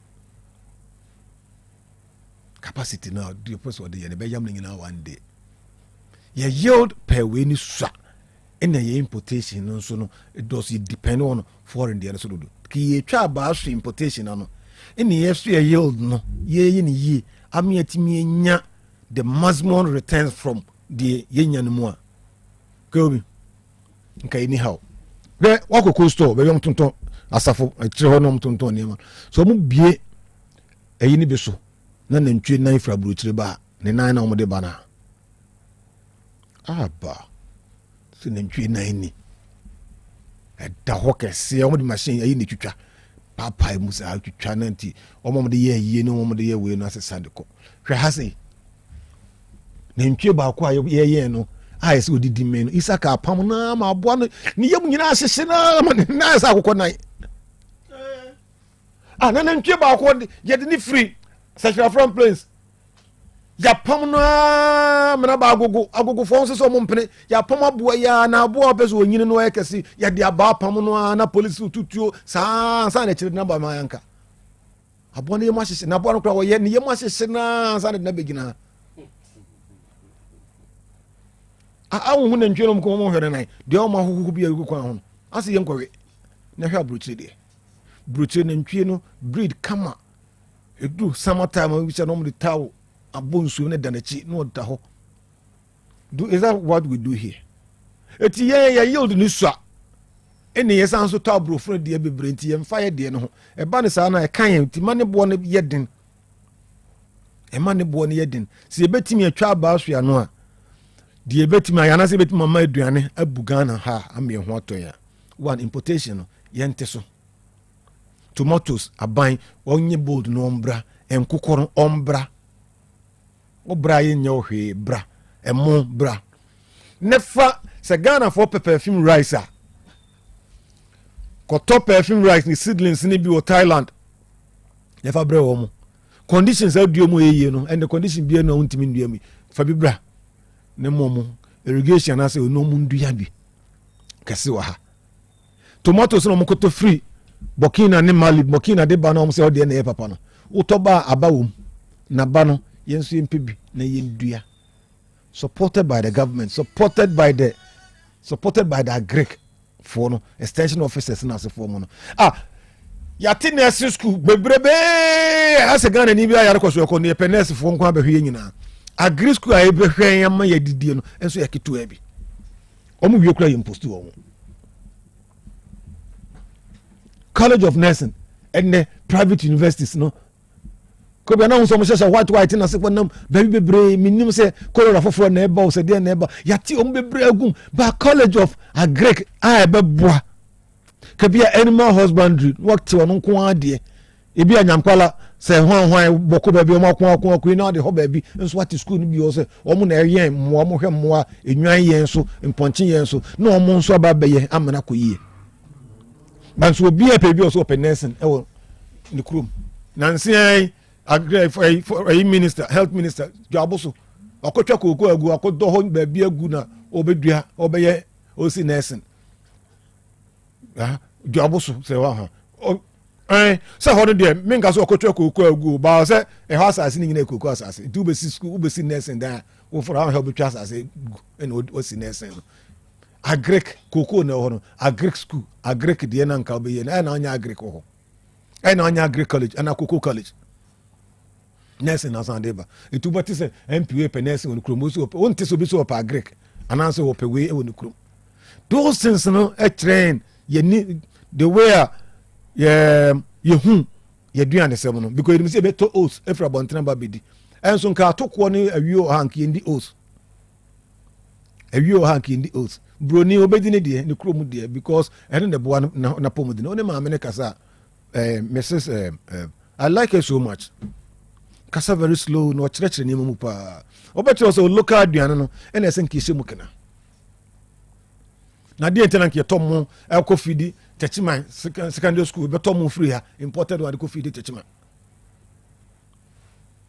die tina wo sirimu anke bed os na bro osen kadi no what you have there no okay enough but won't me nua odua kura nyeye irrigation system MPP for ba ko ba say one village one dam said dam no dey kodware say the obi ehun so faso. The idea was good but implementation was poor. Faso about so be minimum yenim obi so ba say o say feed Ghana the crown obey no and also say feed Ghana obi no the crown enko for free Burkina better bro hane boy in to ma meto because of dollar intia na bro about me buy me do bro tam be na be do bro no you don't take those credits. Policy amwa and amana esa incentives ni ho amanfo bedua elsewhere say aduane boye fo a government no subsidize 70% ma farmers no e ho to omo Tigana has a calculafo binum ko anka aduane bo nya den ka aduane ho nya den wada ne nsai no munya kakra bi because ultimate tomatoes 100 by boxes ni to ba ko bia 200 na say what 10 ni be to ba ko 1000 obe professor ko be 10. But aban so the the only thing to encourage them is that the cost of producing the tomatoes from half and from 70% in the form of fertilizers, in the form of combined harvesters in the sign and hoka. And so that drip machines are dear quan way mono. Nanka also a community be an answer area beyond when ya a Greek dear. Dear did don't a funima or the flowers are said ma omo the idea sani man mo nankas bia district bia ensu wo bi eti wona wofu ha na ka akoya mo akodo akoyi ya mo don so ye drip ay no so drip ay no so ye agrek drip nti ye agrep na sa agrek drip so no so akosha nanka ye our thinking is because we know so you get a solution from somewhere. The solution is Ghana for enterprising and now it's entrepreneurship. The entrepreneurship, industrial entrepreneurs, ye the tonaton. Buying and selling. We are very good. Chatters, if chatters is here, chatters, or kofa banofa. It is helping the government. It you all mound there, almost hano and more can bibia because Ghana for enterprising. Or kofa bevia, but Ghana for Timmy Kwaku Indonesia, Eco Fair Dianibiba, Eberton Ham Yibitudi. Nankubi and Kofa Manka, by Uncobus won't mean transfer 1 month to cranky bitun. So maybe the importation yenteso na productivity no yen up your game yen pay the rice seedlings India yen kase obi enkofa GM biamra but yen pay the rice seedlings you pay the rice seedlings you be the good yield. Brazil ni edem ha say obetuma yen kokko 1 million a year ewa ha wa yen sa battles whatever cages system no be yen munyina ma one within 22 days na blora na nyini yensu dey 3 months na blora na twene tan so twene to ase form sa twene to ase sa eduane ade man kura edin what is happening so why anya ne sa dia e komedin because ko to ba bi na eduane e bi no mu dia na se ye nua no mu dia e de ne papa enra uhu social media ana bi no ko to extreme there but no mu twa nkora ne bi aduane a omudi no secondary school na se for mu twitwa bi e ma enam ho na se for na omo too political nti ana mempe but the food a yenkora ni bid no ye di feed you mo yes na the future hwan of the country no e be kire omenum you say ye wo how. Okay, poor agricultural policies, over dependence, you're dying. Brofodo, Tino, you're dying, Munitino, you're muni, and you're dear. Dr. Fie, growth on paper, hunger on the grounds. You because I mean some muja. Yeah, pay who. Okay. And tro ne no cry and cantino. And my DBA, you see, say the politicians taking advantage of us. And now, yeah, so Timmy phone so no. The PCT and the politicians and also episode of catcher. That is all what we find ourselves. Omo can say and one more thing and one more thing. Yes, on paper, the Ghana looks good, but economy now almost person more stabilized now. Person now almost equal growth. Maybe many economists here, but the grounds of power, no, I don't see any growth because and I see any impulu an effect of the soro. A soro no it looks good, but economy economic term tell you the multiply effect no in this system nim. Inti amama who the effect of inti one we kura na kodwom na akọka dollar say man will be beto boabo because also ono nya dollar no wodi na hwan but now we said the same some time ago no so no traders and most of them were saying say a dollar ukoto ade a any dollar yatum na dollar yatum you say also akọka dollar it with different interpretation on meka akere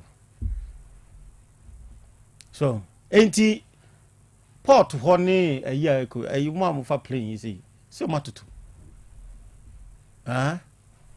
time and inflation yes tina sometimes to compare when the inflation was high and your ma nka wo betimi aye no this time and price abeto hu your man inflation number from no price na wo pese wo ye na no so double they say nkwade the economic terms ni be hunu esa de bia economic terms anything your friend no sorry so person use Bruni indicators and the yaw dia eno ne ma ne hunu yo Bruni ahoto ene wo ahoto nya ade kro ade Bruni ne gi won se ne ho ato no wanya na ne ho ato is different from odie but also the indicators and ade tutu abrabo ho ama ho se wo ho to ana se wo ho to Bruni wanya we keep no nko ayi o Bruni mfra yi ntoma Bruni nkodi ade aduana nkodi na otweda nkodi we yo what was a see nipa 77 producer 77 ebi o mo down won Bruni obi anan sao your income is not your income, it's our income. Wo de kakra agin eya be group bi de onam fofo de all students association de a omatie a other platform be so a year betua every week bia de one tua utri more than say utua bi anu de o efie de o we de o into lifestyle no is different. Into your income now e calculate per capita income so bi ade say wo de no e say a group income nipa ba ko pen ni kakra o je no dependency ratio de pro 10 sana brabo no yenso ye de sana lifestyle tie untimi nyimfrim Bruni ni badru 18 years system na hwe no o move oko kama won so de obi de 35 onye adwuma nyo da so dan o maame etu de wo de mrofo ne ma no I'm dreaming of a white Christmas ne ho beto to ye de enya de koro ukuma kokko wo fie no beti so ukuma kokko wo neighbor kura senka otwa bi koma no your lifestyle is different it ye ko fam mrofo no say inflation aba from tie nso de inflation aba from ada no check here inflation e ko from a base rate e ko from by inflation e 3.something%, base rate e 15.something%. It ye de no ye different it politicians ye mo kwan no do no be hunu ya efidie ne be yi wo say de yi wo mu ya Kofi Dagate fidie na yi wo na yi wo sese na ko fidie be no wa we de be utabo Kofi Dagate hey na fidie no ma fidie sum no sum ya no hunu sum na se okeka bom na bo nan ya e wudi bi nyu nan age so twa nan nti Kofi Dagate fidie na yi wo no edo ma to mra yi so awia kete na bo mo I not we wi out here wo de be na yi wo mo Bishop if you go fit Dagate fidie you see I say this time no the econo remember this water delegate o beji picanto pa no beji go economy nye you see what flask in that is the ripple effect tika me so be wura de we mo mama for be ye you know because the economy is not having the multiplier effect and account no me book value me boy and no more be more times be book value ye economy ni book value now there say gold price and say we na enye ne koko no ye you want say shake yen and ye pump sikana they are maintaining the stability of the city and the dollar that is ye Ghana say o man no ye economy no ye only the cedi and the dollar and a gold board and a exchange rate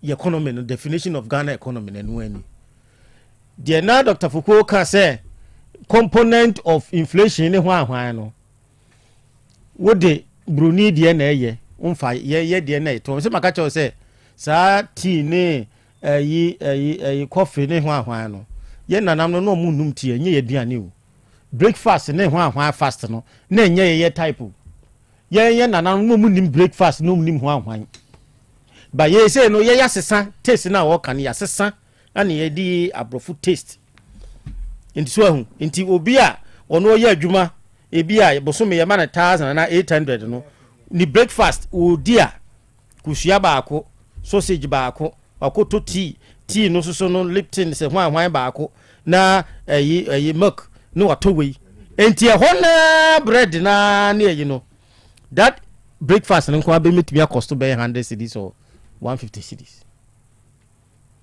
na breakfast no be di sa se one ayi enti wo hwemu a we have developed a taste I may be develop a taster ama de bian we create market for the other but the Chinese will never do that unko mo restaurant ko hu se atre eda ho sa sticks no ho na wo be for so de di unko na unko to se perfume rice perfume rice ho bo no wa obeto nka they have their own unko to ko hu se we can beef bi she ho na you know you eat their fresh food to the create market for themselves there artificial say economy no say the autopilot to say that you the there be yi bearing ne be ti no ho na ye be hu ti na make say on the grounds no wo dia na muta akọ mu kokoro ne market ne nkọhwe the effect of the exchange rate ne hwan no ne sa dollar rate no na traders na no mo complain say economy no ya to dollar ne ma men friend say dollar no gina ho ana ne say the same person currently how the dollar is making an influence on the business so enti ye na ne ye ho sa we have my politicians need to take advantage of us and ama ye nyina yako reach that point. So what we wanted to hear is what they are prepared to tell us. They are prepared to tell us what happened. Nisi say ka ho aye dia amafo ntimi nya ka enko. What happened? And no so kan economy no ho. What happened? Still na amafo gina kwa ho obefa car a day. So for Josu na say wo ba wan hwe ya you're in and out nkwan wan hwe the minimum will be what? Will be 20 cities or 30 cities. 30 cities time 30 days you're saying. So in tade dey na nipa kro no what do you expect? Obi ka say any say ade ne won tell Josu ha ma makurum. Adwuma wo kumase obey ne dey. Josu has to come. And then light bay yatum. Water bay yatum enti wo dollar no wo say ye we no wa katua me yatum katua say 9% to say impo eno kura so a January beba na eba February first week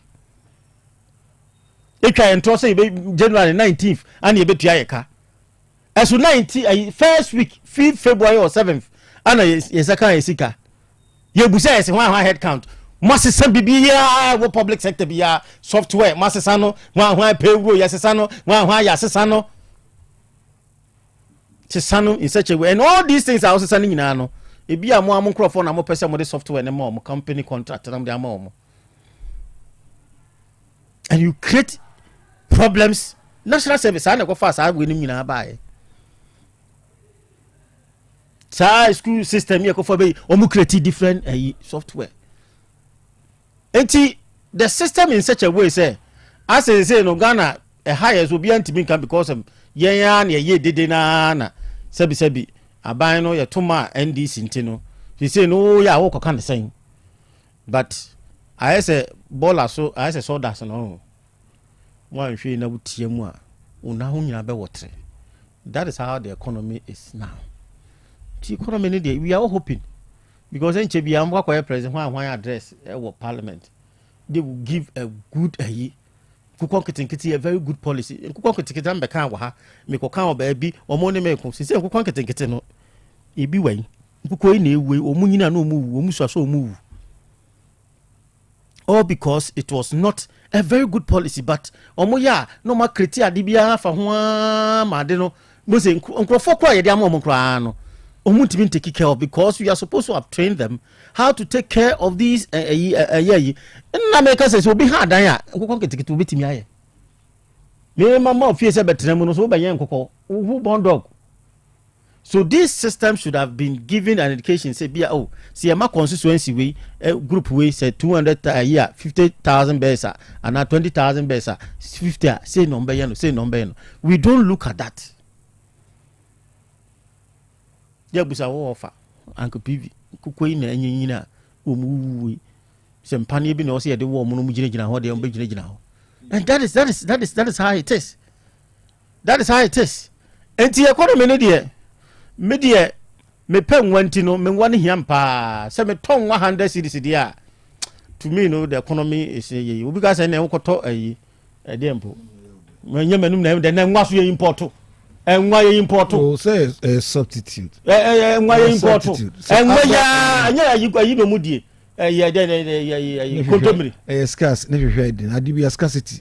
Na ye timi breeding ye timi breeding ni one. Breeding wa timi take 1 year and some more has says what osati anya e be from. So this is just pass any boarding. No, I'm just the scarcity and the kind of farming you know.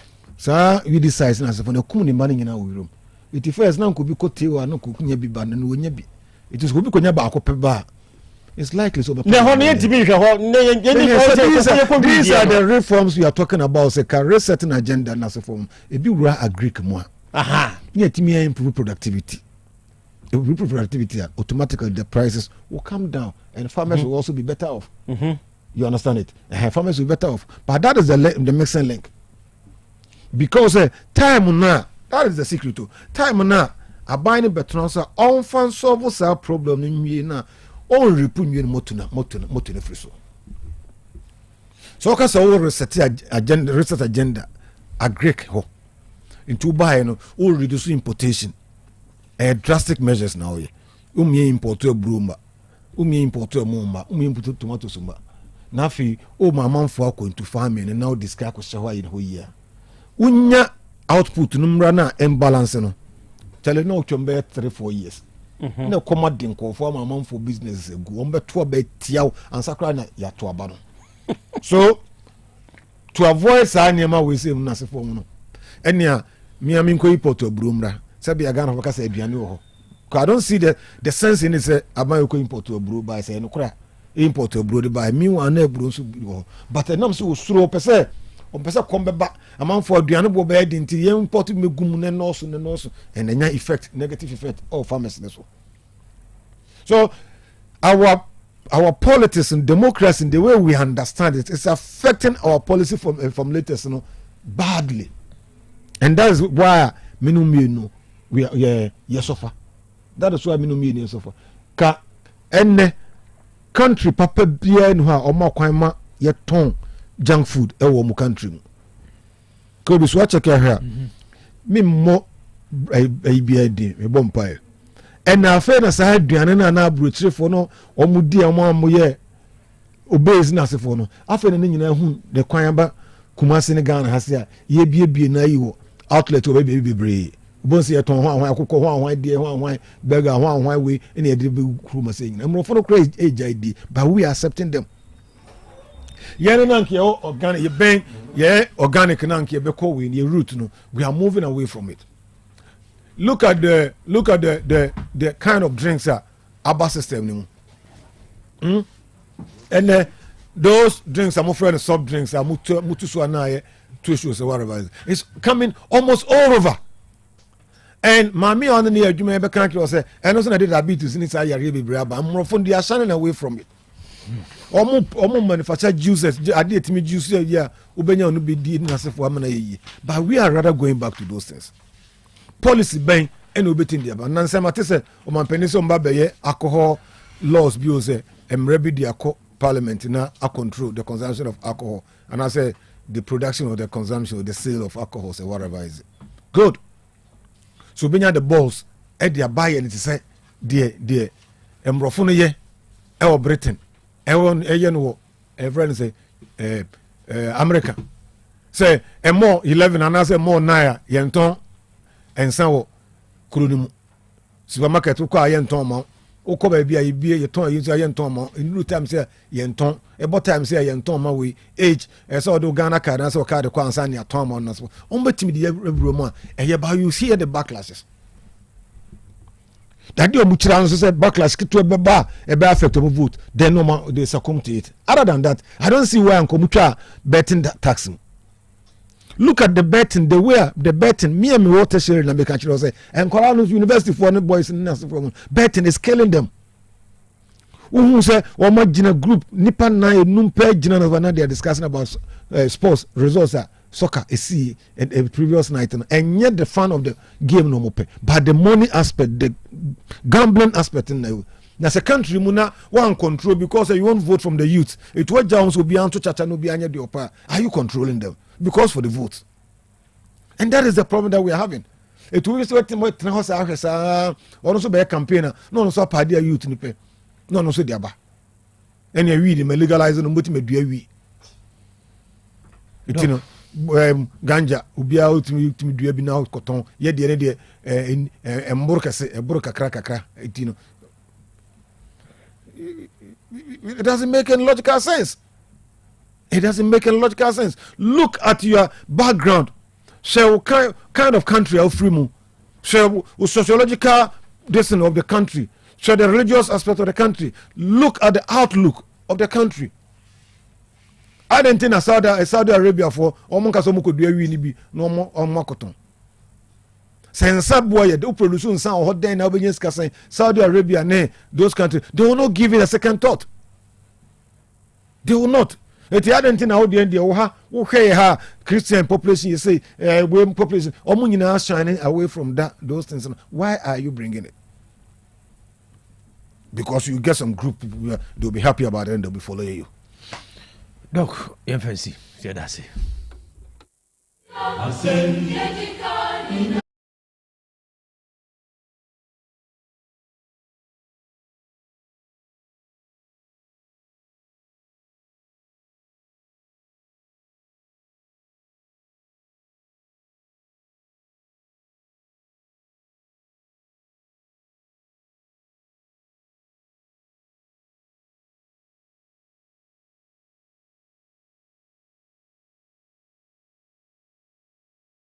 One HEPA Plus mixture. Pavi Plus Mox. HEPA Plus mixture. Etutu malaria na sekura. Sweet darling, my beautiful baby. HEPA Plus mixture ye busie ya no mama hoden aba. Busu me pini. Menti ase me do. Tie HEPA Plus mixture. Enya adwuma ebeye wo nipadua no mu no. Afie kura na ebeye wo nwanwa mo. Eduro ye ma general well-being. Ebusua po mudin ho hia me yie. Esne bibia. Entimi manom pafia ha. Share. Wo ye HEPA Plus husband. Ye de wa Helper Plus husband. And ye won so we Helper Plus wife. Na abo no. Helper Plus mixer. Ma je duro di pa. Pavi Plus Mox. Ena Helper Plus nyina. Apemfo abato mo manufo. Enu kwada wo ni fie du mienu nka ho. Our pharmacist na heba so. Atufuo mfre 0542 778 572 ana 0549 297-463. Helper Plus mixer. Mapobudra mapa. MDRG Edwin Kratoya. Made up for pa. Adia Bakwa, Emma self-confidence. And it said, oh, good oral hygiene. And no apomodane. Obey obini needing coma, unstretchy. A sense of him saying, ka.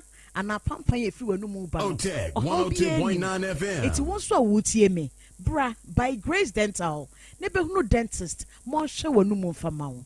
By scaling and polishing. Now was centum be a shamubiano. Yenny yim ma wonum and naho. Would you all send a swabu? 2% near DBC Somawa. Bra by Grace Dental. And now would you all send a ka? 2% money jina a bra entua. Yes, showing him ever by Grace Dental. Kakane how a bupone was simunto krontokro and moya tuntum, penisa, ye chewo, ever by Grace Dental, near ye wachuma ediamount. And now how ne dear you say mwebi anyho by Grace Dental, ever mwa edimount. By Grace Dental, ever bremai or sekwejo, DVL in champe, BBN Yamien Kasa, 0244 97 68 05.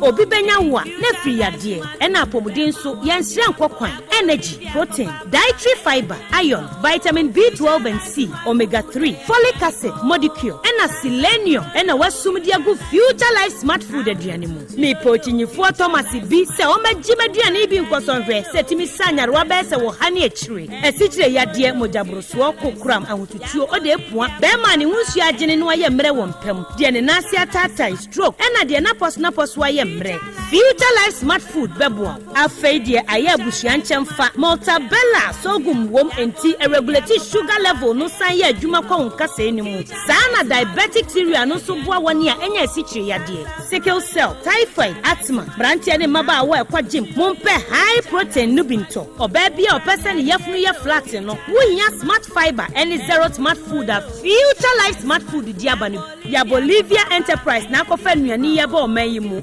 Crying. Wani Ghana Telecom University ni your opposite. Kumase, waben line alignment. Ena tema, ubenya biato Evergreen Supermarket. Fre 0246 010150 0242 878090. Future Life Smart Food. About that huban.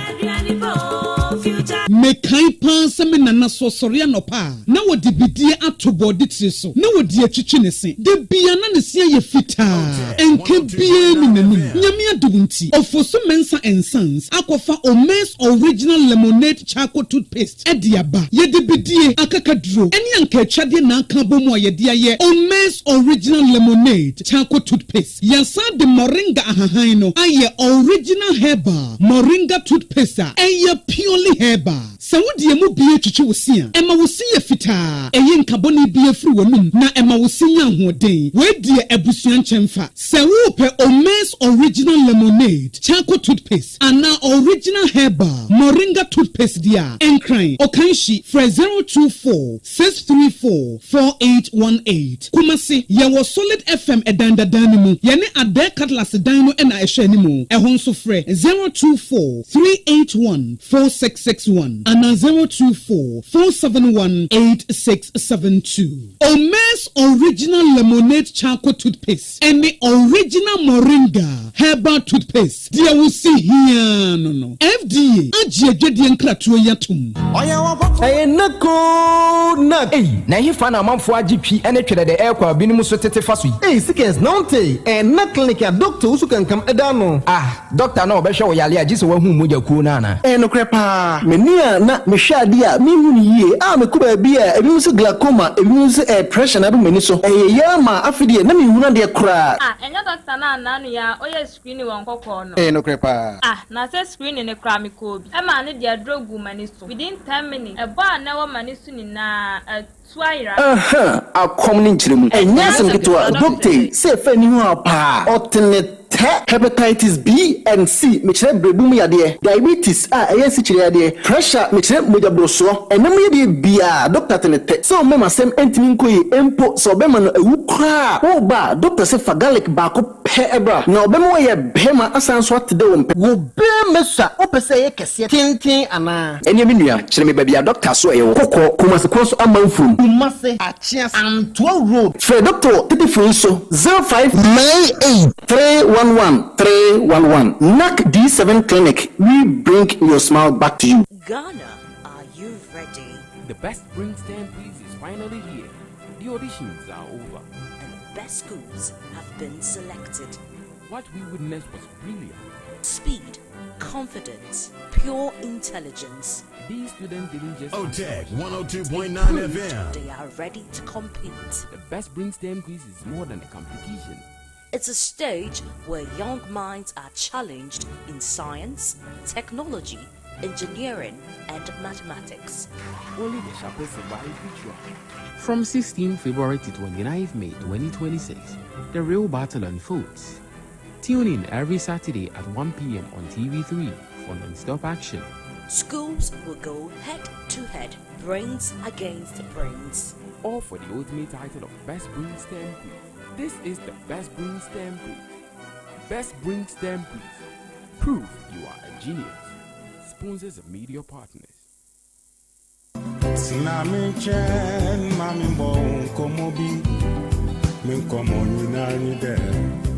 Adobo sumine dru hobie mo eya pomodin pa ni odo edi ni odo se wonni apomodin pa wenti ena Otec FM any by Grace Medical Center aka won ho abom edin hihye gu akwemu yede be hwe ya pomodin. It's the second edition of Good Health and Love. Ye po apomodin panti ya tete ni omo no say who a 50% discount by Grace Medical Center say brabahwe wani wo se a scaling polishing and I was so how bia afi ye be hwe se de yesa ene ye brebo ahoode sifatie moje mo hwehwemu ahodo cholesterol dodo a ewo nipadua ne mu ene ne ye ha wo nipadua ne mu bia esani se by Grace de Ghana by na giatu eno nti hye de fiada February bosmi de toso du miensa e wo Otec fie he ya empayfo say your fruit yapa ene piano ne sa hunti abofo maso yasene ebene Danny's Creation, your one-stop destination for high custom printing,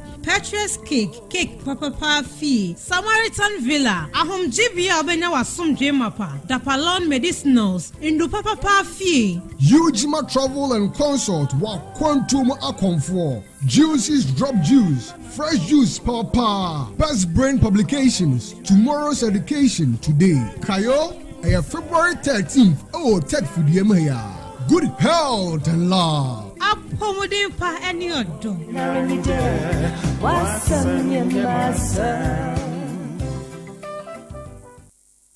Otec 102.9 FM.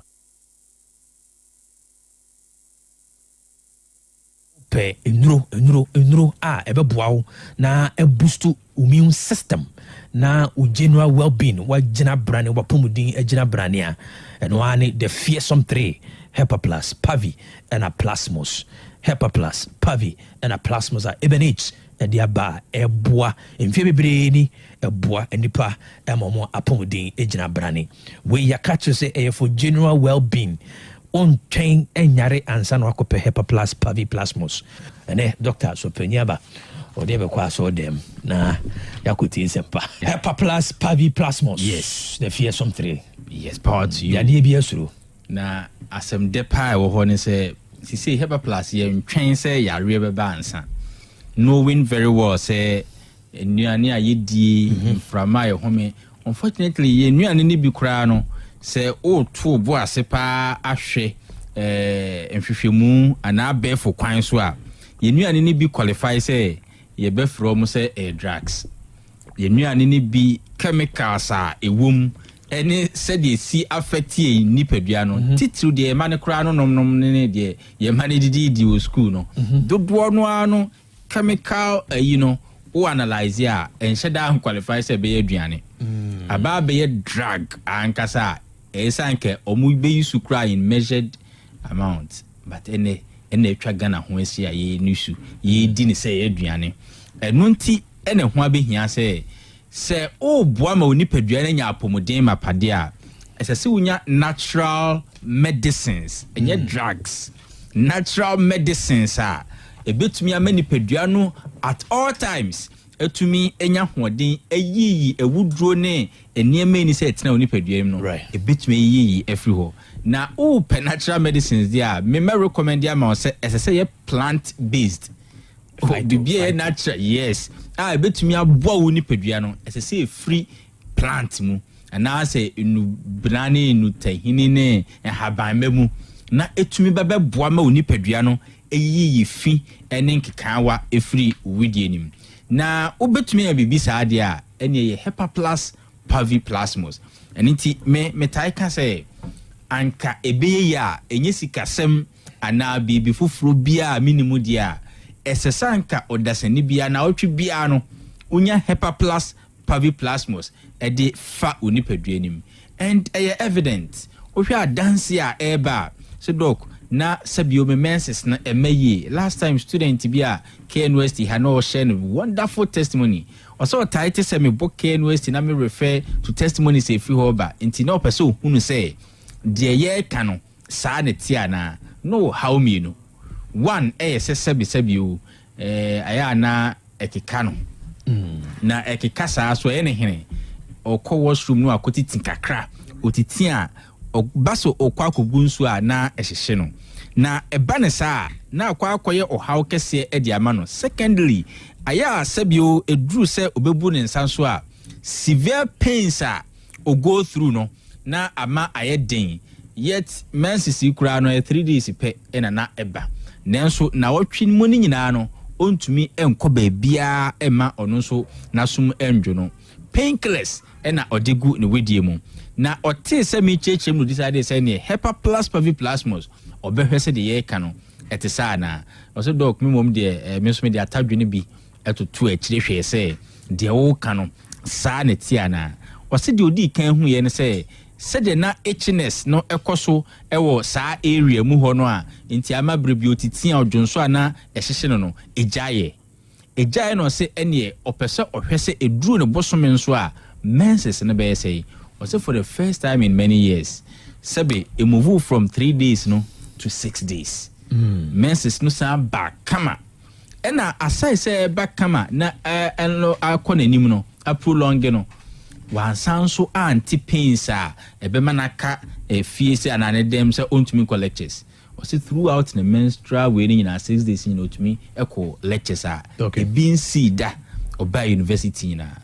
edro no eboa manipadua na nkasa hwehwe ne humu na esiesie acorrect ohaw obisina ne yefunu mu ne yapa okoto edro no not for say bia ne all sa atena ne so ache oto edro no for sebe ne menstrual issue ana etete no a otesa dance no ye bie phone lines a dodo no aka se we eboa menstrual issues ne ade ono so koto bisa afi owie ya ne yefunu yare atena ne so from SHS days ni nyina sabi wako training college awie ne oye teacher no sabi saa yefunu mukuru no enso fesi bio ema bio ne messes ne so tumi correct e dia ma no mesre Hepaplus paviplasmus no abe Ghana dru unya binom ya ene ya no kope binom na entumi emwao mede me personal line we e ma ubetumi afreme na nkomo bia opese die no yatumi edi my number is 0542 77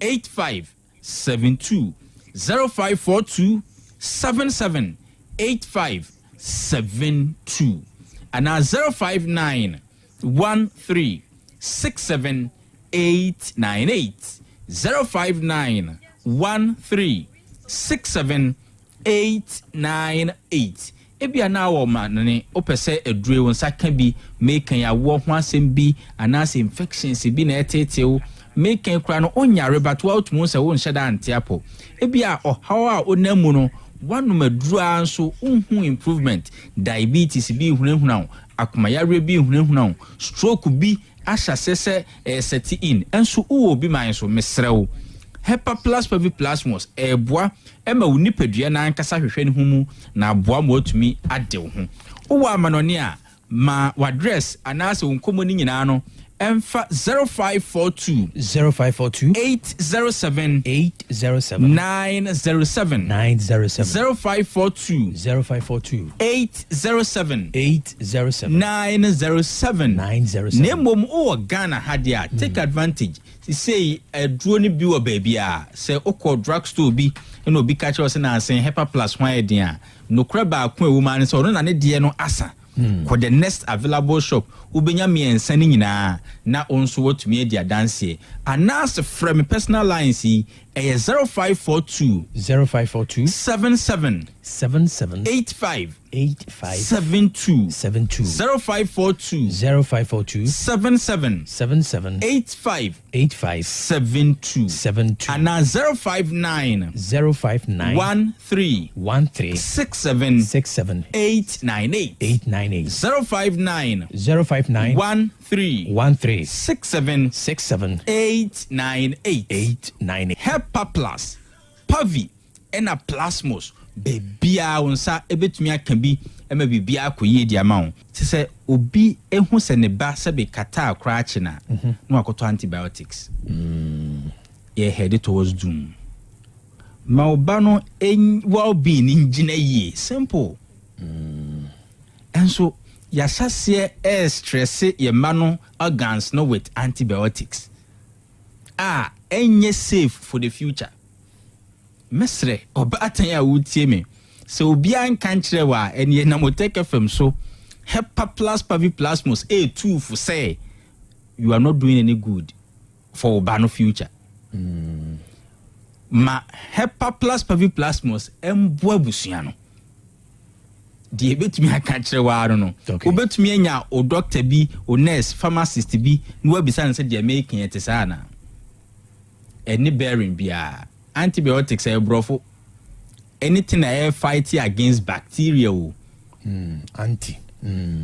bacteria ho asem kata ni cold no virus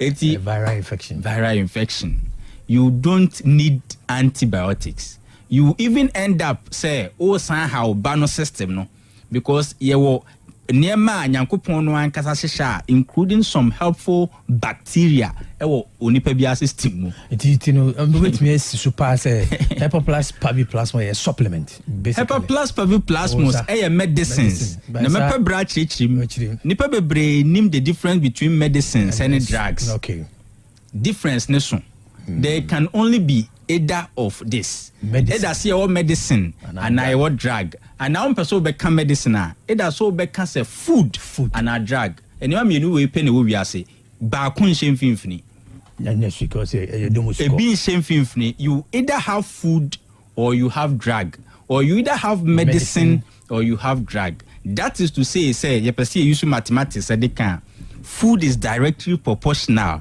to medicine Inti one year theology Bible mu no there's nowhere me who translation be our Bible mu a yaka select your food and our fruit emameye drug osimu ni aduaba no na momfa na hahan no ensan yare oba na brofo a say na enye medicines inti fruit no ube take as food na ne leaves no ne nubna ne na ade na ba be medicines for your health. In the translations, nina brofunu use medicine. There's nowhere you use drug. And into the case herbal medicine. Obika herbal drug nye natural bio. Enti Hepa Plus Pavi Plasmos no. Oh nom if it's a na nom enum dudu. Wabra na enye yare enti na ona na esa muchia so aduro. Ona na ya medro kosaye. Knowledge kakra na owonti sabio. When I know to me the board too much a gemu, a man do now or the second a buono, a two a druna wayam cosenim. Knowledge say if there are possible contaminant and I say microorganisms be a very harmful, a heat no and take care of. And they are two a boas, ya sonny have bambani no benaso. No many pediano, enya hodin ye. Dr. Bio Pewasem Bemoatia say the best doctor for wo. Yourself. Anything a doctor papa be out and nimna or take you history no if we be presenting complaints so bet you Se doctor wonti or hwe wanim na wamwa nkasa or church to aduro no ene onkwati asori. If you say you know yourself better, but you will be so onim better than the old no, that is your system anyame boy. And also na Hepa Plus Pavi Plasmos. Say sa system no enye na dwuma yi. Eninti mesre with all due respect. Hepa Plus Pavi Plasmos is a brason. A brason se Ghana ni bia be me bia woni fie. Na yarima eswa banfa so se Nyankopon ehira Ghana to the extent say wache en Hepa Plus Pavi and a Plasmos. And wasame akwenya say simple Hepa Plus ho sempe ya ye ken. So bema biti na ose onyini a enro mnya asem de bi frita krade. So for panyin bi o retired pastor 74 years. Na asori kese pa na wasum wo mu a wakọ retirement. No frame no se doc. Nyame nhira pa sisi wa masof ma me sresre. Na ni nyina ne se ne downfo sofo eba besra no one day. Oba na onom Hepa Plus nko a. But what did they mean? So for 74 years, no Hepa Plus in Kwana and a friend no share retired pastor and say Debbie. Ye nom Hepa Plus in Kwan bio because on say Paul Trocoma Timothy say Oyefunu kekenti enom in Sun Kwan bio. Ene yen kwakan so ne nsa ho asem. Nti so for nature and say ye nom Hepa Plus in Kwan bio. Ye Ghana ni na osan ye be maninti fa Pavine Plasmos. Eka ho na nya complete. Na mpo ebetumi a aya fa kodunum. Takrade for them kan impua fa impua num no fa toto akiri o say fluo na brabo se sign his life has never been the same o say aboa no papa ene ya wada ade ba kwa obetumi aye dia pata wo kra ene se obenya Hepa Plus Pavi Plasmos unya sa enuro no a obema fa koduni bi toto akiri mame na oyo ba nso a mesrew ma tadwe no de ma enkasa wo wanum and obetia se die nti a ye di fuwa Eka atadwe ho. My number is 0542 778572 0542 778572 and now 059 13 67898 059 13 67898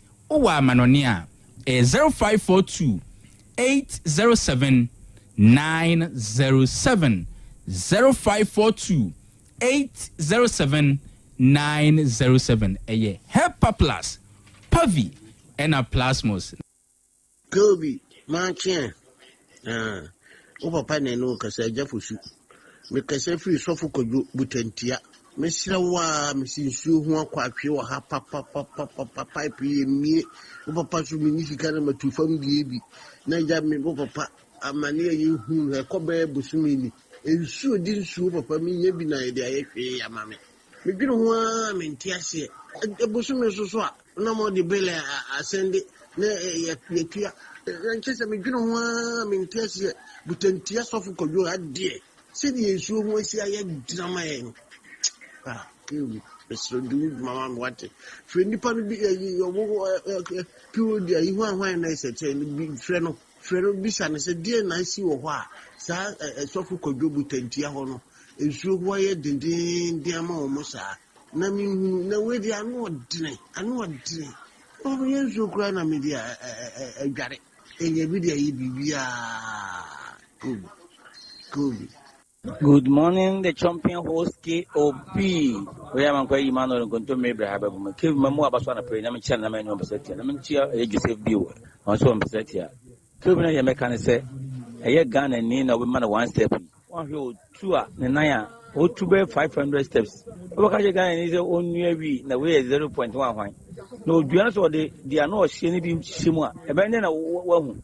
Sana kala msebe bashasi onto beji permit na mkache madam for bize masa Ghana ni na wo beji permit na wodi Ghana ni dia gross permit ebe kaka permit no be se yensu nyina akwa no se ofo wa yima obuoni ye be sere mamu ofo we kura mfa Ghana ha be se youth kaka na aka no ye pamcho for the general we be go for plus amankwa ni makrao KOB Mr. Sarah Construction and Window Design ya agree ke buraso yanswan tuntunu so a yɛbɛsoa no fitaa no so daakye nti youth no ma yɛfa yɛn nsa nyɛ adwumaden no yɛnsoa no fitaa no so daakye keobi yɛkɔ soa ka aba no sɛ soa me interchange no ɛda so da hɔ yɛbɛsere ɔbɔ no ho mmɔden deɛ nanso ɔntwa n'ani kakra na wɔnhwɛ soa me interchange no na da hɔ akyɛ dodo 2022 ɔnyɛ akyɛ paa yɛbɛsere aba wɔntwa n'ani kakra na wɔnhwɛ soa me interchange no na akyɛ dodo nyansapɔ KOB yɛwɔ no bɛgyɛ fo no akyɛ pɛ ɔben richa so bɛwɔ me yɛde rɛde ase ɛnɛ so yɛde afro deɛ already ayɛ KOB yɛbɛsɛ kemefoɔ ne kuroma mpanimfoɔ bɛsɛ ɔmo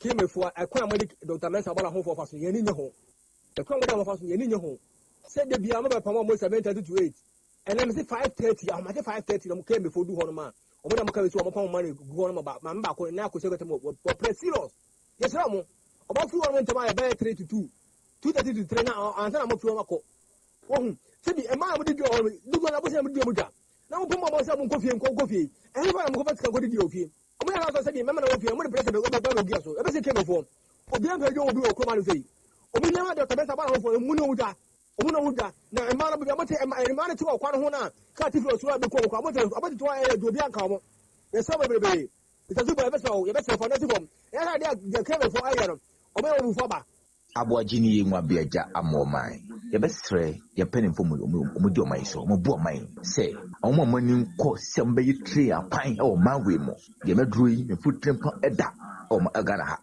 ahyɛde ne fɛn tre yɛ adwuma ada ne fɛn tre yɛ adwuma yɛsrɛ yɛpɛne fo ɔmo ani nkɔ sɛ mbɛyɛ tre apan ɛwɔ ha se ne tre ntimi nyɛ adwuma yɛsrɛ ban no dum so adɔɔso local stand off ɔmo ani nkɔ so me interchange na ɛyɛ 40 year yɛmpɛ any setback biara tebane nhyɛ ne nso amadu organize wa chia say Nyansapo voice note. Good morning. Earlier question make us every Kumasi Central Market. Promise say kuku omubom betono 8,000 and 7,000. So and that 3,000 no kwa muntu nchia. Digane kwa fo na masemo nyami. Mani atifo nyina ati kwa mfosu ni atuma boko ye do tu fo nyankopon ati so de na den so ache tobi made nya de baako ane asema ameta kapa na na mabosu sasa o hwese de yesisi adan kwa de kwa ye kwa so ba bia beti wa atuma boko ye so matete plot na de du atuma tabum na nso nhise pa bia ni hu no asa dan ne ya burugumu basa nhise pa bia ni hu tie nyina sori ya ne ya bebu kuru nti de ye Chidimba, that's a dear Nabayom. I don't know what they say. Alumni good morning. Say yes, and tea. Whenever you're from now, there was a foot in church. There could be any more money, DVD. There could be a make a chowman penny for say, or one could come on cook craft one issue. He said, no more year press conference, and you say, Bob, I live with Robert Tuga. He said, the more person of my say, Ghana, Kukono, as in a class number film. Intimini say gram sini na ama ya koko na hoden ba feuntina amana basade ya empenifo nyi fimu na say word na say wiase nyina na koko plus na aba femu so a ye hu say de akuafo koko mutum isi am peso mo sa ateso inu de on de beba de na de me busa no say wiase nyina na akan ye dia omumi hu na mu say bia koko na hoden na aba femu na ye plus na aba femu so a Nyansapo Tobi wadi nyina ni ataya apan yon so oba happy ni oba yeti nwa be ma ba ko Tobi ya da omo ekoye sobe na se sobe omo de ba ye se Ghana fo se omo agi atum e fa ne fa he no nko ne nam ye me na na koku na o henye sikentua o se emfa sika enkoto fugu nipa ho kire se kane aka 123% da bia so da nyane se dum kane yensuo masa atum enya nsu pa nom da bia da sumu aho kire wo ye so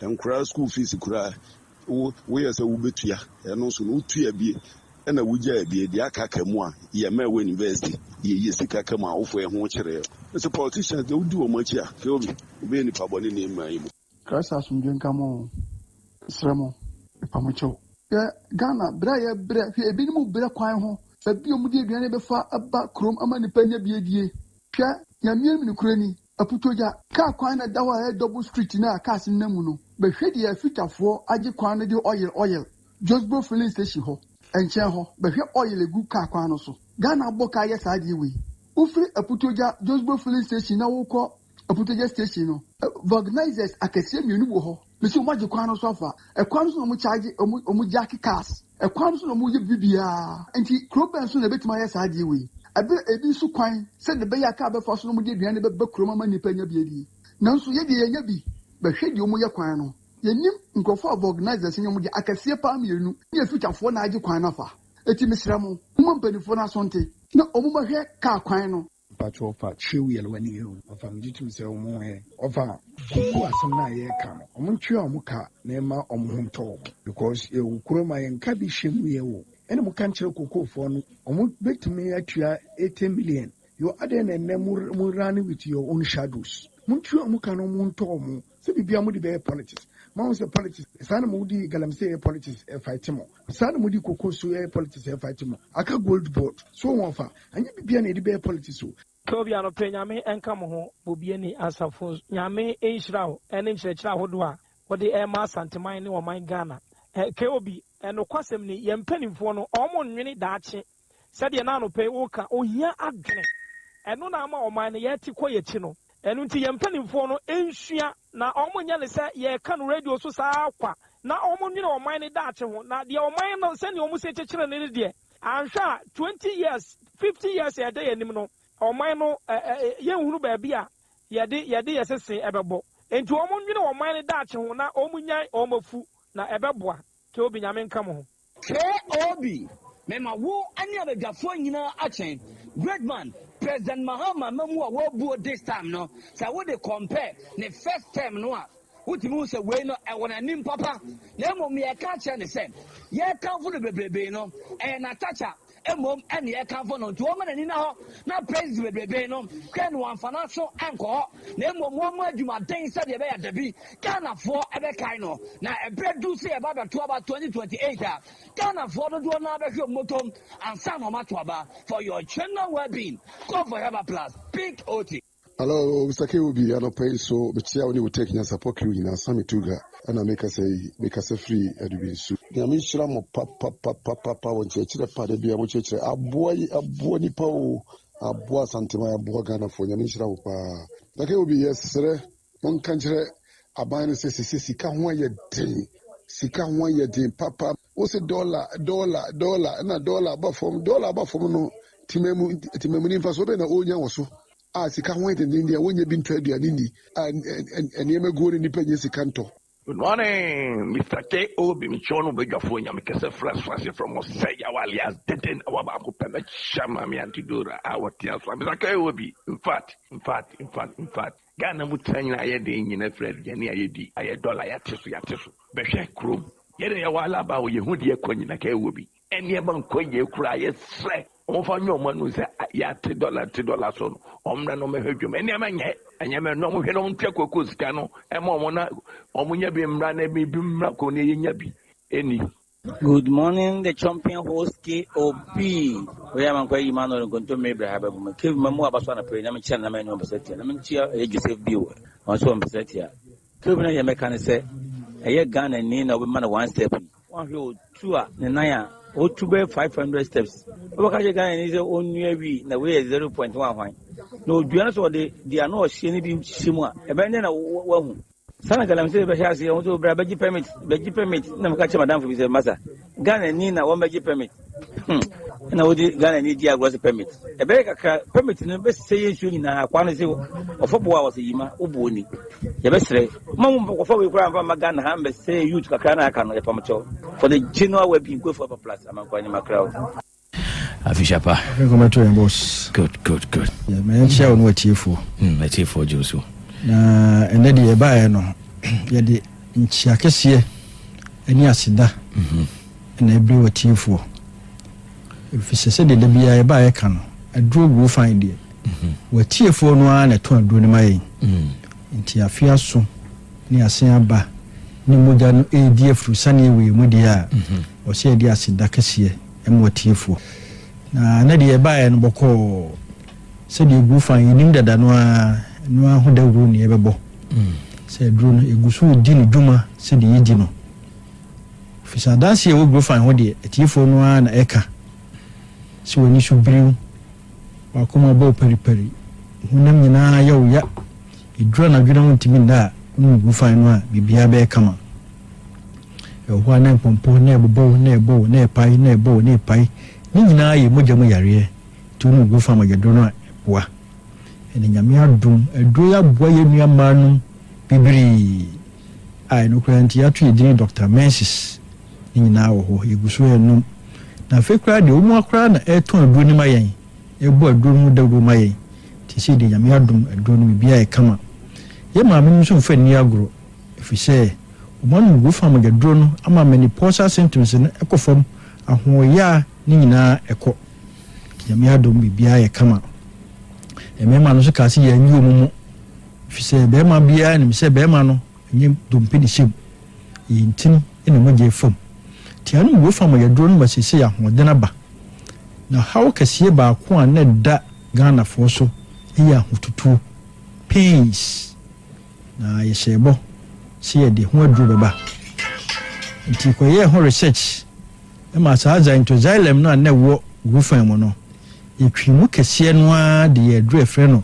growfine ointment na yam se aha ene station di kan be bo ho dawuru kakra bi nyanko abonten na se kakra bi de be na aduro no ashoto wow growfine ointment se also padaka ba ko onya iji bonya nyina yegusu ye adwuma no fi se de aduro no si eyi adwuma wo honam mu no enya agro wow ahotutu nkutudien aposo no wonu se nyankopon bo nipa no udompe bia enka dompe wu aposo bia odi ade bia hye ho caterage grigrio no se de bia dompe enka dompe so atase na dompe de ka dompe a de yawo kase beba de odi sa caterage ni so hye ho na sa caterage ni so odi anwa bia gumu efe ne glucosamine u nyina ewe u jina fa ko cha ewe u tena fa ko cha ewe u nyina ewe yare bo wa ewe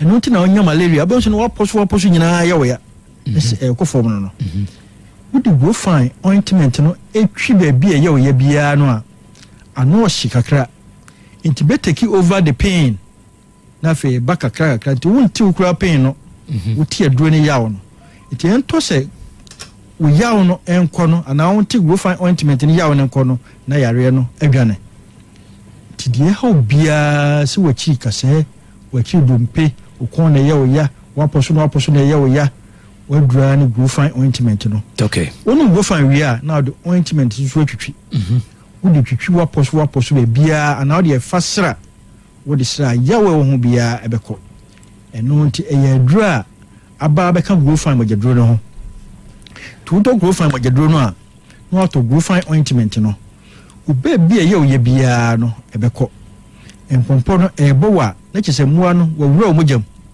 to wura omojam a growfine no be kwa kwahye ase na ahona fa ointment ne fa ho enfam ema bi nkan no eye pompa ema bi nkan no fi se kan no na ebe den wo de fa ho no a ebe boa mia ama pompo no apie ama bacteria bi ombia no apie aba na fi mogaduro no so aboa ahye mua na se omojam ye dura aba eba e nu boso miensa na se de aduro no amanfo si guso ayeto no ka bia obehia ne bia bi wom ba bia oto aduro bia so kwa oto growfine we a oso ointment growfine ointment no unya growfine na unya growfine ointment ndia na chese yare ni nyina 2025 ya jana kwan 2026 yire ye ba ni abepa ho den sonko e di abobra no fisa abrabo a we ebo no enye den mu odin yare wo ahoya wo na wo nyine ne so na wopom so e ko fam kakra kakra time bia wonu go fam agedo no a e boa ma o moja sonko ma moja na no ye den eyi mu a mo afrim o moja no ye den na yare ntimi but so atese right waposo nyina ayo ya na the growfine ointment ne sra wawie doc do not feel say wonu moja dra e aduane nko entra asa ma utimi didi yo se me no ma me kese debi growfine no di medical di say eyi cholesterol free system okay so atese na ama omoja na no ayeden ena nuro no so vitamins wo so bi ko hospital wo yare kese pa na okwane di so sini so aduane kura hu yen o do hia wo aduane do hia wo nsuo na ye di sini so no tinipedua no wo hia necessary vitamins eno na wo growfine magedro no enti mebia na aduane bia wo di bia fa growfine ne ka ho se de be ya ma o necessary vitamins are nipadua no ehia de adi dwuma. Okay. So what I say, unu go from agyedo na faka ho. Fi say aduane a wo de no kura no wo kura wo nim vitamins e wo. Ti sa kontomire na wo anyu so no e wo go fan mu. Koko no a wo ti Ghana wo ni bi da no e wo. So what I say, to unu go from agyedo na mo ahoden sonko. No nipadua e kama. Nti wo kwa brochira first no, wa yi obi bia wie no. Wa yi waduane awie no, wo mu fresh ai. Saa ayi na koko no aba no, no mo wie ni saa. No mo store de no ma bibiri ya ade a bruni emfa koko eni agro koko ni de emfa ni agro wode aya san ya ade afre di chocolate a da bia na dankola num ebua mankola adwen mu bie na yen koko no so de afre bibi koko bruni ena da to ano no ena mama na ye nome uzu koko bruni a mebia o skin ni e kama eni tina ho no go fama jedo no a ebua ma oni padua na e kama. If you say the beer da your cells na we mu no ye nipadua no ya hye blocks no the beer bi wu na foforo to get the necessary vitamins e bia eyi color Nyankopon de ma wo asase so nti na no go from agedro no a it makes you grow fine. Right. Your number no 0244 59 65 32 0244 59 65 32 baby eto andro bia obenya grow from agedro mi ato nyemom se ope bia tu ato a ko PFA pharmacy o Tafuni road Missy Heba umrom Angelos umrom Apidanko umrom Colina ko Ashtown Bezeruka o Kiwo Tidati Sufulai Pioli wa Bwakwa Sakseba Patas Blockhouse ene so Patas wa Costa Pharmacy wa Pampaso Yellow and Orange wa Mukum Smarteba o Boase Uto grow from agedro no akasa ope grow fine ointment grow fine kuno faka wa dro ho nanom na no grow fine ointment no grow fine agedro no now the grow fine ointment sraswa afedie it makes you grow fine. All right, Dr. Mensa said that's it. I know pay. All right, that was your for modern sounds up account grow fine herbal tonic. Now or the grow fine ointment no so account doc. Yeah, that's it. Yeah, first then be Emma Yabua for Soya Cinema and Nyansapo discussion segment at the Bro Perfect Series Books. Koswaka was a open mama mo fresh ya.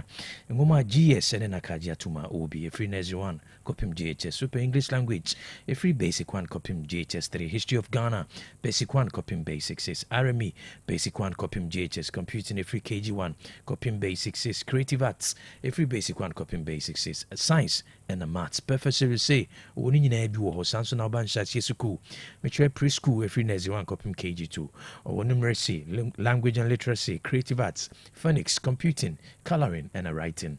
Over GHS basic 7 copim basic 9 Perfect Series 1 English language, social studies, science, RME, computing and a career technology. Perfect Series our mock exams, terminal exams and a midterm exams I boa church for any addition for Musisi Omuhu said in Sohini City and Omudua or no any annual to turn to what you are quite Kumase or Putoja or station on Crying Dance Man first stop a one war Uber bookshop will be able to sell Perfect Series on Sabakabi. Say uwo bookshop na upebi so etu akoton ana say uyesuku na upebi amawade sua fo sua won hye kama de man fra won 0243 299 938 0243 299 938 and 0540755465 0540755465 Perfect Series, your world's future is secured. Ndrono the fearsome 3 Hepa Plus Pavi and a plasmos. A catcher safi a Hepa Plus infections no adoso. And unti a brebiano my Hepa Plus Pavi plasmos and on chain. Oh no no wapomodino agent abrani. Na unipeduana kasankasa. A timini yadua who do be a passage in peduano, a bosso any DSA, send a bear yadia encounter away, yen train and yade ansana yanum, said the doctor Debia Dr. Ibe Cano. Bosumi no nyina no modern se obenya Hepa Plus bako, Pavi bako and a plasmos bako. Sister cities yi fa hwa pomoden yi oni so yi ono topa ye de open no betimi akogibi ɛboɔ so ɔnyɛ ɛnyɛ den 20 cities miɛnsa na Osaka Hyper Plus Pavi and a Plasmos bibia kyerɛ so a ɛne Dr. Ebenezer Ajiman kasa 0542 778572 0542 778572 and 059 1367 898 059 1367 898. I'm on any phone. With me, my address of 0542 807 907 0542 807 907. Kaise eba apomode mapadia and one Hyper Plus Pavi and a Plasmos. Abapamo Shopping, Ghana's biggest online shop for quality products. Open here, papa to now. Pese will be traffic so will be how who car sem now what ne fina no modija abapase or masa kunyano. The Yans over for Play Store, over call or phone so over Play Store and as App Store.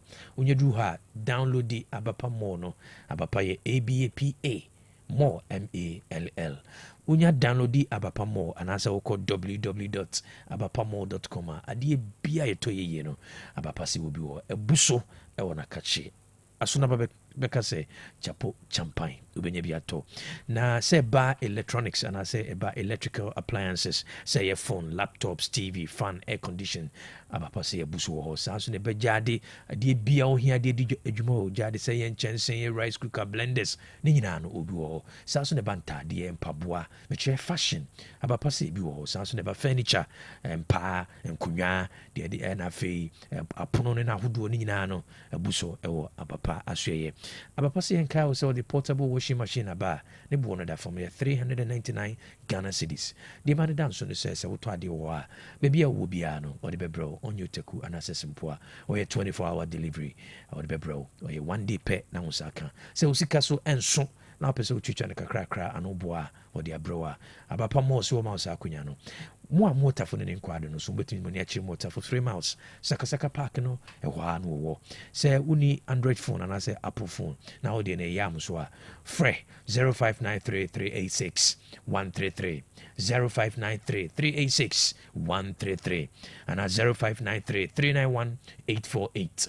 0593-391-848 ofra kadi kra wo pɛ no cheche mu kyerɛ mo wo hu ade kro na wo de bɛbrɛ bia wo bia say do minda na say ye wo fie na mo pe live band papa ye kan for Hyper Plus live band e de ma wo ba ye nua kwesi usu ye no wo hu Hyper Plus live band enwuma enyum say ye hip life hip hop gospel reggae dancehall high life ni nyina no wasua instrument no so ye kama ba wa to say yes instrument and ebo no enunti frɛ Hyper Plus live band say ye wedding and as a sodi budi juma mu ye crusade na mu hia live band we bet my friend 0593-386-133 0593-386-133 and at 0593-391-848 0593-391-848 Insu ada ye kan form ye Clear Park natural mineral water makrachu no pe bia de ma mitimi dwuma wo fidie mu a ye Clear Park natural mineral water mean sorry no na the minimum requirement am here no manoma wie enuti ye koso kan form we ya twe fresh asim ye da fa fidie asone so amani ay se krojen FDA so agya to me fie duni echi ni wona anom Clear Park enim se o how be any echi you want a jack Emma dispensers open a bottle ubenya bi sounds na ba sachet so a obi ho anything baby adomatwa hye bi say wedding funerals birthday parties conferences retreats and conventions na mu hien so dia serve one so no Clear Park natural mineral water a school for financial institutions and companies ahodo nyina no ye kan for Clear Park natural mineral water e de mamu dunkwa one for ni chemo Little Angel Ventures oni bamboo spot no ene di hwe ni mu Kineben Ventures wo manso data no ukwa ubenya bi asante mantem where there's open to do to a fresh and Max Royal Company Limited it was 0244 041913 0244 and at 0558 001765 0558 001765 so person ya trade bi go na so dia sense dey bi ton na ene dwuma wudie no ekwa obetimi afre St. Max Royal Company Limited obeyamam Edusan Heba Center no ajiso madansi ni mama edusan so enka se so yobi a osisi o ya pa anase koko agini pedua na boso be ma waye mre ahototuo ɛwɔ so saa nso na ne dan ne ɛhaw a wohia nnuro mmienu pɛ adusan herbal mixture ɛne adusan herbal capsules kabom ne bɛtu aseɛ sɛ malaria fever anaasɛ wɔnom no ato a wontumi ne di woayɛ mmerɛ a bɔmmɔden sɛ wobɛnonom adusan malahep ɛno nso so ɛbɛdi wakagyina mu sɛ wapɔ so yɛ ɔya sasaborɔ ɛwɔ wo so anaasɛ honam ani nsansan ɛne ɛhaw a deɛ ohia ɛyɛ adusan herbal ointment bɔmmɔden sɛ wo sɛ bɛka bi sɛ nnuro mmiɛnsa ma wobɔ so yi ma me adusan so wato apete baabi ɛtɔn aduro biara no wobɛnya bi bowura pharmacy Bumra Herbal and have chemical shops on Sabekebi. Nimum, se open dodo to Kumasi Ako Freddy Ments, Colinak, Oson's Pharmacy, Costa Pharmacy, Danny Herbal, and have a PFA Pharmacy.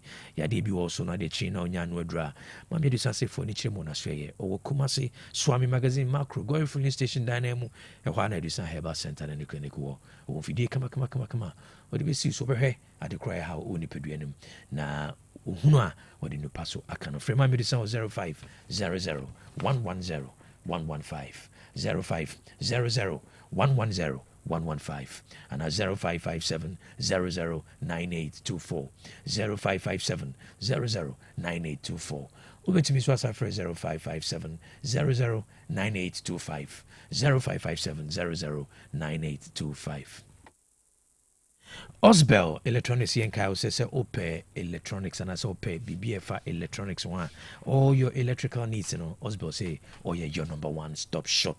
Say ope fans so na so na benya fans papa say rechargeable fans o charge gina na so badwuma Osbel say bra na unsabe can be Samsung up battery fans normal 12 volts obi ho or the wire is strong grammar students we a student funds or compact 10 and a 12 volts or 12 volts funds ubenyabi na eba TNT original funds are Osbel say onu kwana kachi and abenyabi or 16 and have 18 funds eba general electrical say a metal box and I say cables the wire dia Osbel so bi or ni de no papa na ne bo so F4 na kira kwa Kumasi dum PZ obi ba JK 014 PZ frɛ homa no na ne Osbel enkasa CCA 0244 04 3805 0244 04 3805 and 0598 990 651 0598 990-651 and 0241-599-554 0241-599-554 Fre Nene Osbel and Kasasisiye Digital Herbal si yenko so anka o se onyankropo nyansa mu no oni de nti odi koku cheye enu nti na wato ne boss ahwehwem koku mo ho de nyina watwe o de Xanthoxyloid so aka ho o de grow fine moja dro so onu mato untimi ne bia no grow fine wona ne unsa yo chichi sanse moja no ano emret mi ndi nyuma ye no grow fine o moja ne bi de furusane no onyu wapomoden edu anwumra untimi na no grow fine na beta sa akoda anopa o sorry no so emra bomodi sanse be ka grow fine onu bia betimi adu djuma na wo yo ba na se wo hawo no ye fichikro mu hawo nko ade a se wo bretwa na mayi ana se bed ya on e brew ana se wo de na emakra bomodi so be no grow fine na beti dia se di enti ma no ato ni din Dr. Menses grow fine or vitamins e bo apomden sanso na boa ma nipadua ne infections ahodo de asie se wayare na afi na ho to wa no grow fine ho beto ntem so ba bi eto adro bia no obenya bi na mom so open do to a community herbal Colinak Herbal ewo Ashton Imrum PFA Pharmacy also per 1,000 cartons crown obenya bi Smart Herbal and so oboaso obenya bi ato oba Otec from ha obenya bi grow for car no enam impotem ene mbonten so uhia na gina na jodie bibia chiro so afre Dr. Menses so 0244 596532 0244 596532 grow fine makes you grow fine. Valley University CN Kai will say ono ene ankran su upon di kan memoir onya de child status wo bi na pono amadusua fro se opeso ye regular student wa konya wo se opeso ye distance program so a oye bi ana peso ye sandwich program so ani nyina bi wo oye degree in nursing and have a degree in education degree in nursing ye BSc nursing and a education or B.Ed mathematics English language social studies information technology accounting management and have a religion oye business administration with options in management or your human resource management and accounting. So also your postgraduate studies, which your MBA programs are, or your MBA in accounting, strategic management, human resource management, MET, administration and leadership, MET, curriculum and instruction, MPhil administration and leadership, and MPhil curriculum and instruction. Valley University wa church for wa ben, and just what been in Kwa or identity a pabemawa, Union no dance, no asayimwa. Nano, everyone competitive for both the local and international market. And Yama Valley Beauty Chadin in Agiteka Ajatum say, Samsung other international accredited bodies as well, Ajatum.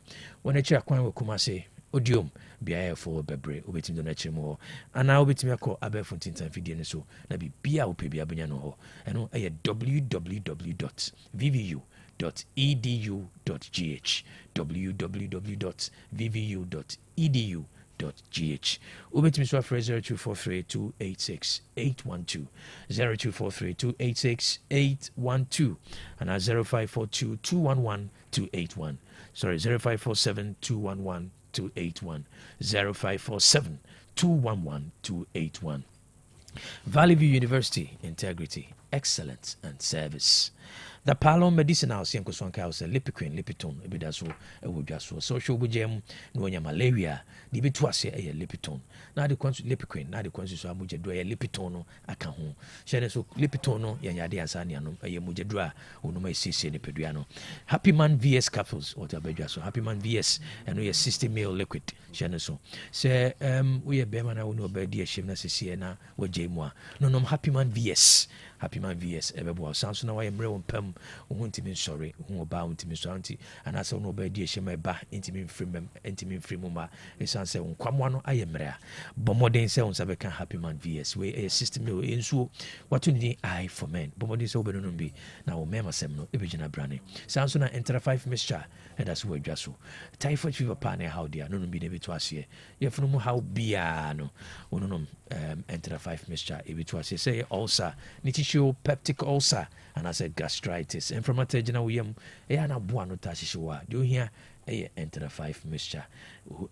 Twasie. In fear do me as an ye, one anum be a dear dancer, doctor for what trauma patients or so, a dear dancer, baby a turn to biano on Sabekabi. Say pharmacy, herbal. And our chemical shops being a BBA church afraid. Dr. Tapalo, it was 0244-827228. 0244-827228. Yakao Senyami Admochna, and I will take FM. The second edition of Good Health and Love, no, Yadisha Sophie Diamoya, China, 13th of February. Yet you answer for 4 one of Shane say, a year or double sumintino will take FM say, you say she was pomoding and it's bra. A few tremo, Mubamani Efe, a fee, and you may be brio ha, Yadia Kahone, but in Mamines and Otec, only by Grace Hospital, a carbon, Yeshua pomoding. Check your pom nipediano for new one, and into Jibre and more pomodin, said the DBI cano, one Jibre and more pomodia. We a day, Ubinya Daje, Edasha Yadie, Shannon so, and Tinyamia Mochna, yet to Safro. Now, one I saw near Samaritan Villa Resort and Conference Center, Mansell Rural Bank, PLC, Mary Stopes International, Petra Cakes and Cafe, Danny's Creation, Ujimat Travel and Consult, Best Brain Publication, The Palon Medicinals, and after Juicy Drop Juice. What do you know? As we are saying, it was side attractions, be brave. Your cow said, yes, I will show you Kwana, so we share a Pomodin Kwa. It's also the jazz, ever to us, a soothing jazz, Anderson jazz, ever back. Channel first edition, it was awesome. Yamiad Muchna, ever awesome. Anything a twins afro, bra. Na ebehwe pomodin na bibia anye kamaka abrewa yes sir ene na chese me nen nan kan sense su bio abaso bo ne meja pai na we de wa papai no nti we yenya abaso ana say he was the akaka egugu gidi sunsu but we wakaya ma aztec nti obia nti good health na nyambo a ochina yehwe obi nim wo momra ayi kane na me school near the yebo ayi drum ena ye de every assembly nti do parade dey so momra bre kai wesku kra na ebo nti ochina nyankopon bo a momra bre na bibia enye kama afi Kenya se adwumam cool base hono 2 bedrooms flats ewo air conditioned room, store room, kitchen, bathroom kese, living room kese, yato fence wo home, nsuo wɔ hɔ kanea wɔ hɔ wowɔ parking space kɛseɛ ɛbɛn kwan ho nso wopɛ no 1 year ɛkwan wɔ hɔ wopɛ no 2 years ɛkwan wɔ hɔ number wode bɛfrɛ yɛ 0531 557246 ɛna 0548799584 the fearsome 3 Hepa Plus Pavi Plus Mox or enrei sɛ wononom bi a ɛbusti wo immune system na ɛsiesie nipadua no nyinaa ma obiara yɛ n'adwuma kamakama system no nyinaa obiara bɛyɛ ne deɛ nti ɛba sɛ wodidi a watumi adidi kama woda a watumi ada woyɛ adwuma bi a watumi ayɛ na wo ho ayɛ dendenden Hepa Plus Pavi Plus Mox nonom bi na wonya apɔmuden a ɛbɛboa yi nyinaa obi tene baabi a wote wo deɛ nti nonom bi no na wotɔ bi so ɛde ama obi Fred 0542778572 and 0542807907. Wait me so Fred Dr. Bio 0591367898. We be a chere wadwen friend. Open so the your personal doctor. Na ni beje ho pa. Oba we take here Hepa Plus Pavi Plus Mox. Ebuso ha. Okoma ma ho Ashtown, downtown. Baptist Funny Junction also a honso. Ebuso baby a to adurubowura osemepe Hepa Plus Pavi Plus Mox ubenya bi anonom asembeba de bi nti jelan yito hon mu na BBC say ya waresem efisem mana sasesem so ubi pese osisiu ubi pese obu faso a ofra crop ya na ya santene na bedwafo bebua ne number no 0536222554 esa your WhatsApp line to between the audio any video ne wo story bia afa 0536222554 mo beboa yen makosi usu aye bibia akoso kama yentime pharmacy den ni enti Richard Obin Mary Cherma Rose Josephine Sakode Augustine Bio Hannah Frempon Vide do say adwati wa eda hen Elizabeth Amponsa Bismarck or say anomedidi mo nyina yede masedaka Ewrade nhyiram Makusua ewo atweme kropon ante nyame nhyira wo ena ye bio abrantie enso information baby a wo bia ye chia woda wase Lucy Nkroma Georgina Fosu na Wumia Sare Lucy Apia Cecilia Jemfi akosu papa bi nyame nhyira mo pa Enterprise ewo tano so nyame nhyira wo anti Georgina Alhassan Bansi Haruna Yedawase Isaac Ralph Abwaji Jesus is coming again information center nyame nhyira mu nyina Dorothy Menu Honorable Frank Jemfi Frank Naro Barbering Shop at new site nyame nhyira wo pa Kwajo Steven Kwakupoku Isaac Derry Janet Usu ena Josephine J Mabel Adomako Mensa Hawa Malit also nyame nhyira Cecilia Kwantima Hamilton Jalu Ewrade nhyira wo pa Brekuma yedawase Ekuya Jewa Echampon Adelaide Opon Georgina Owusu Nanama Dankwa yedamu nyina se Kwame Nkrumah Douglas Beko Calvin Ajiman Gladys Asantua Afro ena Richard Seku Kenneth Odrowiafe Isaac Asamoah mu nyina de ye kan se Owrade nhyɛ mu de mo hwere ye nyina anai Teacher Osbel yedawase Honorable Kennedy Kankam former MC Asoko Mampon yedawase papa ena Police Inspector wo menhia El Lizato baby a wo bia Otec for say yedawase ebusua no dawase kwasi usu ebusua edawase prisons menhia monim command nyina na ne champon Boshen Abraham Junction bonsuo mu ho nana edawase ene Nyansapo voice note mode munimu a onimu enye yie enemu edamase papa nyame nhyira mu nana ekuya one mucho nana ekuya see me sister ekuya auntie ekuya cafe ana say the inside yeda CP wati gao kachere ma say nyame nhyira no enafe media networks ni nyina FM stations munyina kwasi usu aye nom mwanya yen yekase Ewrade nhyira mu Dubia Shreyen on Shena 9. A Siene Keja in Yasida. Afi gobe. Ye. Afi gobe. Afi Yeda wasiwati. Nyankopon shira papa. Mami free ye so sa. Adwa frakuma. Abodie. And a captain Kofi Amponsa. Time for Monday say nuanemunti yenya mwenya. Eka eni yenimu nyina. Yena Mr. Nketia.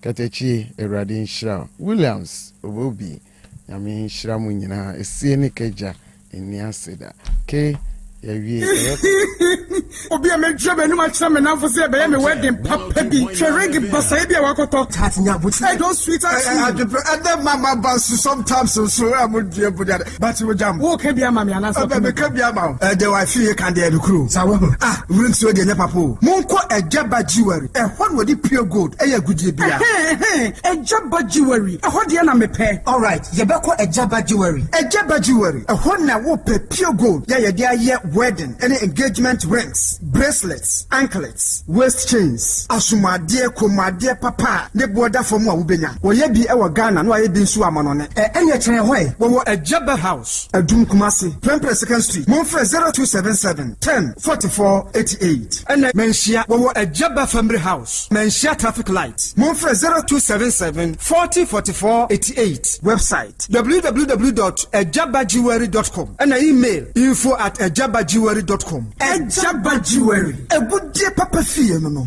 Sinami chen, mami bon, komobi, min komoni nani de. Odobo sumine dru hobiemo eya pomodin pa ni odo edi ani odo se wonni apomodin pa wenti and Otec FM any by Grace Medical Center aka won ho bom edin hihye gu akwemu yede be hwe ya pomodin. It's the second edition of Good Health and Love. Ye po pomodin panti ya tete niyomo no say who a 50% discount by Grace Medical Center say probation wani wo say a scaling polishing and I was so how bia afi ye be hwe se de ye sa ene ye brebo ahoɔden sifatie moje mo hwehwemu ahodo cholesterol dodo a ɛwɔ nipaduane mu ene ne ye hawo wɔ nipaduane mu bia esani se by Grace die Ghana by na giatu eno nti hyeye de fiada February bosumi de toso du miensa ɛwɔ Otec fie he ya empayefo say the ofrudi apa ene piano ne sa hunti abofo maso yasene ebene Danny's Creation, your one-stop destination for high custom printing, Petrus Cake Papa Fee, Samaritan Villa, Ahom Jibia Obenya Wasum Jemapa, Dapalon Medicinals, Indu Papa Fee. Ujima Travel and Consult wa Quantum Akonfor. Juices Drop Juice, Fresh Juice Papa, Best Brain Publications, Tomorrow's Education Today. Kayo, February 13th, Otec for the Good Health and Love. Apomodin pa any odo.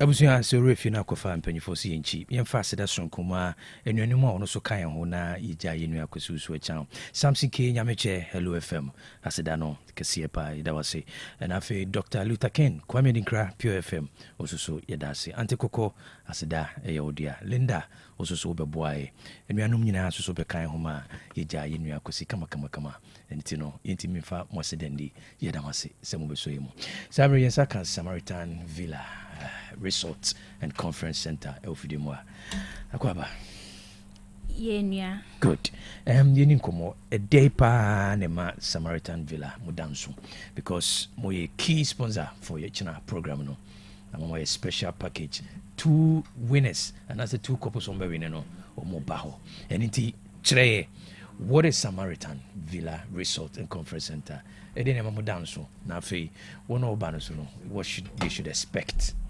Okay. Inti mechia mutiefo nyina na Samaritan Villa and Samaritan Villa Resort and Conference Center ye offer hospitality services inti upe baby a ubeba beda beje wahomia ye offer sa services no ena ye sign ewo conference center ye wo conference center ebe to me I occupy a few people and I yesan a bigger one and no ye a multi-purpose conference center and no capacity no eso eye kese pa enti se ope baby abeye o program bia betumi ababeje ye conference centers ni mu bia and yesan wo dome eno de the capacity ne so pa eje hundreds of people etumi containing hundreds of people. Yesan offer spa services. Yesan wo restaurants. Yeduane no eye kama pa. I think say mo betumi attestify. Right. Eno. Ena yesan wo bar. And so ewo ho. Yesan wo ye gardens no so eye baby a say ope outdoor activity bia aya ubetumi abe ye gardens nenso ede aye o program so awadie episode je awadie yes na yi so yi de ma ho awadie bibia any outdoor event bibia ubetumi aba Samaritan amaye na ade ba ko a edanso from other hospitality providers no and they say ye location no and ye environment no ye were very serene environment. The environment no ye very quiet ain't treka bi no asomjo yeah ain't say wo pe baby a wo betumi ababeda away from all the noises cars betwitwem nkra ye dede ni Samaritan very good hideout yes, yes exactly and ye environment no so very clean, very asofo people so baby atwa nyame anim din obetimi aba ho yes couple so person mu free crowd and channel have a good time obetimi aba yes it's okay. Inti Samaritan is the place for and a businessman or a businessman out baby I call relaxing or refresh your mind I reset on what's juma it's also Samaritan, the place to be okay yes. All right Friday program no in komo fa ho nyame admo china after say you be health screening no mo program mo share over the weekend no so no kan ho asem kakra chere okay inti ye program ye work for Val's Day no that is from Friday through to Sunday no? Okay ya tuni din odokesie yes and an activity packed program me ba ma men kan church for say nkomo ayedi omuntie ni ye esan say obebusa question e wi adwabrem sa nkomo ayedi na no pe ye yebebusa mo ho ensamusa wo dwabrem nipa mienu mbetwa no na mo couple no mo ba na mo nya tweet muntie ni ye pa nsema mami kan muntie ni ye pa okay program ni dey odokese yes okay odokese and a share free Friday 6 p.m. okay enti either say obeba beda ho ana obe join ye through your activities na ubetumi aba from 6 p.m. till say wa obebra obepese ubeko akoda and D-Day nankasa that is Saturday no ye wo program throughout the whole day enti anapano so Saturday no Friday no ye wo movie nights karaoke sessions and then games for Friday night no and Saturday no anapapa ye have a breakfast buffet for in-house or more beda hono but say ubeba be joining ya ubetumi you are invited to join us anapano after the breakfast buffet no ye wo marriage seminar Otec for beba ababe cover live ewo Samaritan Villa enti after your marriage seminar no your packages no it comes with spa sessions any aduane and all of that enti in between sa dwumadie yi mu nyina utumi ko have a spa session ubetumi akọ have a lunch na any other thing bia ubetumi aye and after all that ye wo games ye beye na ye games nenso couple bia na say individual bia ebe image as a winner bia ye wo achede kakra ye de bema winners nenso na n'anwumre no Saturday n'anwumre no ye wo a romantic dinner and live band enti ye be didi na omo bonyom and so yes enti that is it for the Saturday and Sunday no so anapa ye be have a breakfast buffet, and after the breakfast, na in-house for no ebe check it out. But then on any regular Sunday biano, you have a family buffet, and that will also happen on Sunday. And if say you would want to join the family buffet and so ubetumi join it, and sa dan so na won so be pese wodi webusia ebeba abedidi was Samaritan, and so you are all invited to join us. Okay, that's fine. Finally, Edenti, Nyami Admocha, good health and love. What are you telling our audience? Okay, Auntie Samaritan, any Otec FM, are partner to help with the good health and love project, you know. And yanso ya dia kakra ye de be support money say ye wo questions bia mubebusa motiefo ama ye na say omutumi answer those questions na, and questions no e call for awarefo yempe omo a omo twempna ana say yepe awarefo omo a omo wari legally na omutumi answer your questions no correctly a yepe 2 couples enti oyiri ni okunu, that is 4 people mobeba be join ye ewo Samaritan Villa for your Vows Day program no, enti mobeba be enjoy all the activities na for free yeah nyina from Friday through to Sunday no, mobeba be enjoy bibia for free. And it was say, as I said, no, your questions be a bebusa etie for no, nti se mutumi answer correctly na the omombe answer no mbeba be join ye for program. Okay, me patcho fa number ne tudwa na question ye bebusa no dwabrem na awia questions ne bebusa dwabrem umu wi omudo omo questions o bebusa de amaye na ye de ama Dr. Cash awia o bebusa question no wona obetwa no obenya good treat about Samaritan Villa Resort and Conference Center.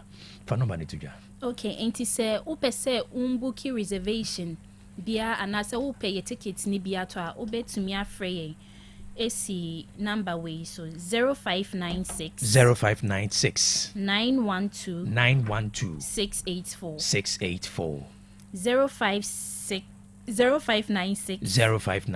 912 684. All right, yeah, that's it.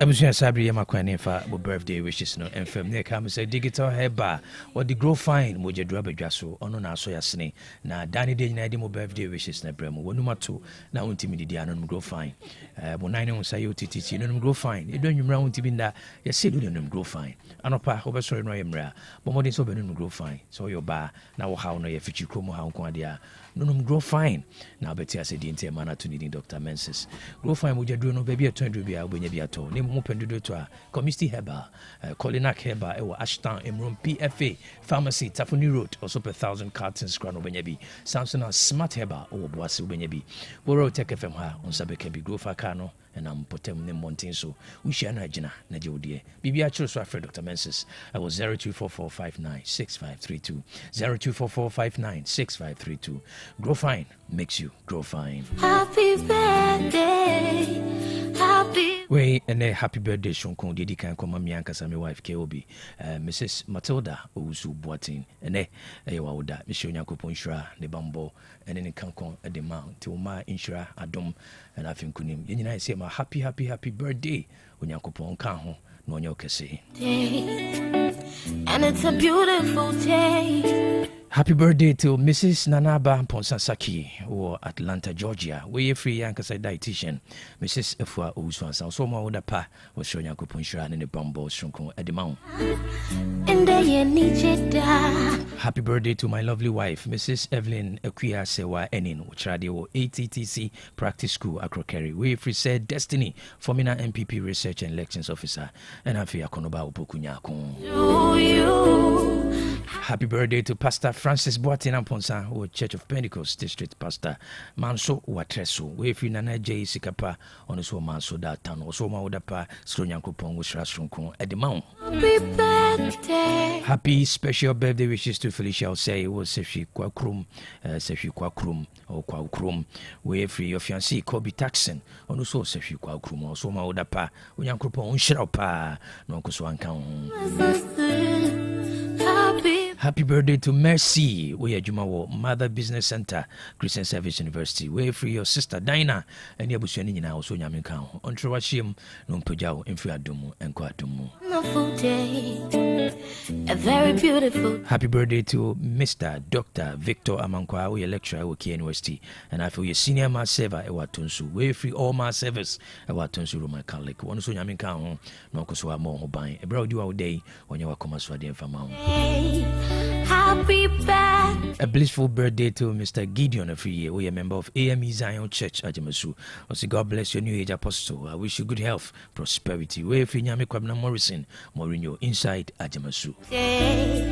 A glorious and happiest birthday to you, Samuel Nto, aka Ashley Cole. We are general manager of Ashley Cole Electricals inside Ajamasu. So God bless you, manager. Prosperity and long life be your portion. We free Nyame Kwabna Morrison, Mourinho Ajamasu. To you, happy birthday. Happy birthday to Gifty Adoma Chekua, we're free Kojumo, Otec 102.9 marketing department. Was wishing you as a day beautiful and a special day as the life growing within you. I was a happy birthday, dear mom to be. Wonderful day, a very beautiful. Happy birthday to Lady Nicolette Baba every year or Little Haven School, Kentin Chrono.